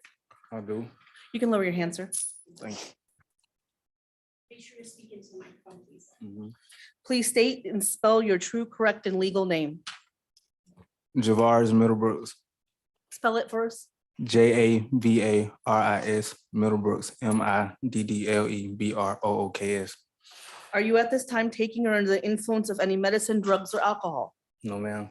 Is there a medication you normally take that you haven't been given today? No, ma'am. How old are you? 22, And what's the highest level of education you've completed? 10th grade. And are you able to read, write, and understand the English language? Yes, ma'am.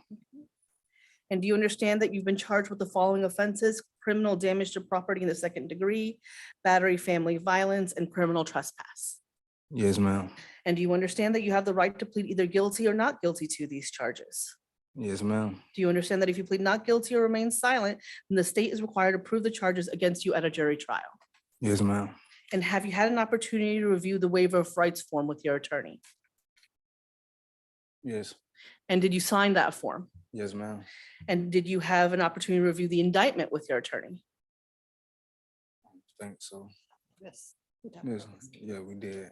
And did you sign that indictment? I did. Okay. Your Honor, at this time, state moves to tender in the waiver of rights form and the indictment form into the record. And sir, have you had enough time to speak with your lawyer about all the charges in this? So moved. I'm just looking it over real quick. Oh, yes. Okay. Sometimes that's new. Y'all have been bringing that up, but it does remind me to look at it. Okay, So- good. Then we'll continue. Sir, have you had enough time to speak to your lawyer about all the charges in this indictment against you, including the facts and circumstances related to these charges? Yes, ma'am. Do you need any more time to discuss this case with your lawyer? No, ma'am. And are you satisfied with her services? Yes, ma'am. And counsel, do you waive formal reading of the indictment? We do. And do you waive any and all defects in the indictment, including any with respect to his name? We do. And sir, has your attorney advised you of the minimum maximum sentence for each charge that you're pleading to? Yes, ma'am. You understand that criminal damage to property, the minimum is 1 year, the maximum is 5. Yes, ma'am. And battery, family violence is a misdemeanor, so the minimum is 1 day, maximum is 12 months. And criminal trespass is also a misdemeanor, so the maximum is minimum is 1 day, maximum is 12 months. Yes, ma'am. You understand that? Okay. Do you understand that today you're entering a negotiated plea of guilty, which means that the state and the defense will jointly recommend the following sentence to the court?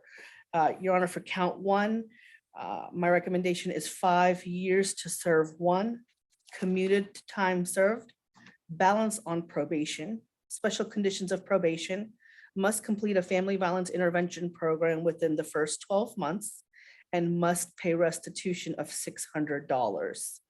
And also have no contact with the victim, Milan, M-I-L-A-N, Langford, L-A-N-G-F-O-R-D.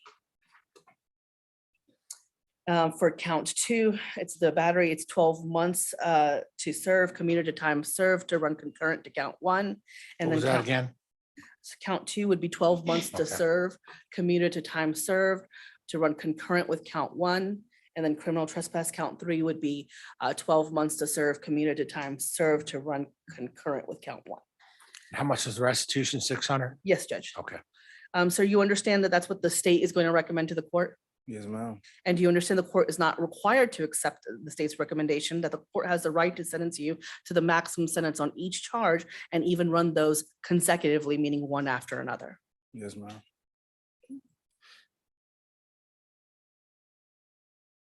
Are you currently on probation or parole? I am. Do you understand that if you're currently on probation or parole, your probation or parole may be revoked based upon you entering a guilty plea today? Mhm. Just you have to say yes or no for the record, sir. Yes, ma'am. Thank you. Do you understand that if you're placed on probation of any kind, you cannot violate any criminal laws of any governmental unit? Yes, ma'am. And do you understand that if you're on probation, you must follow all the special conditions of your probation? Yes, ma'am. And do you understand that if you fail to follow all the special conditions of your probation, you'll be subject to revocation for the balance of your sentence? Yes, ma'am. And do you understand that you're not allowed to possess or use a firearm while on probation? Yes.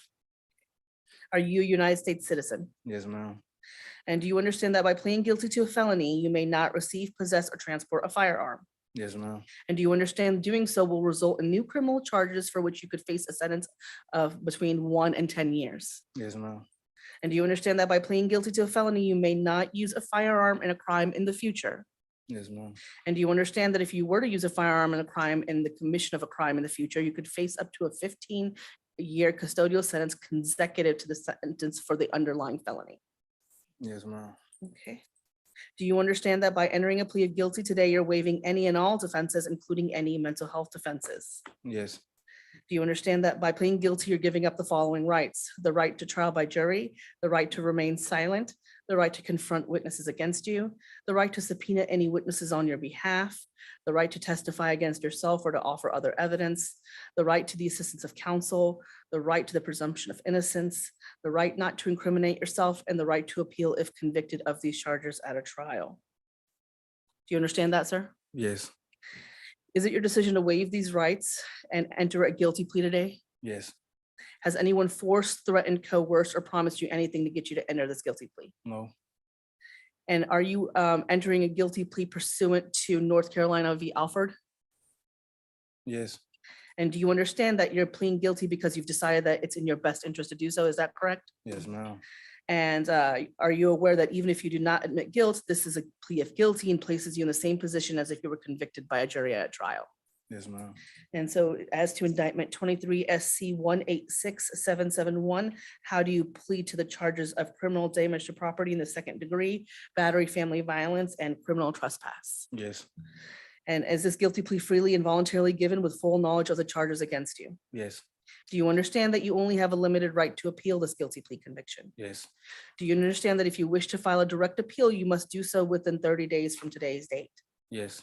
Do you understand that if you wish to challenge the voluntariness of your guilty plea, you must do so by filing a habeas corpus petition?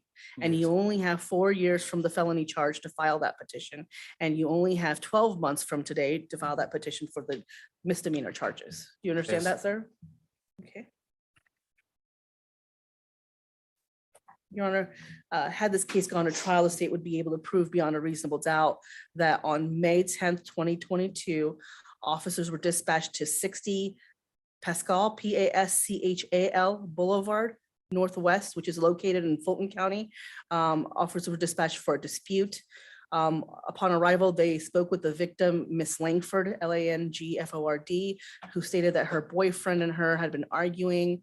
And that's when they pulled over to the Walmart at 835 Martin Luther King Jr. Drive Northwest, which is in Fulton County as well. And while on the phone, she was on the phone, the defendant said she was talking too loud. They got in an argument. That's when he punched her on the right side of her face, leaving her cheeks swollen. He also took her tablet, her iPad tablet, and threw her on the ground, and then threw a brick into the front windshield, shattering the driver's side window, or driver's side of the windshield, Your Honor. When the police spoke to Miss Langford, the defendant was not there. He left on foot, but she was able to identify him, Your Honor. She did not end up going to the hospital. This defendant does have felony conviction. He has one, I believe, from Fayette, and that is, I want to make sure it's correct. Give me one moment. I don't want to say. The charges are criminal use of an article with altered ID mark other than a motor vehicle, and prostitution and possession of marijuana. Other than that, he has no felony history. Ms. Jones? Thank you, Your Honor.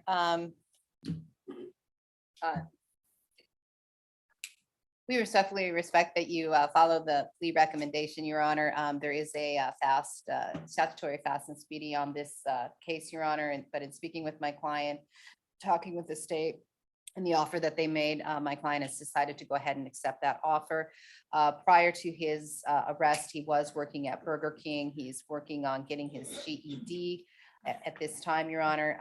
And although he does acknowledge that there was a disagreement between him and the complaining witness, my client claims that the iPad was actually his and he broke his own iPad. But for the purposes of settling this matter and moving on with his life, he's accepting the restitution and pled guilty. And I just want to put on the record, he already paid for the windshield, and that's why we are not asking for restitution for that amount. Already paid for it, huh? Well, I did a lot. I did a lot. I'm not gonna lie, I overreacted, but I actually took this time to actually think things through. You hoping to get your, are you gonna go back to work at Burger King? Find another one. I think I have a security job lined up when I get out. Okay. All right. Well, Mr. Middlebrooks, do you understand the nature of the charges against you? Yes, sir. You've just heard from ADA Iqbal explain all the rights you give up. Regarding this guilty plea, is it your wish to give up these rights and have this court accept your plea of guilty?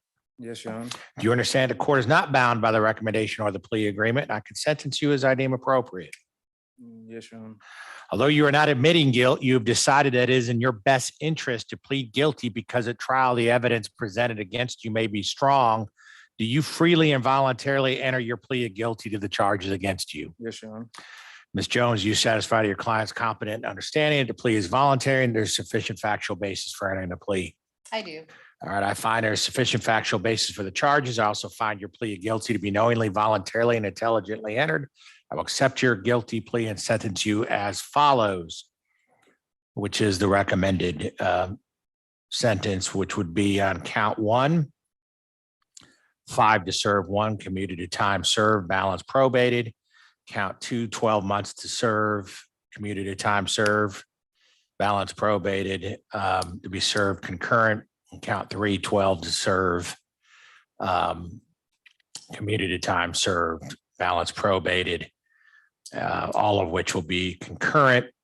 You are to complete a family violence intervention program within 12 months and no contact with the victim and $600 in restitution. Anything else?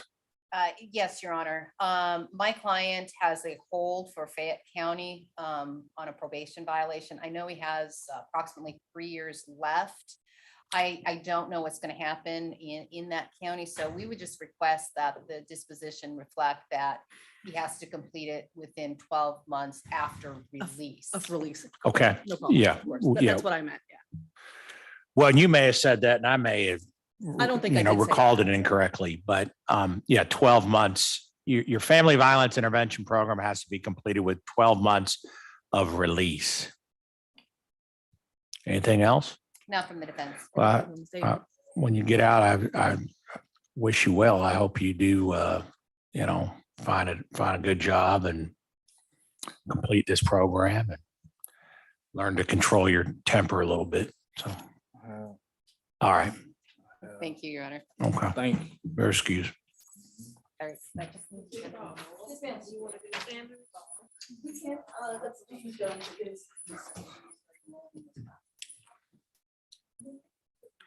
I do have cases, thought I had cases, but Who are we doing next? I ain't taking mine. Ricky Sanders. Is this gonna be a bond hearing, I think? It's a bond hearing. It was supposed to, yeah, we were talking about playing it out. Oh, well, okay.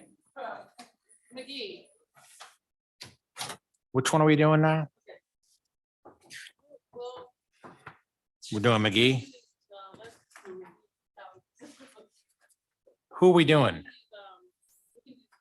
Shaquan Smith. That's 5 and 6 on the paper. So she trying to get her bench warrant set aside is what you're saying. That ought to be. Sanders, don't get Ricky Sanders.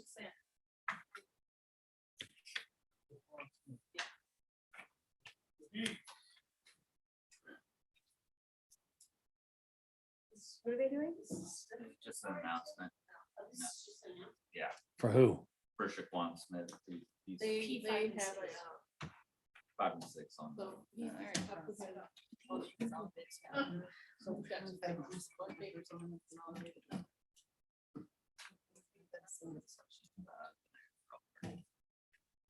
Which consolidated calendar is he on? And guess what? He wasn't there, so when they went back to arrest him, he was there with us. You mean our calendar? The encampment. So he's not gonna adhere to it then. But I mean, yeah, but what are we gonna do, lock him up forever? Who's consolidated trial calendar? Once, let's say he gets out, he ain't gonna do that either. I know. I mean, that, we don't have, but. All they, Oh, yeah. like, wait a minute. No, but so we put Smith on the October consolidated calendar. But you said everybody, we were only allowed to submit 2 names to it. Oh, no.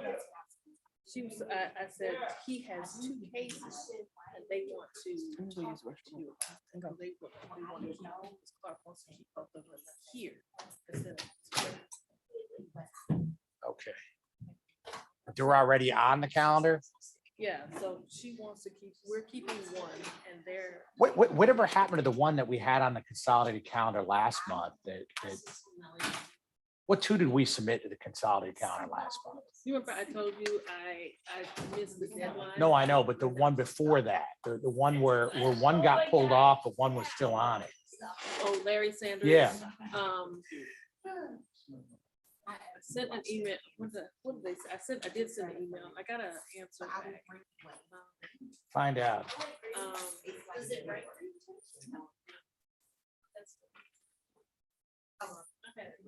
Okay.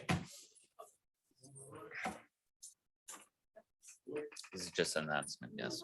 All right, so this is position 5 and 6, Shaquan Smith. What's your announcement, Mr. Clark? Yes, Your Honor. We've received discovery on these cases. We've been conveyed an offer by the state and we're still in communications about, I had spoken with Ms. Clark about it today about potentially even working towards a resolution if it's possible. You know, I think, obviously, I think both parties would like to get there if we can. Right now, we're in the position, like I said, we've been conveyed discovery and we're standing on our not guilty for today. And as I think you're discussing with Ms. Robinson, this was something that was a candidate for the October 2nd consolidated calendar. Obviously, we want a trial date as soon as possible, given that, as Your Honor can see, he's been in custody for 1,000 days on a bond that he's just not able to make. So we need a trial date, a final closure date on this, and we want that as soon as we possibly can. Give both parties the incentive to work towards, and if we can't reach the resolution, to try the case and to make sure that Mr. Smith's case gets heard. So we would ask that, I guess we can address this as far as the consolidated calendar is concerned, but we would like a trial date in October regardless on this case. So have we submitted the one to the consolidated already, or our plan is to submit it? I've already submitted. I submitted it before the deadline. When is the Before I- deadline? The deadline for that is the 25th of this month. So I went ahead and did it last. So if we week. do pull it, we can submit a different one. We can't. So what I did was I put both of his cases on, both of his cases and also case for Corey Marshall. That had a, demand. And I got a reply back today from the consolidated group that said they can't do both of his cases. So I asked Mr. Clark, that was last week, I'm sorry. And I asked Oh, Mr. so you Clark- submitted both? Okay. Yeah, so I asked Mr. Clark, which one does he want to keep on the consolidated calendar, and then we'll do the other one. Now, the consolidated calendar, because I know I've done it before, they'll do a plea that involves multiple cases. Well, that's what I but, thought. But they were like, they can't do. they But you do- can't submit the 2 cases. I didn't know that. I put both of them on. That's So fine. we- That's fine. We were gonna keep one, they were gonna get one, and then keep the other case that I submitted. But I got an email, but I'll let Ms. Clark make her. No, look, I get it. You want both to travel together because you're hoping you get a resolution, correct, Ms. Clark? Or you think there's a chance at a resolution? Should say I hoping. mean, the state made an offer, I mean, both of them are my cases. The state made a global resolution to resolve both cases. And if the cases were tried, we would actually try those cases together. You would try both of them together. Yes, Well, there hasn't been, there hasn't been a motion to join these cases together. I think that would have to happen before the cases could actually be tried together. Because this is how it would work with a consolidated calendar, because I've done this before.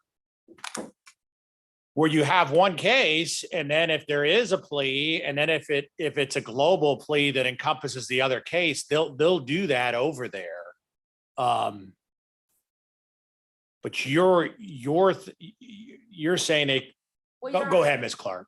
yeah, okay, so yes, a motion to join will need to be filed. However, both of these cases are on this calendar together.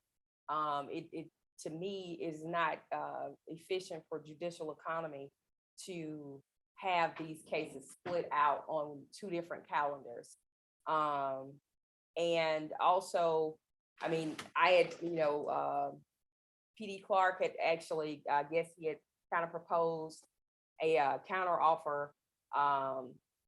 But I know that the state is not going to be able to go as low as what he indicated that he was expecting. Yeah. So it might just be a thing where the cases just need to be set on the October trial calendar as he indicated. Because the offer that was made was far more generous than based on the circumstances and the evidence that we have. All right. That's for y'all to. I'm just saying. I know. At which point it sounds like we're probably just gonna need to have it on the trial calendar for the cases to be tried. And you've So, got constitutional speedies on this one? yes. All right. When is the October trial calendar? No, because I mean, it wasn't. The constitutional speedy has to be heard, and there's a whole bunch of, was it granted? I filed a constitutional demand, not a plea and bar. Yes. So the demand doesn't, yeah. Demand's just, my impression is you're giving demand notice. for the and it's record, demand- Yeah, yes. I did not think that had to be heard necessarily. Correct, but I guess I'm saying is that the time of there's no like time limit at this point at all either, because there's no constitutional speedy that you've granted. No, but I mean, he's putting us on notice that, Yes. I mean, he's got it into the record and that he's filed this demand. Right. Wait, I mean, so wait a minute, why the freak out over the October date? I thought that's what we were all talking about. was- We're not freaking out, but I just think that so what I'm just saying is that I thought I was doing what you wanted me to do. Maybe I'm misunderstanding all this. Okay, do you plan on filing a motion to join? yes, I do. Okay, Judge, the state does plan on filing a motion to join, since it's the same defendant on the two cases. Well, I know, but that's what I was planning to do was what do we have? The one that's not on the consolidated counter, what do we have that scheduled for?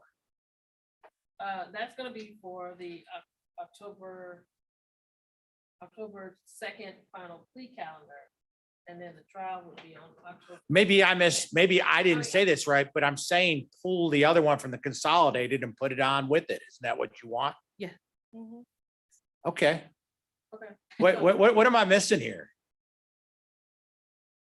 I mean, I don't, when you say, so I think the 88 Iqbal, I think the point here is that a defendant may make a constitutional demand for a speedy trial, but unless it's like you actually rule on that particular motion, you don't have to adhere to that because it's not a statutory demand.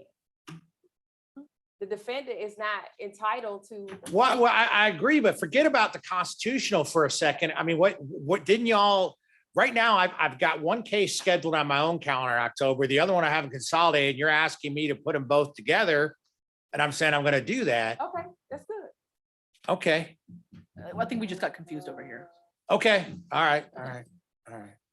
So I we're think I all, did it, so it's my fault, not. we're all good with pulling it off the consolidated and putting it over to the October calendar. Right, But isn't that what you you want? know, what's the date, Your Honor, for the October calendar that this is gonna? Here, I've got it sounds pulled up. Like an So- October 2nd final plea, but It's the 16th, okay, 16th of October. yes. So we'll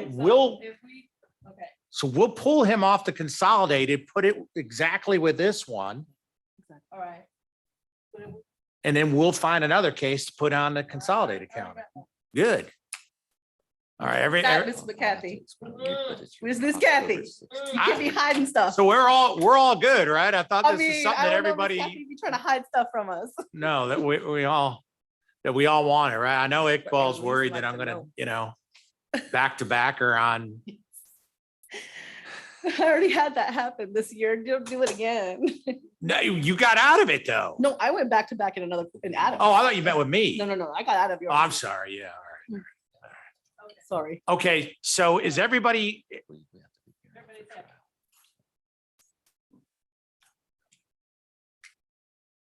All right, so Mr. Clark, you're going to continue to talk to the Yes. state about a potential resolution, correct? We'll talk and see if we can resolve, but based on Ms. Clark's representation, we may just be going down towards trial, but we'll continue our discussions. So All right, well, next time I'll see you, then it'll be final plea day, October 2nd. Yes, Your Honor. October 2nd. Okay, you're excused, Mr. Smith. All right.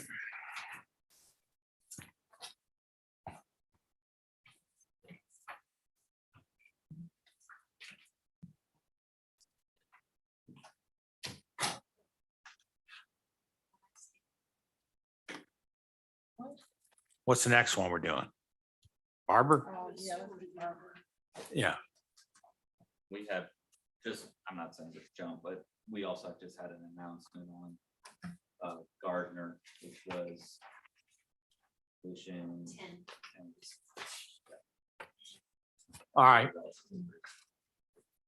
Brief like the last one? I think it's just be a briefer announcement. All right, bring out Gardner Is it then. possible to do all of the announcements because then I can leave? All right. I'm just saying, like, I've been waiting for all of my cases. You put all my cases. I guess they're here. They got a free field trip, so you might as well give them. Yeah, let's bring out Gardner. They're fine. And I think Mr. Gardner would like to know what's going on in the court. Sure, they're here. I don't mind bringing them out. Got the demand. Plus, if I don't bring them out, then I get a call from the sheriff saying, why'd you bring them over here? So, Oh, really? well, it doesn't really, I get, there's an email that goes out to all the judges saying, please don't bring over defendants if you're not going to have them come out, which, is not an unreasonable request, really. That makes sense, Judge. No, he does not personally call me. And I'm like, Sheriff Lamont's calling you, Judge? what are you doing?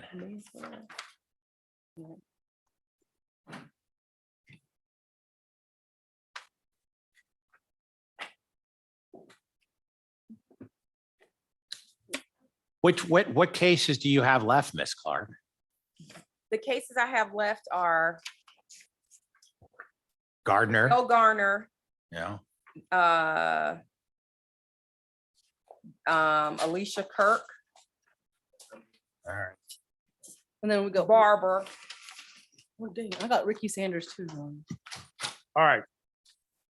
How many cases of us? Three? All right. So this is position 10. Terrell Gardner. Mr. Clark, what's your announcement? Yes, Your Honor, we've been conveyed discovery on this. Obviously, we filed that constitutional demand on Mr. Gardner's case where he's standing on his not guilty plea. And we'd ask for it to be set down for a trial calendar. I'll say I haven't been conveyed an offer on this. So we don't know exactly what the state's going to be asking for. But once I get that, I'll obviously convey it to Mr. Gardner and see if there's any discussions to be had, but at this moment, we're standing on not guilty plea.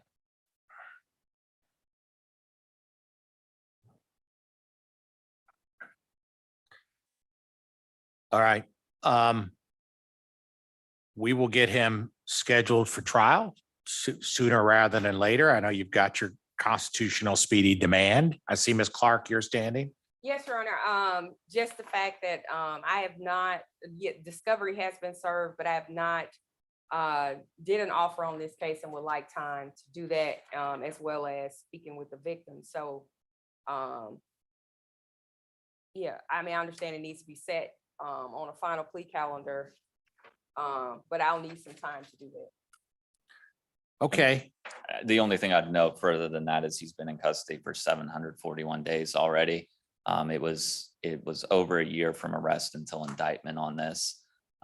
So there was actually a constitutional speedy heard in the complaint room because of the delay in indictment. So I would ask for this to be sooner rather than later based on the amount of time he's been in custody. He is sitting on a bond that he cannot make.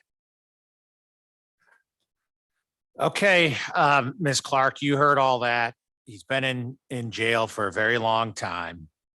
And it's time to address this case. So we will get this. I'm not sure October is loading up, but certainly soon thereafter, if we have something do we have 2 trial dates coming up in November? Okay, well, we certainly should be looking at that then. All right, let's put him down for October. I mean, because he's been in jail for a long time, all right? Yeah. Yeah. Yeah. October 2nd for All right. final plea date, and the trial calendar is on the 16th of October. Well, let's get it over with. That's all I want. Well, no, I know, you've got to get an offer and we'll get on it, okay? Anything else? You're excused, Mr. Gardner. Yes, sir. All right. That concludes my business, Your Honor. May I All right. be excused? All right, what else do we have? All right, let's bring out Barbara. Yeah.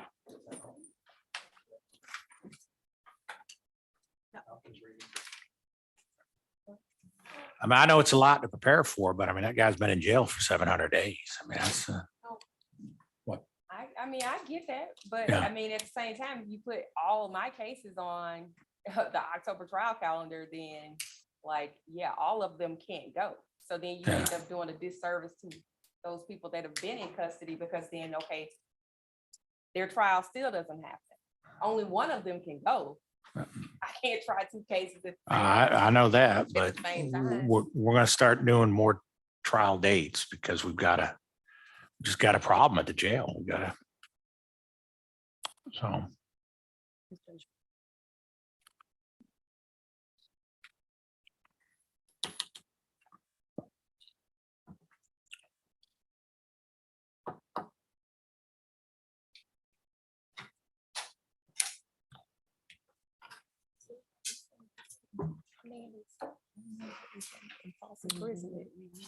All right, so we've got Denmark Cuevas Barber, who's present in the courtroom with his attorney, Ms. Jones. You an announcement, Ms. Jones? This is a motion to set aside the bench warrant. Oh, thank you. All right, go ahead. Thank you, Your Honor. All right, so here, since it's a motion, so this is 23 SC 187104. And he's joined by his attorney, Ms. Jones, and we have Ms. Clark with the district attorney's office. Go ahead, Ms. Jones. Thank you, Your Honor.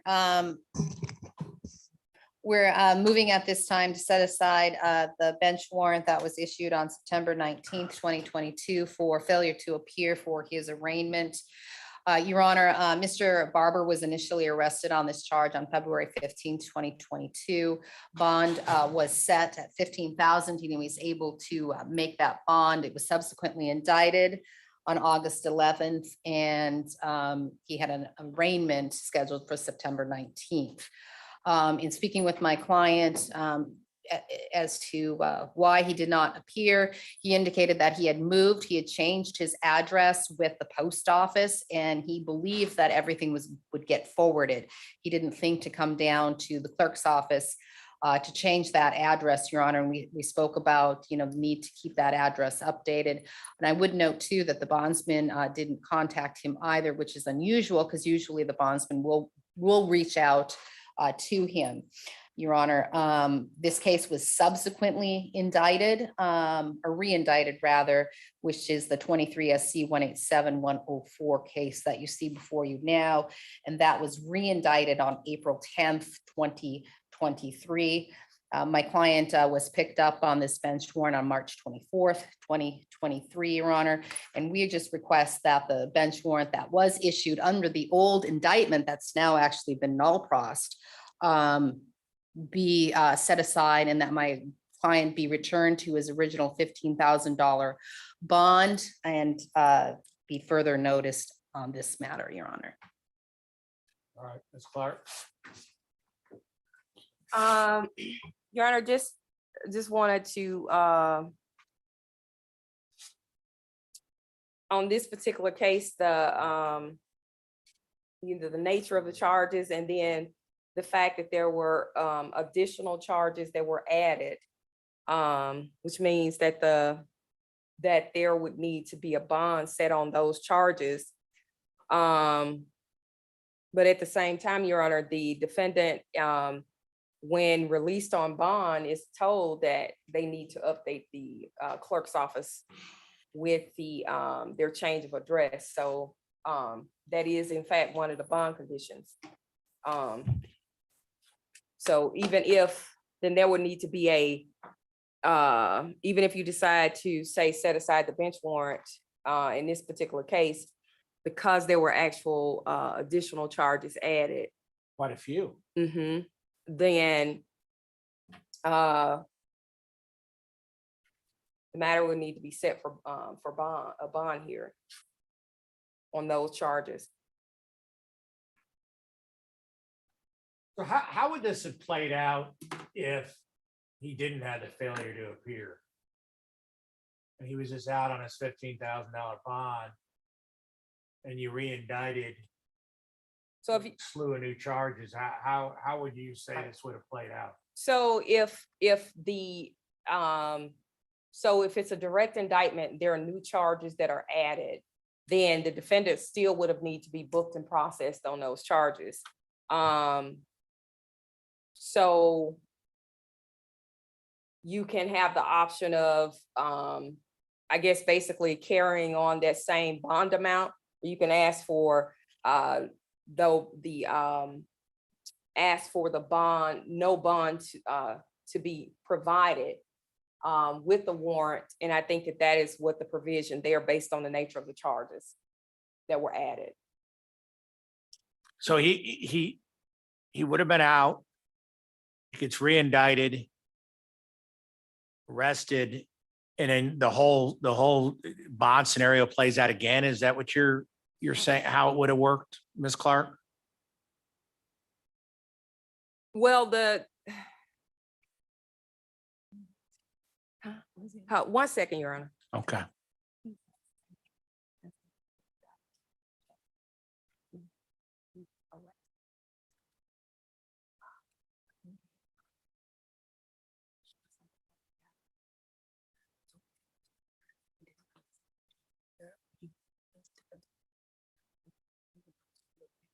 Okay, right. So, Your Honor, if he would have come to court, then when the defense would have likely asked for bond amounts on those new charges. But in this particular case, he was arrested because he didn't show up for court. And Judge, if I could provide some. Yeah, I'm just trying to understand. I know Ms. Jones is going to have something to say to this, but just since we're talking to the. Typically how it works is this. I'm just trying to understand procedurally how this would have all played out. Yes, typically the way it would work is that, like, for example, the case that we had where it was a charge of aggravated stalking that we added and battery that we Yeah. added, it was just the same, right? He had a bond on the aggravated assault, but not the aggravated Yeah, stalking and yeah. battery. So what would happen is that what happened here, they either asked for bond on those charges, and our position would be one way, but our position would be different if it was a failure to appear, and then he came. You understand, it's procedurally the same thing, It's just our position would change given a FTA versus not, but it still would be the same. Yeah, but it's sort of a hypo because I'm trying to understand, I'm trying to eliminate the FTA first in my mind. Yeah. So you null pros, you re-indict, and the defendant's seen out on bond, and so we bring him, we would be bringing him back here for that, or how would that? Yeah, the case would still be yours, yeah. Yeah, it will still be your case. But I'm trying to, but so you would request a new bond hearing then? No, not necessarily. So if there was if we were indicted in their grand jury warrants, then the defense would likely do that. But if there's no bond amount on those charges, then what it does is just leaves random charges out there. So you'd have to add bonds to those charges. Does that make sense? Yeah, well, it does, but I'm just trying to figure out how that, I'll tell you what, I'll let Ms. Jones go. Let me hear her side of it. Thank you, Your Honor. Generally speaking, when they, that's the difference between indictment and direct indictment. So direct indictment is actually you're adding charges and there should be corresponding grand jury warrants that go out. Sometimes that's not done. And if a grand jury warrant does not get issued, then it doesn't get put into Odyssey, generally speaking. So there's nothing to bond. That's why when people come in here on bonds, even if it's reindicted, we never address the bond issue, generally speaking, because there's not an arrest warrant, i.e. the grand jury arrest warrant. In this particular case, there was no grand jury warrants ever issued when they reindicted this. Additionally, when I look at Odyssey, and you can look at Odyssey yourself, the only thing that is holding him currently is the FTA that he was booked in on. Oh, that is true. That's different than what I was saying. And that is what we are requesting to be set aside. Which, and since he was reading, so which case is the FTA showing up in? It would be actually the null pros of the 22 SC 183-700, but they would be connected in Odyssey. So I'm looking at. because you can look at 22 SC 183-700 and it's automatically connected to the new indictment of 23 SC 187-104. Okay, I see that.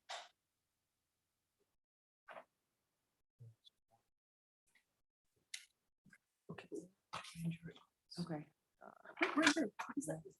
Is that more warrants? No, check it. You have to go to warrants on the.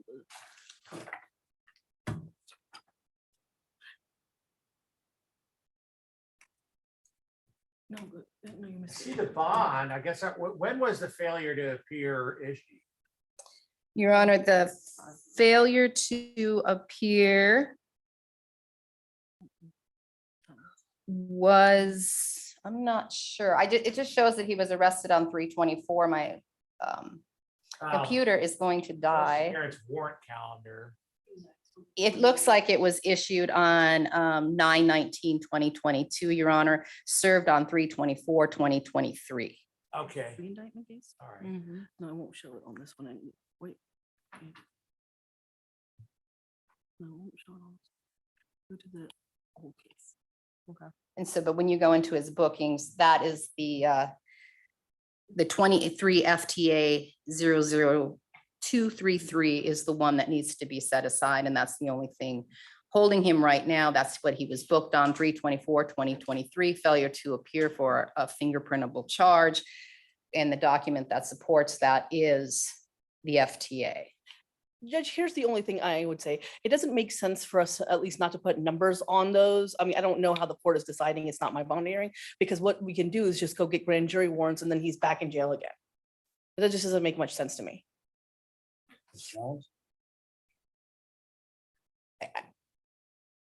I guess I'm not following. So the state's basically saying, because we failed the first time, let's be vindictive and go get some grand jury warrants this afternoon, so it keeps them in jail. No, it's not about being vindictive. We're just saying. Well, they that didn't there's do it the first time around. He's been picked up on an FTA. This matter is strictly for the FTA and the warrant that was issued. There are no new grand jury warrants If that that's what you were want to do, issued. then we can just go ahead and do grand jury warrants later. I mean, that's sort of, that was the reason for my hypo originally. I'm trying to separate the two. I mean, you've got, the FTA, and that's an issue. But then all of a sudden it's, well, now we've got all these, I'm just trying to, and maybe I'm not fully following it, but if I gotta, in my mind, I feel like if he had not done this FTA, he'd still be sitting out happy as a clam and there wouldn't be an issue. He would be. I've been practicing here for years, and everybody who's on bond, we've never done bondable bench warrants. And that's generally what we used to call them in Cartersville, where people who were picked up on direct indictments, they were actually rebooked in because there was the corresponding grand jury warrant. For whatever reason, Fulton County doesn't really do that. So people who are out, we don't have, generally speaking, new bond hearings. And this indictment, this re-indictment, even though it adds some counts, it's all on the same nature of charges that the judge originally considered when he set the bond for 15,000. And Judge, I'm not in this, I'm just saying that I don't know about the bond amounts. I just say for judicial economy and for this system to put a dollar amount, even, I don't know, it's none of my, like, it's Ms. Clark's case, but like if it was $5 on each one, it would just be the amount that would at least be in the system. Because at this point, we've got charges that are going to be floating.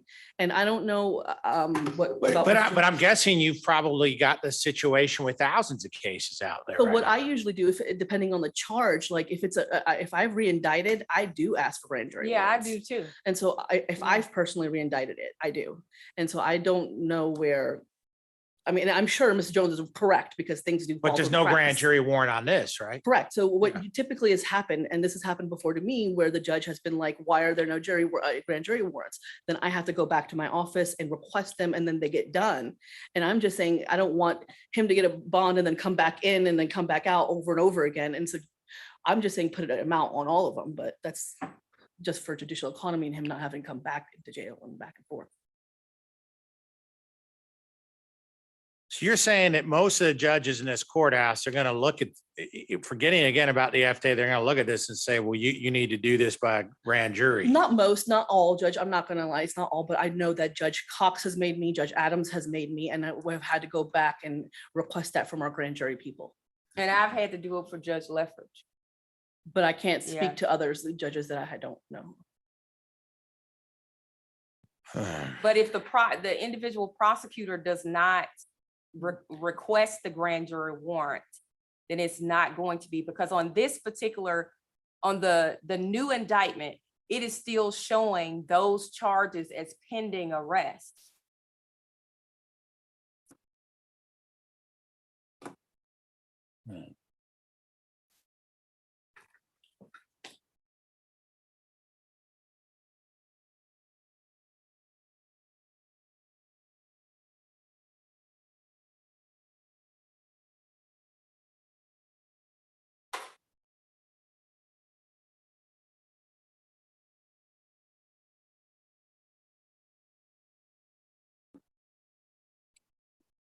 Because I guess what's going through my mind, and Miss Jones touched on it for a second, but so I say, okay, fine, we're going to set it aside.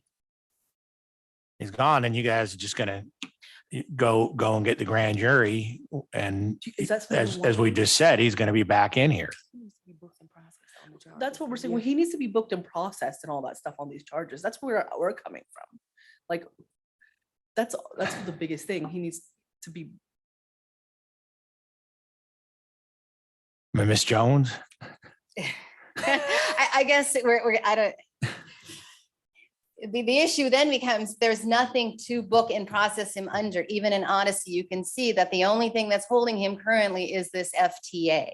Yeah. There were no grand jury warrants ever issued after they re-indicted it. And it doesn't, I mean, it almost is like a re-indictment, direct indictment. I mean, that's why there's a key between direct indictments versus an indictment. It makes people look for specific things. And so I don't know how we could necessarily be booked and processed for charges that don't show up currently. And obviously, if new charges had been pending or the grand jury warrants would have been served, they would have booked and processed him when he was initially arrested on that FTA. I'm not necessarily opposed that we can put these new charges on there, at a $5 amount, but he did make the 15,000. That is the amount he can make. He's got kids and family out there that he needs to support, and he does work as an electrician, but could abide by any other conditions that you set forth. Just for the record, I didn't mean that to be the actual amount. I just threw out a random. I mean, it's. We're not It's negotiating. just, it's unusual because this was, re-indicted theoretically when there was already a warrant out there. So I'm not, somebody was very enthusiastic, I guess. Yeah. My predecessor is the one that that re-indicted it, and the grand jury warrant should have been issued. I'm just gonna have to request one. But do we want to do that when then he gets booked? But you still gonna have to, he's gonna still Yeah, have to I be can- booked and processed on those Yeah, charges. Either way it goes, he's still gonna have to be booked and processed. Even if I say that he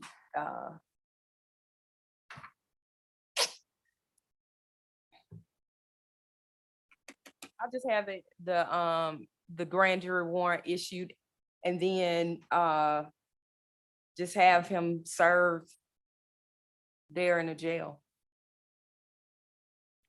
Like you're gonna try to get him. And again, it feels like they're picking on Mr. Barber. I've never had this issue come up before where they're like, oh, we forgot to get the grand jury warrants for clients who are sitting out in the audience. Yeah. Just to get them arrested again. I've absolutely seen where Well, I don't people- recall that ever that's- happening. I've never seen here. it. Now you're saying there's some judges that'll just call that out and say, well, y'all gotta take this to a grand jury. Well, what I'm saying is that the right process is for when the case was re-indicted for the grand jury warrant to have been issued at that time.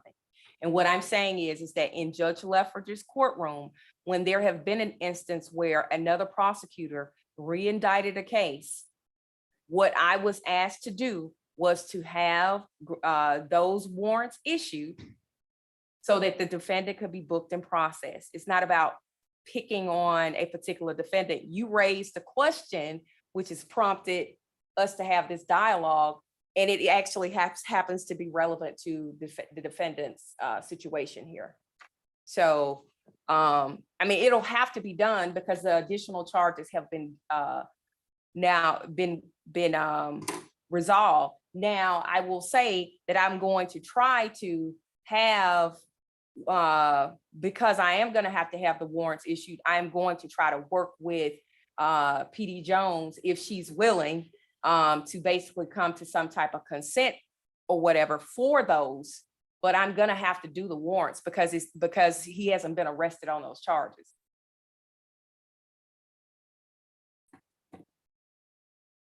Give me 1 second here.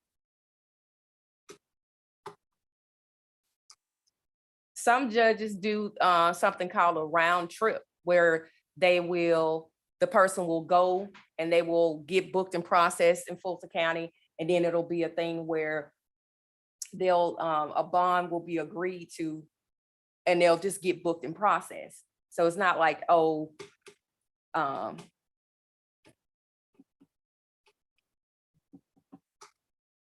Yeah. So what do you, so let me think this through. You've let me know what your course of action is. So let's say hypothetically, he goes back, he gets rebooked. But how are you you're gonna have to take it to a grand jury first, right? No, we don't actually take it to grand jury. No, we can just the warrants just get done. Okay. Right. Right? Yeah. You take it there.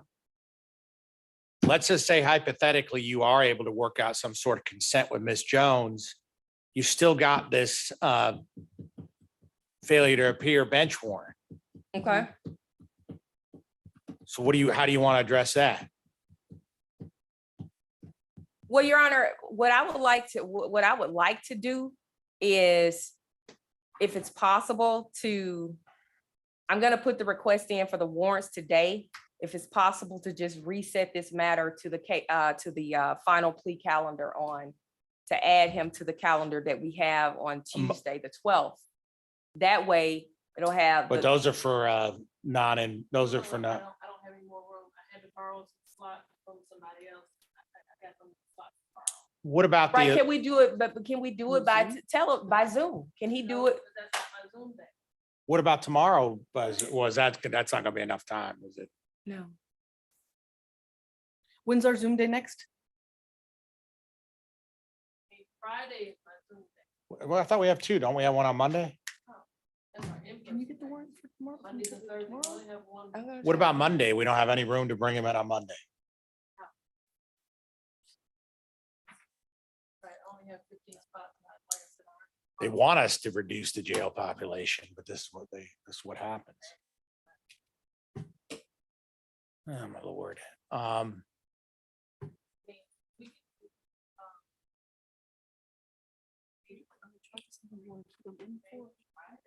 I hate that though.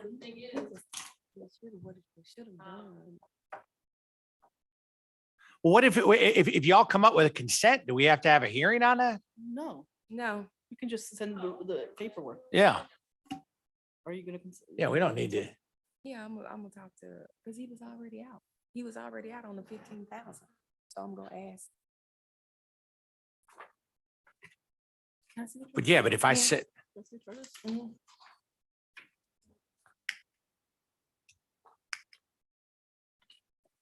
What's this your case of cruelty to children the first? I don't know.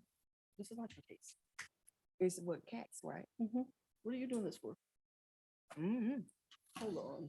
all right, here's what I'm gonna do then, only because we're slammed next week, is I'm gonna reset this for next Friday and hope that y'all can come up with a consent before that. For a Zoom on next Friday. Oh, who added it though? Danielle. All right, you got that down? The cat? Because you have to talk to cat. All right. Yes, A reset for the 15th. Yes. right, reset for the 15th, but I, of course, it's y'all's negotiation, but I hope you come up with Yeah, something I mean, before then. Absolutely, that's. You said 9 through 11. From what I gathered, my rough math, 9 through 12, or 9 through 13. Okay. What? Those, but I 18th? probably want to double check that. Yeah. All right, well, this, I'm hoping that it'd be a consent before then. All right, Thank you, Your Honor. all right, you're excused.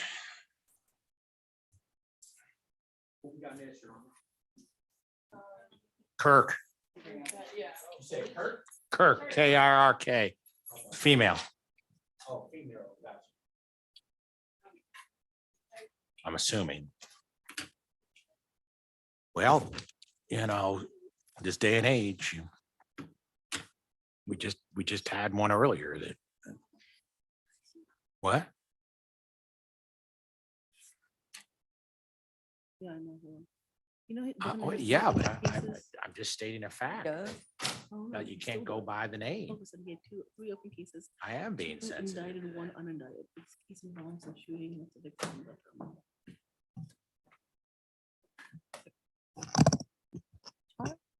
Look. I don't know. Goodness. I do. Please not. I don't No, know. it isn't. I was like, that's so comprehensive. Because the case wasn't re-indicted. So it's not the same.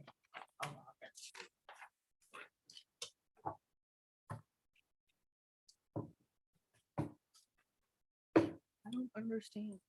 Give me one second. Let me see this thing that-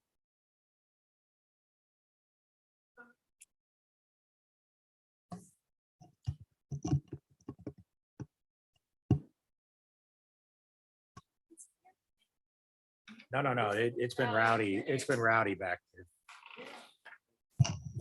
Okay, so this is 22 SC 181574, Alicia Kimberly Kirk. She's joined by her attorney. She's present in the courtroom with his attorney, Ms. Tanya Jones, and we have Ms. Christina Clark with the district attorney's office. Go ahead, Ms. Jones. Thank you, Your Honor. As indicated before you is Ms. Kirk. We are moving this court to set aside the bench warrant that was issued on May 11th, 2023. Your Honor, initially, Ms. Kirk was arrested on August 12th, 2022 on aggravated assault as well as the possession of a firearm during the commission of a felony. Bond was set and she posted bond.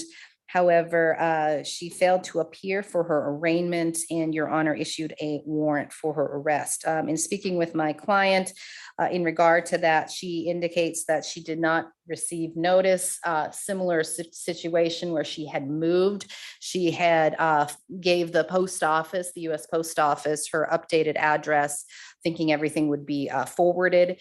However, it was not. She was notified by her bondsman that she failed to appear and to report to the bondsman's office, which she did, Your Honor, and was arrested. And I think that she was aware that that consequence could have happened. But she did turn herself in to the bondsman, Your Honor. I've spoken to my client. She understands that you have to notify the clerk's office as well when you move, and you just got to let them know. And I know that there's a little bit of a backlog. So sometimes these cases, once you make bond to the time it actually hits the calendar, can be a little bit long. And my clients sometimes, I don't want to say forget, but they just neglect to do some things. She's 35 years old. She's lived in Atlanta her whole life. She has 5 children, Your Honor, that live with her. Those children are now being currently cared for by her mother, and that is a struggle for her mother as she is older. She is currently working security, or at least she had been working security at the time of her arrest and has been since the last 10 years. My understanding, and the state can correct me if I'm wrong, is that this is her first arrest. She has no criminal convictions, Your Honor. And so we would just respectfully request that the bond be set aside, the bench warrant be set aside, bond reinstated, and so that my client can go home to her children and then be further noticed for court. And I think there might actually be a court date already. Clark? Well, we've got her down with, and I think it's probably a typo because she's down for a case management hearing on the 12th of Right. October, but it says bond reinstate. Yeah. Your Honor, Okay. All right. so the state just wants to bring to the court's attention to the fact that this defendant had about 3 court hearings that she failed to appear to. It wasn't just the one. The state actually filed a motion for bond forfeiture, and this is why the bond company got involved. You granted and they actually had her come in and then basically had her arrested. So it's not like, even in this particular context, she turned herself in voluntarily. The bond company didn't want to forfeit their bond. And so that for that purpose, they made sure that she was here. So we're concerned about the fact of here that the defendant. Well, I mean, the bond company called her and said, come in. I understand that, but what I'm saying is that there was more than one court hearing that the defendant didn't show up. Well, I mean, if you believe her excuse, and you got to believe it for all of it, right? I mean, Okay. I don't know. Well, here, go ahead, Ms. Clark. I mean, there's no change. I mean, change of address. The only thing I'm saying is that if you do decide to set aside the bench warrant in this particular context, the defendant, it says you can look at the court's docket and see that the defendant did not come to not just one court appearance. It was at least 2.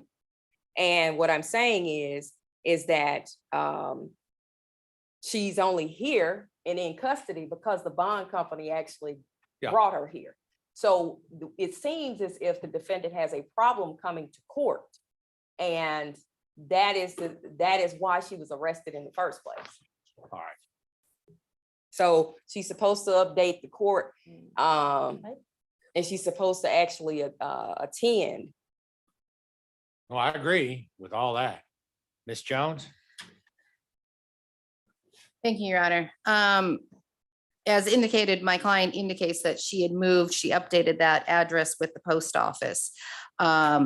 I don't know whether or not those notices ever went through. I have to check, but again, if you're not getting the notices aren't being forwarded, you're not going to get them. You can mail them one time or 100 times. It's not going to necessarily change that. And the fact that she did turn herself into the bondsman is an indicator that she's, is responsible. And she wants to, she can come to court, she can do the things she needs to do. Because otherwise, if she was just gonna, hang her head on the low, so to speak, and just duck everybody, she wouldn't have went into her bondsman. That doesn't make any sense. If you want to be on the lam, the last person you're going to even answer the phone to is the bondsman. The bondsman called my brother and my brother called me. Yeah.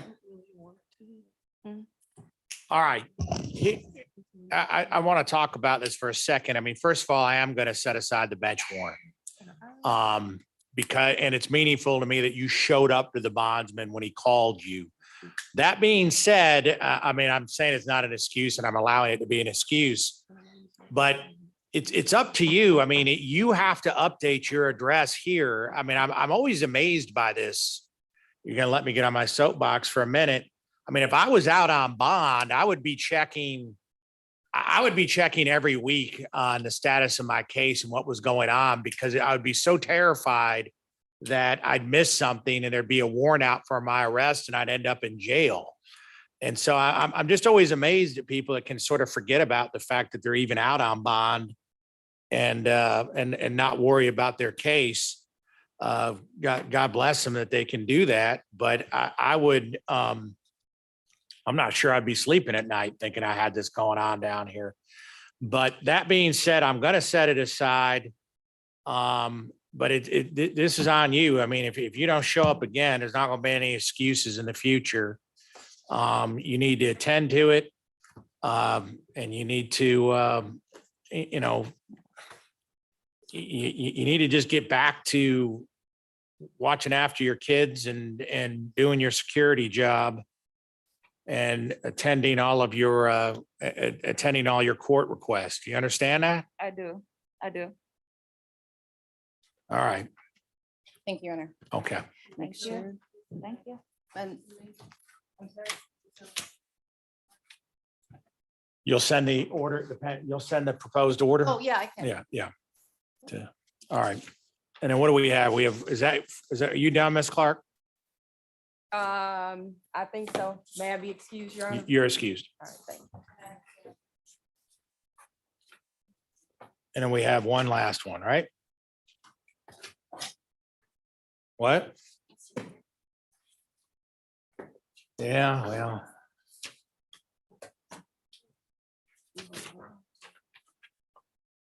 Which one is Mr. Sam? That's a bond?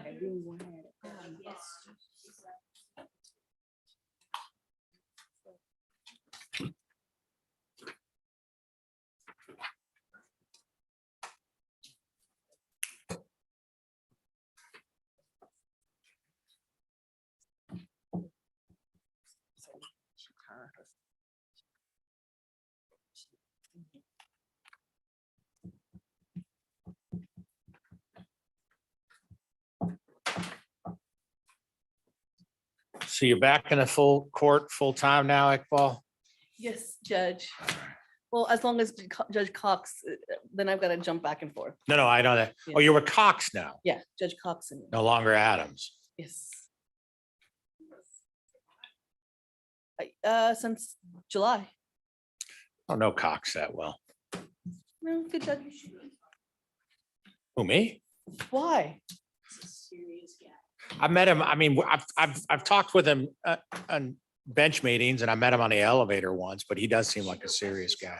Very, very linear, very logical, very step by, it's like, for every court date, he has special questions that he's gonna ask both sides, and those are the only questions you can answer, and it's just.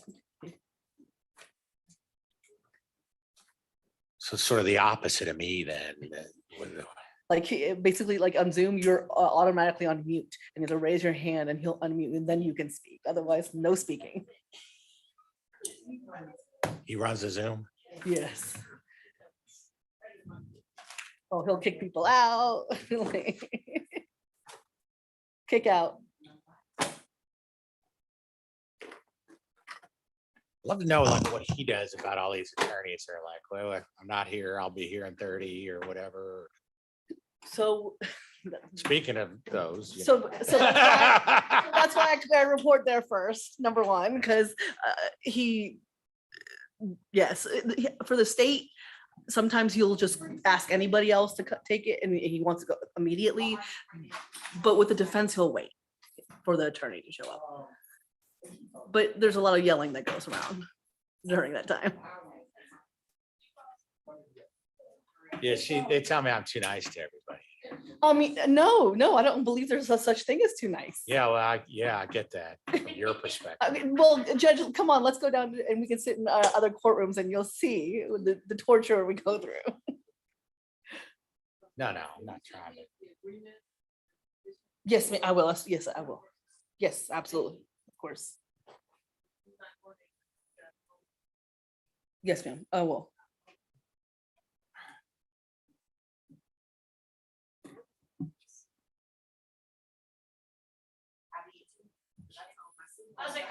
I was like, I only have 2 bond hearings. I'll be fine.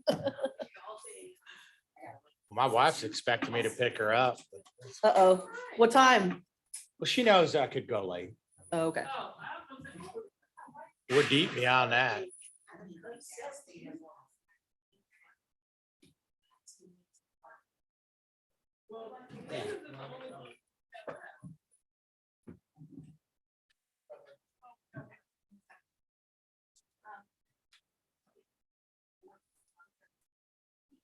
Oh, he's gonna take it? But where is he gonna live?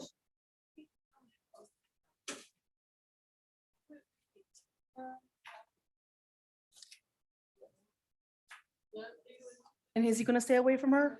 I told him, yes. And did he agree? Yes. Stress that any contact is gonna be a violation. Yeah.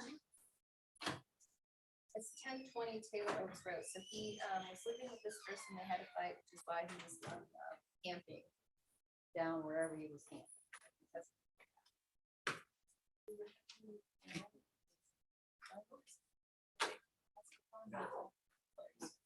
That's true. I always call that.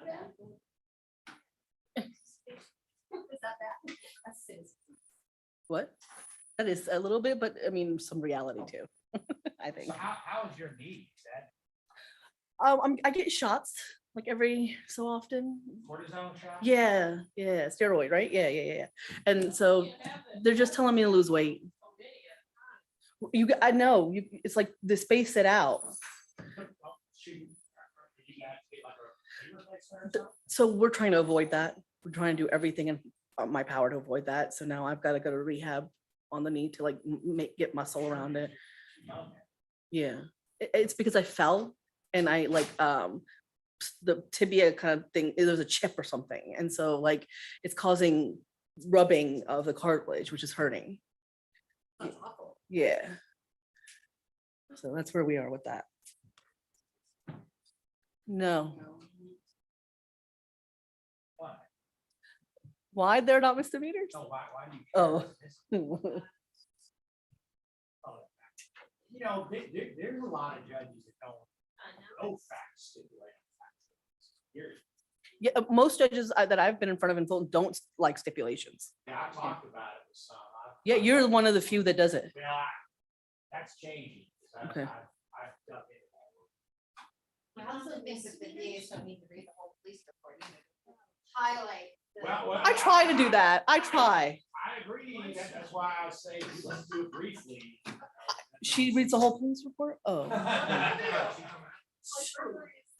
Lawful entry. I just be like, yeah, he. I'd rather go back there. Okay. No, I've dug into it a little bit on the recent years. We still want to have some kind of action.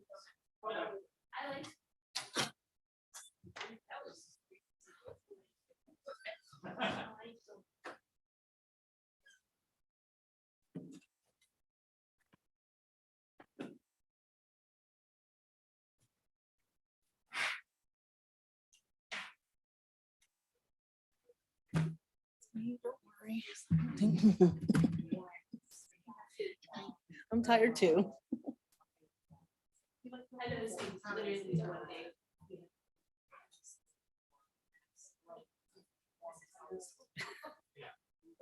You're spoiled is what it is. Yeah, I agree. It's my, oh, yeah, but that was like. Yeah. And then like, there was the jail issue.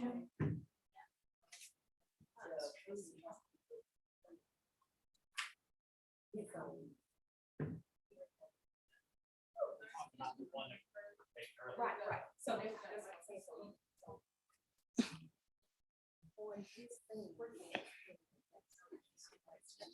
What? Yeah.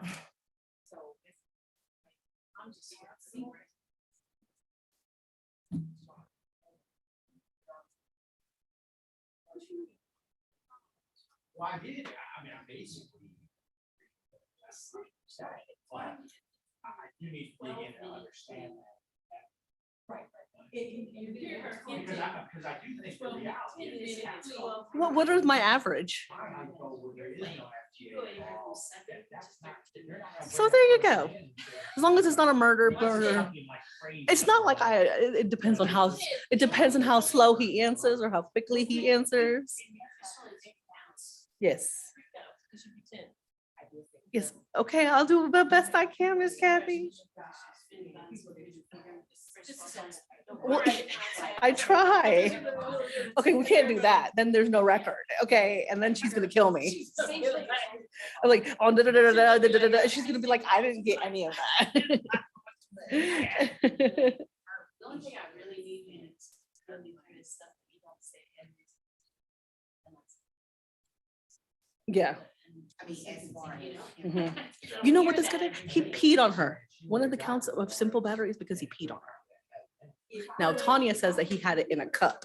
Why is your pee in your, that's when we were talking about penis. Because I was like, why is the pee in the cup? All you have to do is whip it out. Because they're in a tent. They're two homeless people in a tent. It's a penis. You can just go out the tent. So then, okay, and then threw it at her? And then threw it at her? And threw it at her. I'm sorry, Miss Kathy, how would you feel if someone threw pee at you? Thank you, thank you. You will be in jail too. I will whoop his ass. Exactly.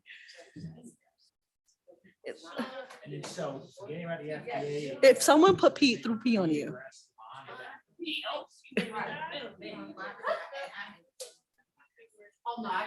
See, I know. See? Well, you'd be like, Judge, I don't got this job no more. Oh no, whoop her butt. I did it. Mhm. Oh, is there anybody else?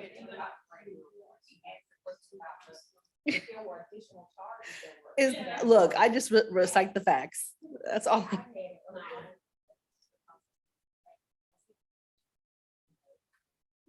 Is she doing the paperwork right now? Then let's go get some water and I'll get you a snack. Okay. Sure. Yeah, they do whatever. Did you say Shauna Marie needs to? That's so cute.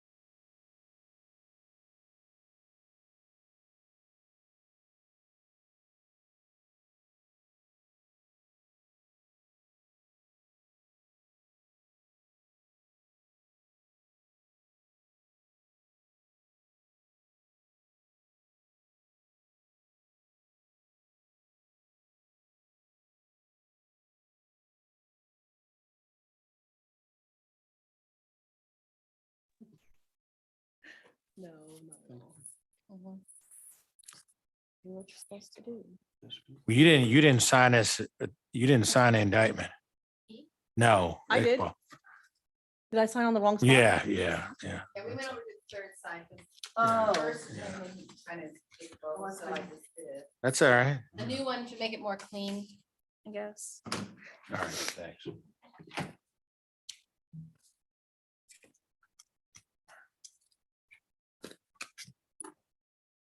All right. No complaining about how long this is taking. I mean. All right, this is 23 SC 187344. Ricky Sanders, who's present in the courtroom with his attorney, Miss Tanya Jones. And we have Miss Iqbal representing the district attorney's office. Miss Iqbal, you have a negotiated plea to present? Yes, Judge. Go ahead. Sir, please raise your right hand. Do you swear or affirm that any testimony or evidence you shall give in the matter currently pending before this court shall be the truth, the whole truth, and nothing but the truth? Yes, ma'am. You can lower your hand. Please state and spell your true, correct, and legal name. Ricky Donald Sanders. Please spell that. Sanders, Yes, please spell your whole name. R-I-C-K-Y. Donald, I'm not sure. Sanders, S-A-N-D-R-S. You're not sure how to spell your middle name, I sir? hadn't spelled it so long. Oh, okay. Are you at this time taking or under the influence of any drugs, alcohol, or ma'am. medicine? No, ma'am. Okay, just gotta hold on and let me Wait finish till she asking the finishes. I'm sorry, question. ma'am. It's okay. Is there a medication you normally take that you have not been given today? No, ma'am. How old are you? 63, And what's the highest level of education you've completed? 10th. And are you able to read, write, and understand the English language? Yes, ma'am.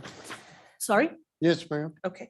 And do you understand that you've been charged with the following offenses? Yes, ma'am. Aggravated stalking, battery, family violence, and simple battery, family violence. Yes, ma'am. Do you understand that you have the right to plead either guilty or not guilty to these charges? Yes, ma'am. Do you understand that if you plead not guilty and remain silent, then the state is required to prove the charges against you at a jury trial? Yes, ma'am. Have you had an opportunity to review the waiver of rights form with your attorney? Yes, ma'am. And did you sign the waiver of rights form? Yes, ma'am. And did you have an opportunity to review the indictment with your attorney? Yes, ma'am. And did you sign the indictment? Yes, ma'am. Your Honor, at this time, I'll move to tender in both the waiver of rights form and the indictment. And sir, have you had enough time to speak with your lawyer about all the charges in this indictment, including the facts and circumstances related to these charges? Yes, ma'am. Do you need any more time to discuss this case with your lawyer? No, ma'am. Are you satisfied with her services? Yes, ma'am. Counsel, do you waive formal reading of the indictment? We do. And do you waive any and all defects in the indictment, including any with respect to his name? Yes. And sir, has your attorney advised you the minimum maximum sentence for each charge that you're pleading here to today? Yes, ma'am. You understand aggravated stalking, the minimum is 1 year, the maximum is 10. The battery, it's a felony because it's a second subsequent conviction, and the minimum is 1 year, maximum is 5. And then simple battery, family violence is a misdemeanor, so the maximum is 12 months. You understand that, sir? Yes, ma'am. Do you understand that today you're entering a negotiated plea of guilty, which means that the state and the defense will jointly recommend the following sentence to the court? For count 1, Your Honor, 5 years to serve 1, commuted to time served, balance on probation, special conditions of probation, must complete a family violence intervention program, and must complete a drug and alcohol evaluation, follow all recommendations, and to have no contact with Ashley White, ASHLEY WHITE. Count 2, battery, family violence, it's 4 years of probation to run concurrent with count 1. And a simple battery, family violence is 12 months to serve, commuted time served, concurrent to count 1. Do you understand that's what the state Yes. is recommending to the court? Yes, ma'am. Do you understand that the court is not required to accept the recommendation, that the court has the right to sentence you to the maximum possible on each sentence and run those consecutively, meaning one after another? Yes, ma'am. Are you currently on probation or parole? No, ma'am. Do you understand that if you're placed on probation of any kind, you cannot violate any criminal laws of any governmental unit? Yes, ma'am. Do you understand that if you're placed on probation, you must follow all the special conditions of your probation? Yes, ma'am. You understand that if you fail to follow all the special conditions of your probation, you'll be subject to revocation of that probation for the balance of your sentence, Yes, ma'am. especially the condition of staying away from Miss White. Yes, ma'am. Are you a United States citizen, sir? Yes, ma'am. You understand that by pleading guilty to a felony, you may not receive, possess, or transport a firearm. Yes, ma'am. Do you understand doing so will result in new criminal charges for which you could face a sentence of 1 to 10 years? Yes, ma'am. Do you understand that by pleading guilty to a felony, you may not use a firearm in a crime in the future? Yes, ma'am. Do you understand that if you were to use a firearm in a crime, in the commission of a crime in the future, you could face up to a 15-year custodial sentence consecutive to the sentence of the underlying felony? Yes, ma'am. Do you understand that by entering a plea of guilty today, you're waiving any and all defenses, including any mental health defenses? Yes, ma'am. Do you understand that by pleading guilty, you're giving up the following rights: the right to trial by jury, the right to remain silent, the right to confront witnesses against you, the right to subpoena any witnesses on your behalf, the right to testify against yourself or offer other evidence, the right to the assistance of counsel, the right to the presumption of innocence, the right not to incriminate yourself, and the right to appeal if convicted of these charges at a trial? Do you understand that, sir? Yes, ma'am. Is it your decision to waive these rights, which means not to use them, and enter a guilty plea today? Yes, ma'am. And has anyone forced, threatened, coerced, or promised you anything to get you to enter this guilty? No, plea? ma'am.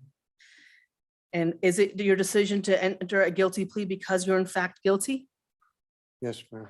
As to indictment number 23 SC 187344, how do you plead to the charges of aggravated stalking, battery, family violence, and simple battery? How do you Yes, ma'am. plead? Yes, ma'am. Guilty or not guilty? Guilty. And do you understand that you only have a limited right to appeal this guilty plea conviction? Yes, yes, ma'am. Do you understand that if you wish to file a direct appeal, you must do so within 30 days of today's date? Yes, ma'am. And do you understand that if you wish to challenge the voluntariness of your guilty plea, you must do so by filing a habeas corpus petition, and you only have 4 years from today for the felony charges and 12 months from today for the misdemeanor charge? Do you understand that, sir? Yes, ma'am.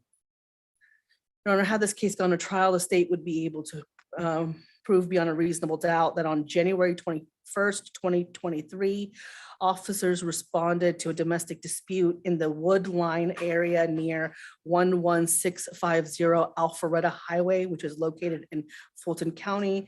The victim at this, Ashley White, had called the police several times and disconnected. When officers arrived, both parties were intoxicated. Miss White was inside of a tent crying, and Miss White advised officers that that the defendant punched her in the face and urinated on her. Officers did observe swelling on the right side of her face and redness in her eyes. Now, at this point, the defendant was also, at this point, officers had also observed some fresh urine on the outside of her pants. When they looked at the pants, it was clear that the urine had not come from her, where the location of the pants were. They did speak with the defendant. He admitted to that he may have slapped her, and then he did say he urinated in the tent, but did not intentionally urinate on Miss White. Miss White also stated that a couple of days prior to the incident, he did elbow her in the face. Your Honor, the aggravated stalking is that on April 17th, I apologize, 2022, he pled guilty to a misdemeanor battery, and the case number is 22 CR 002266C, and the condition was to have no contact with Ashley White. And so that's the basis for the aggravated stalking. And Your Honor, the basis for the fact that the battery is a felony because he had previously already pled guilty to a battery, family violence, and then the simple batteries for the urination. This defendant does have criminal history, Your Honor.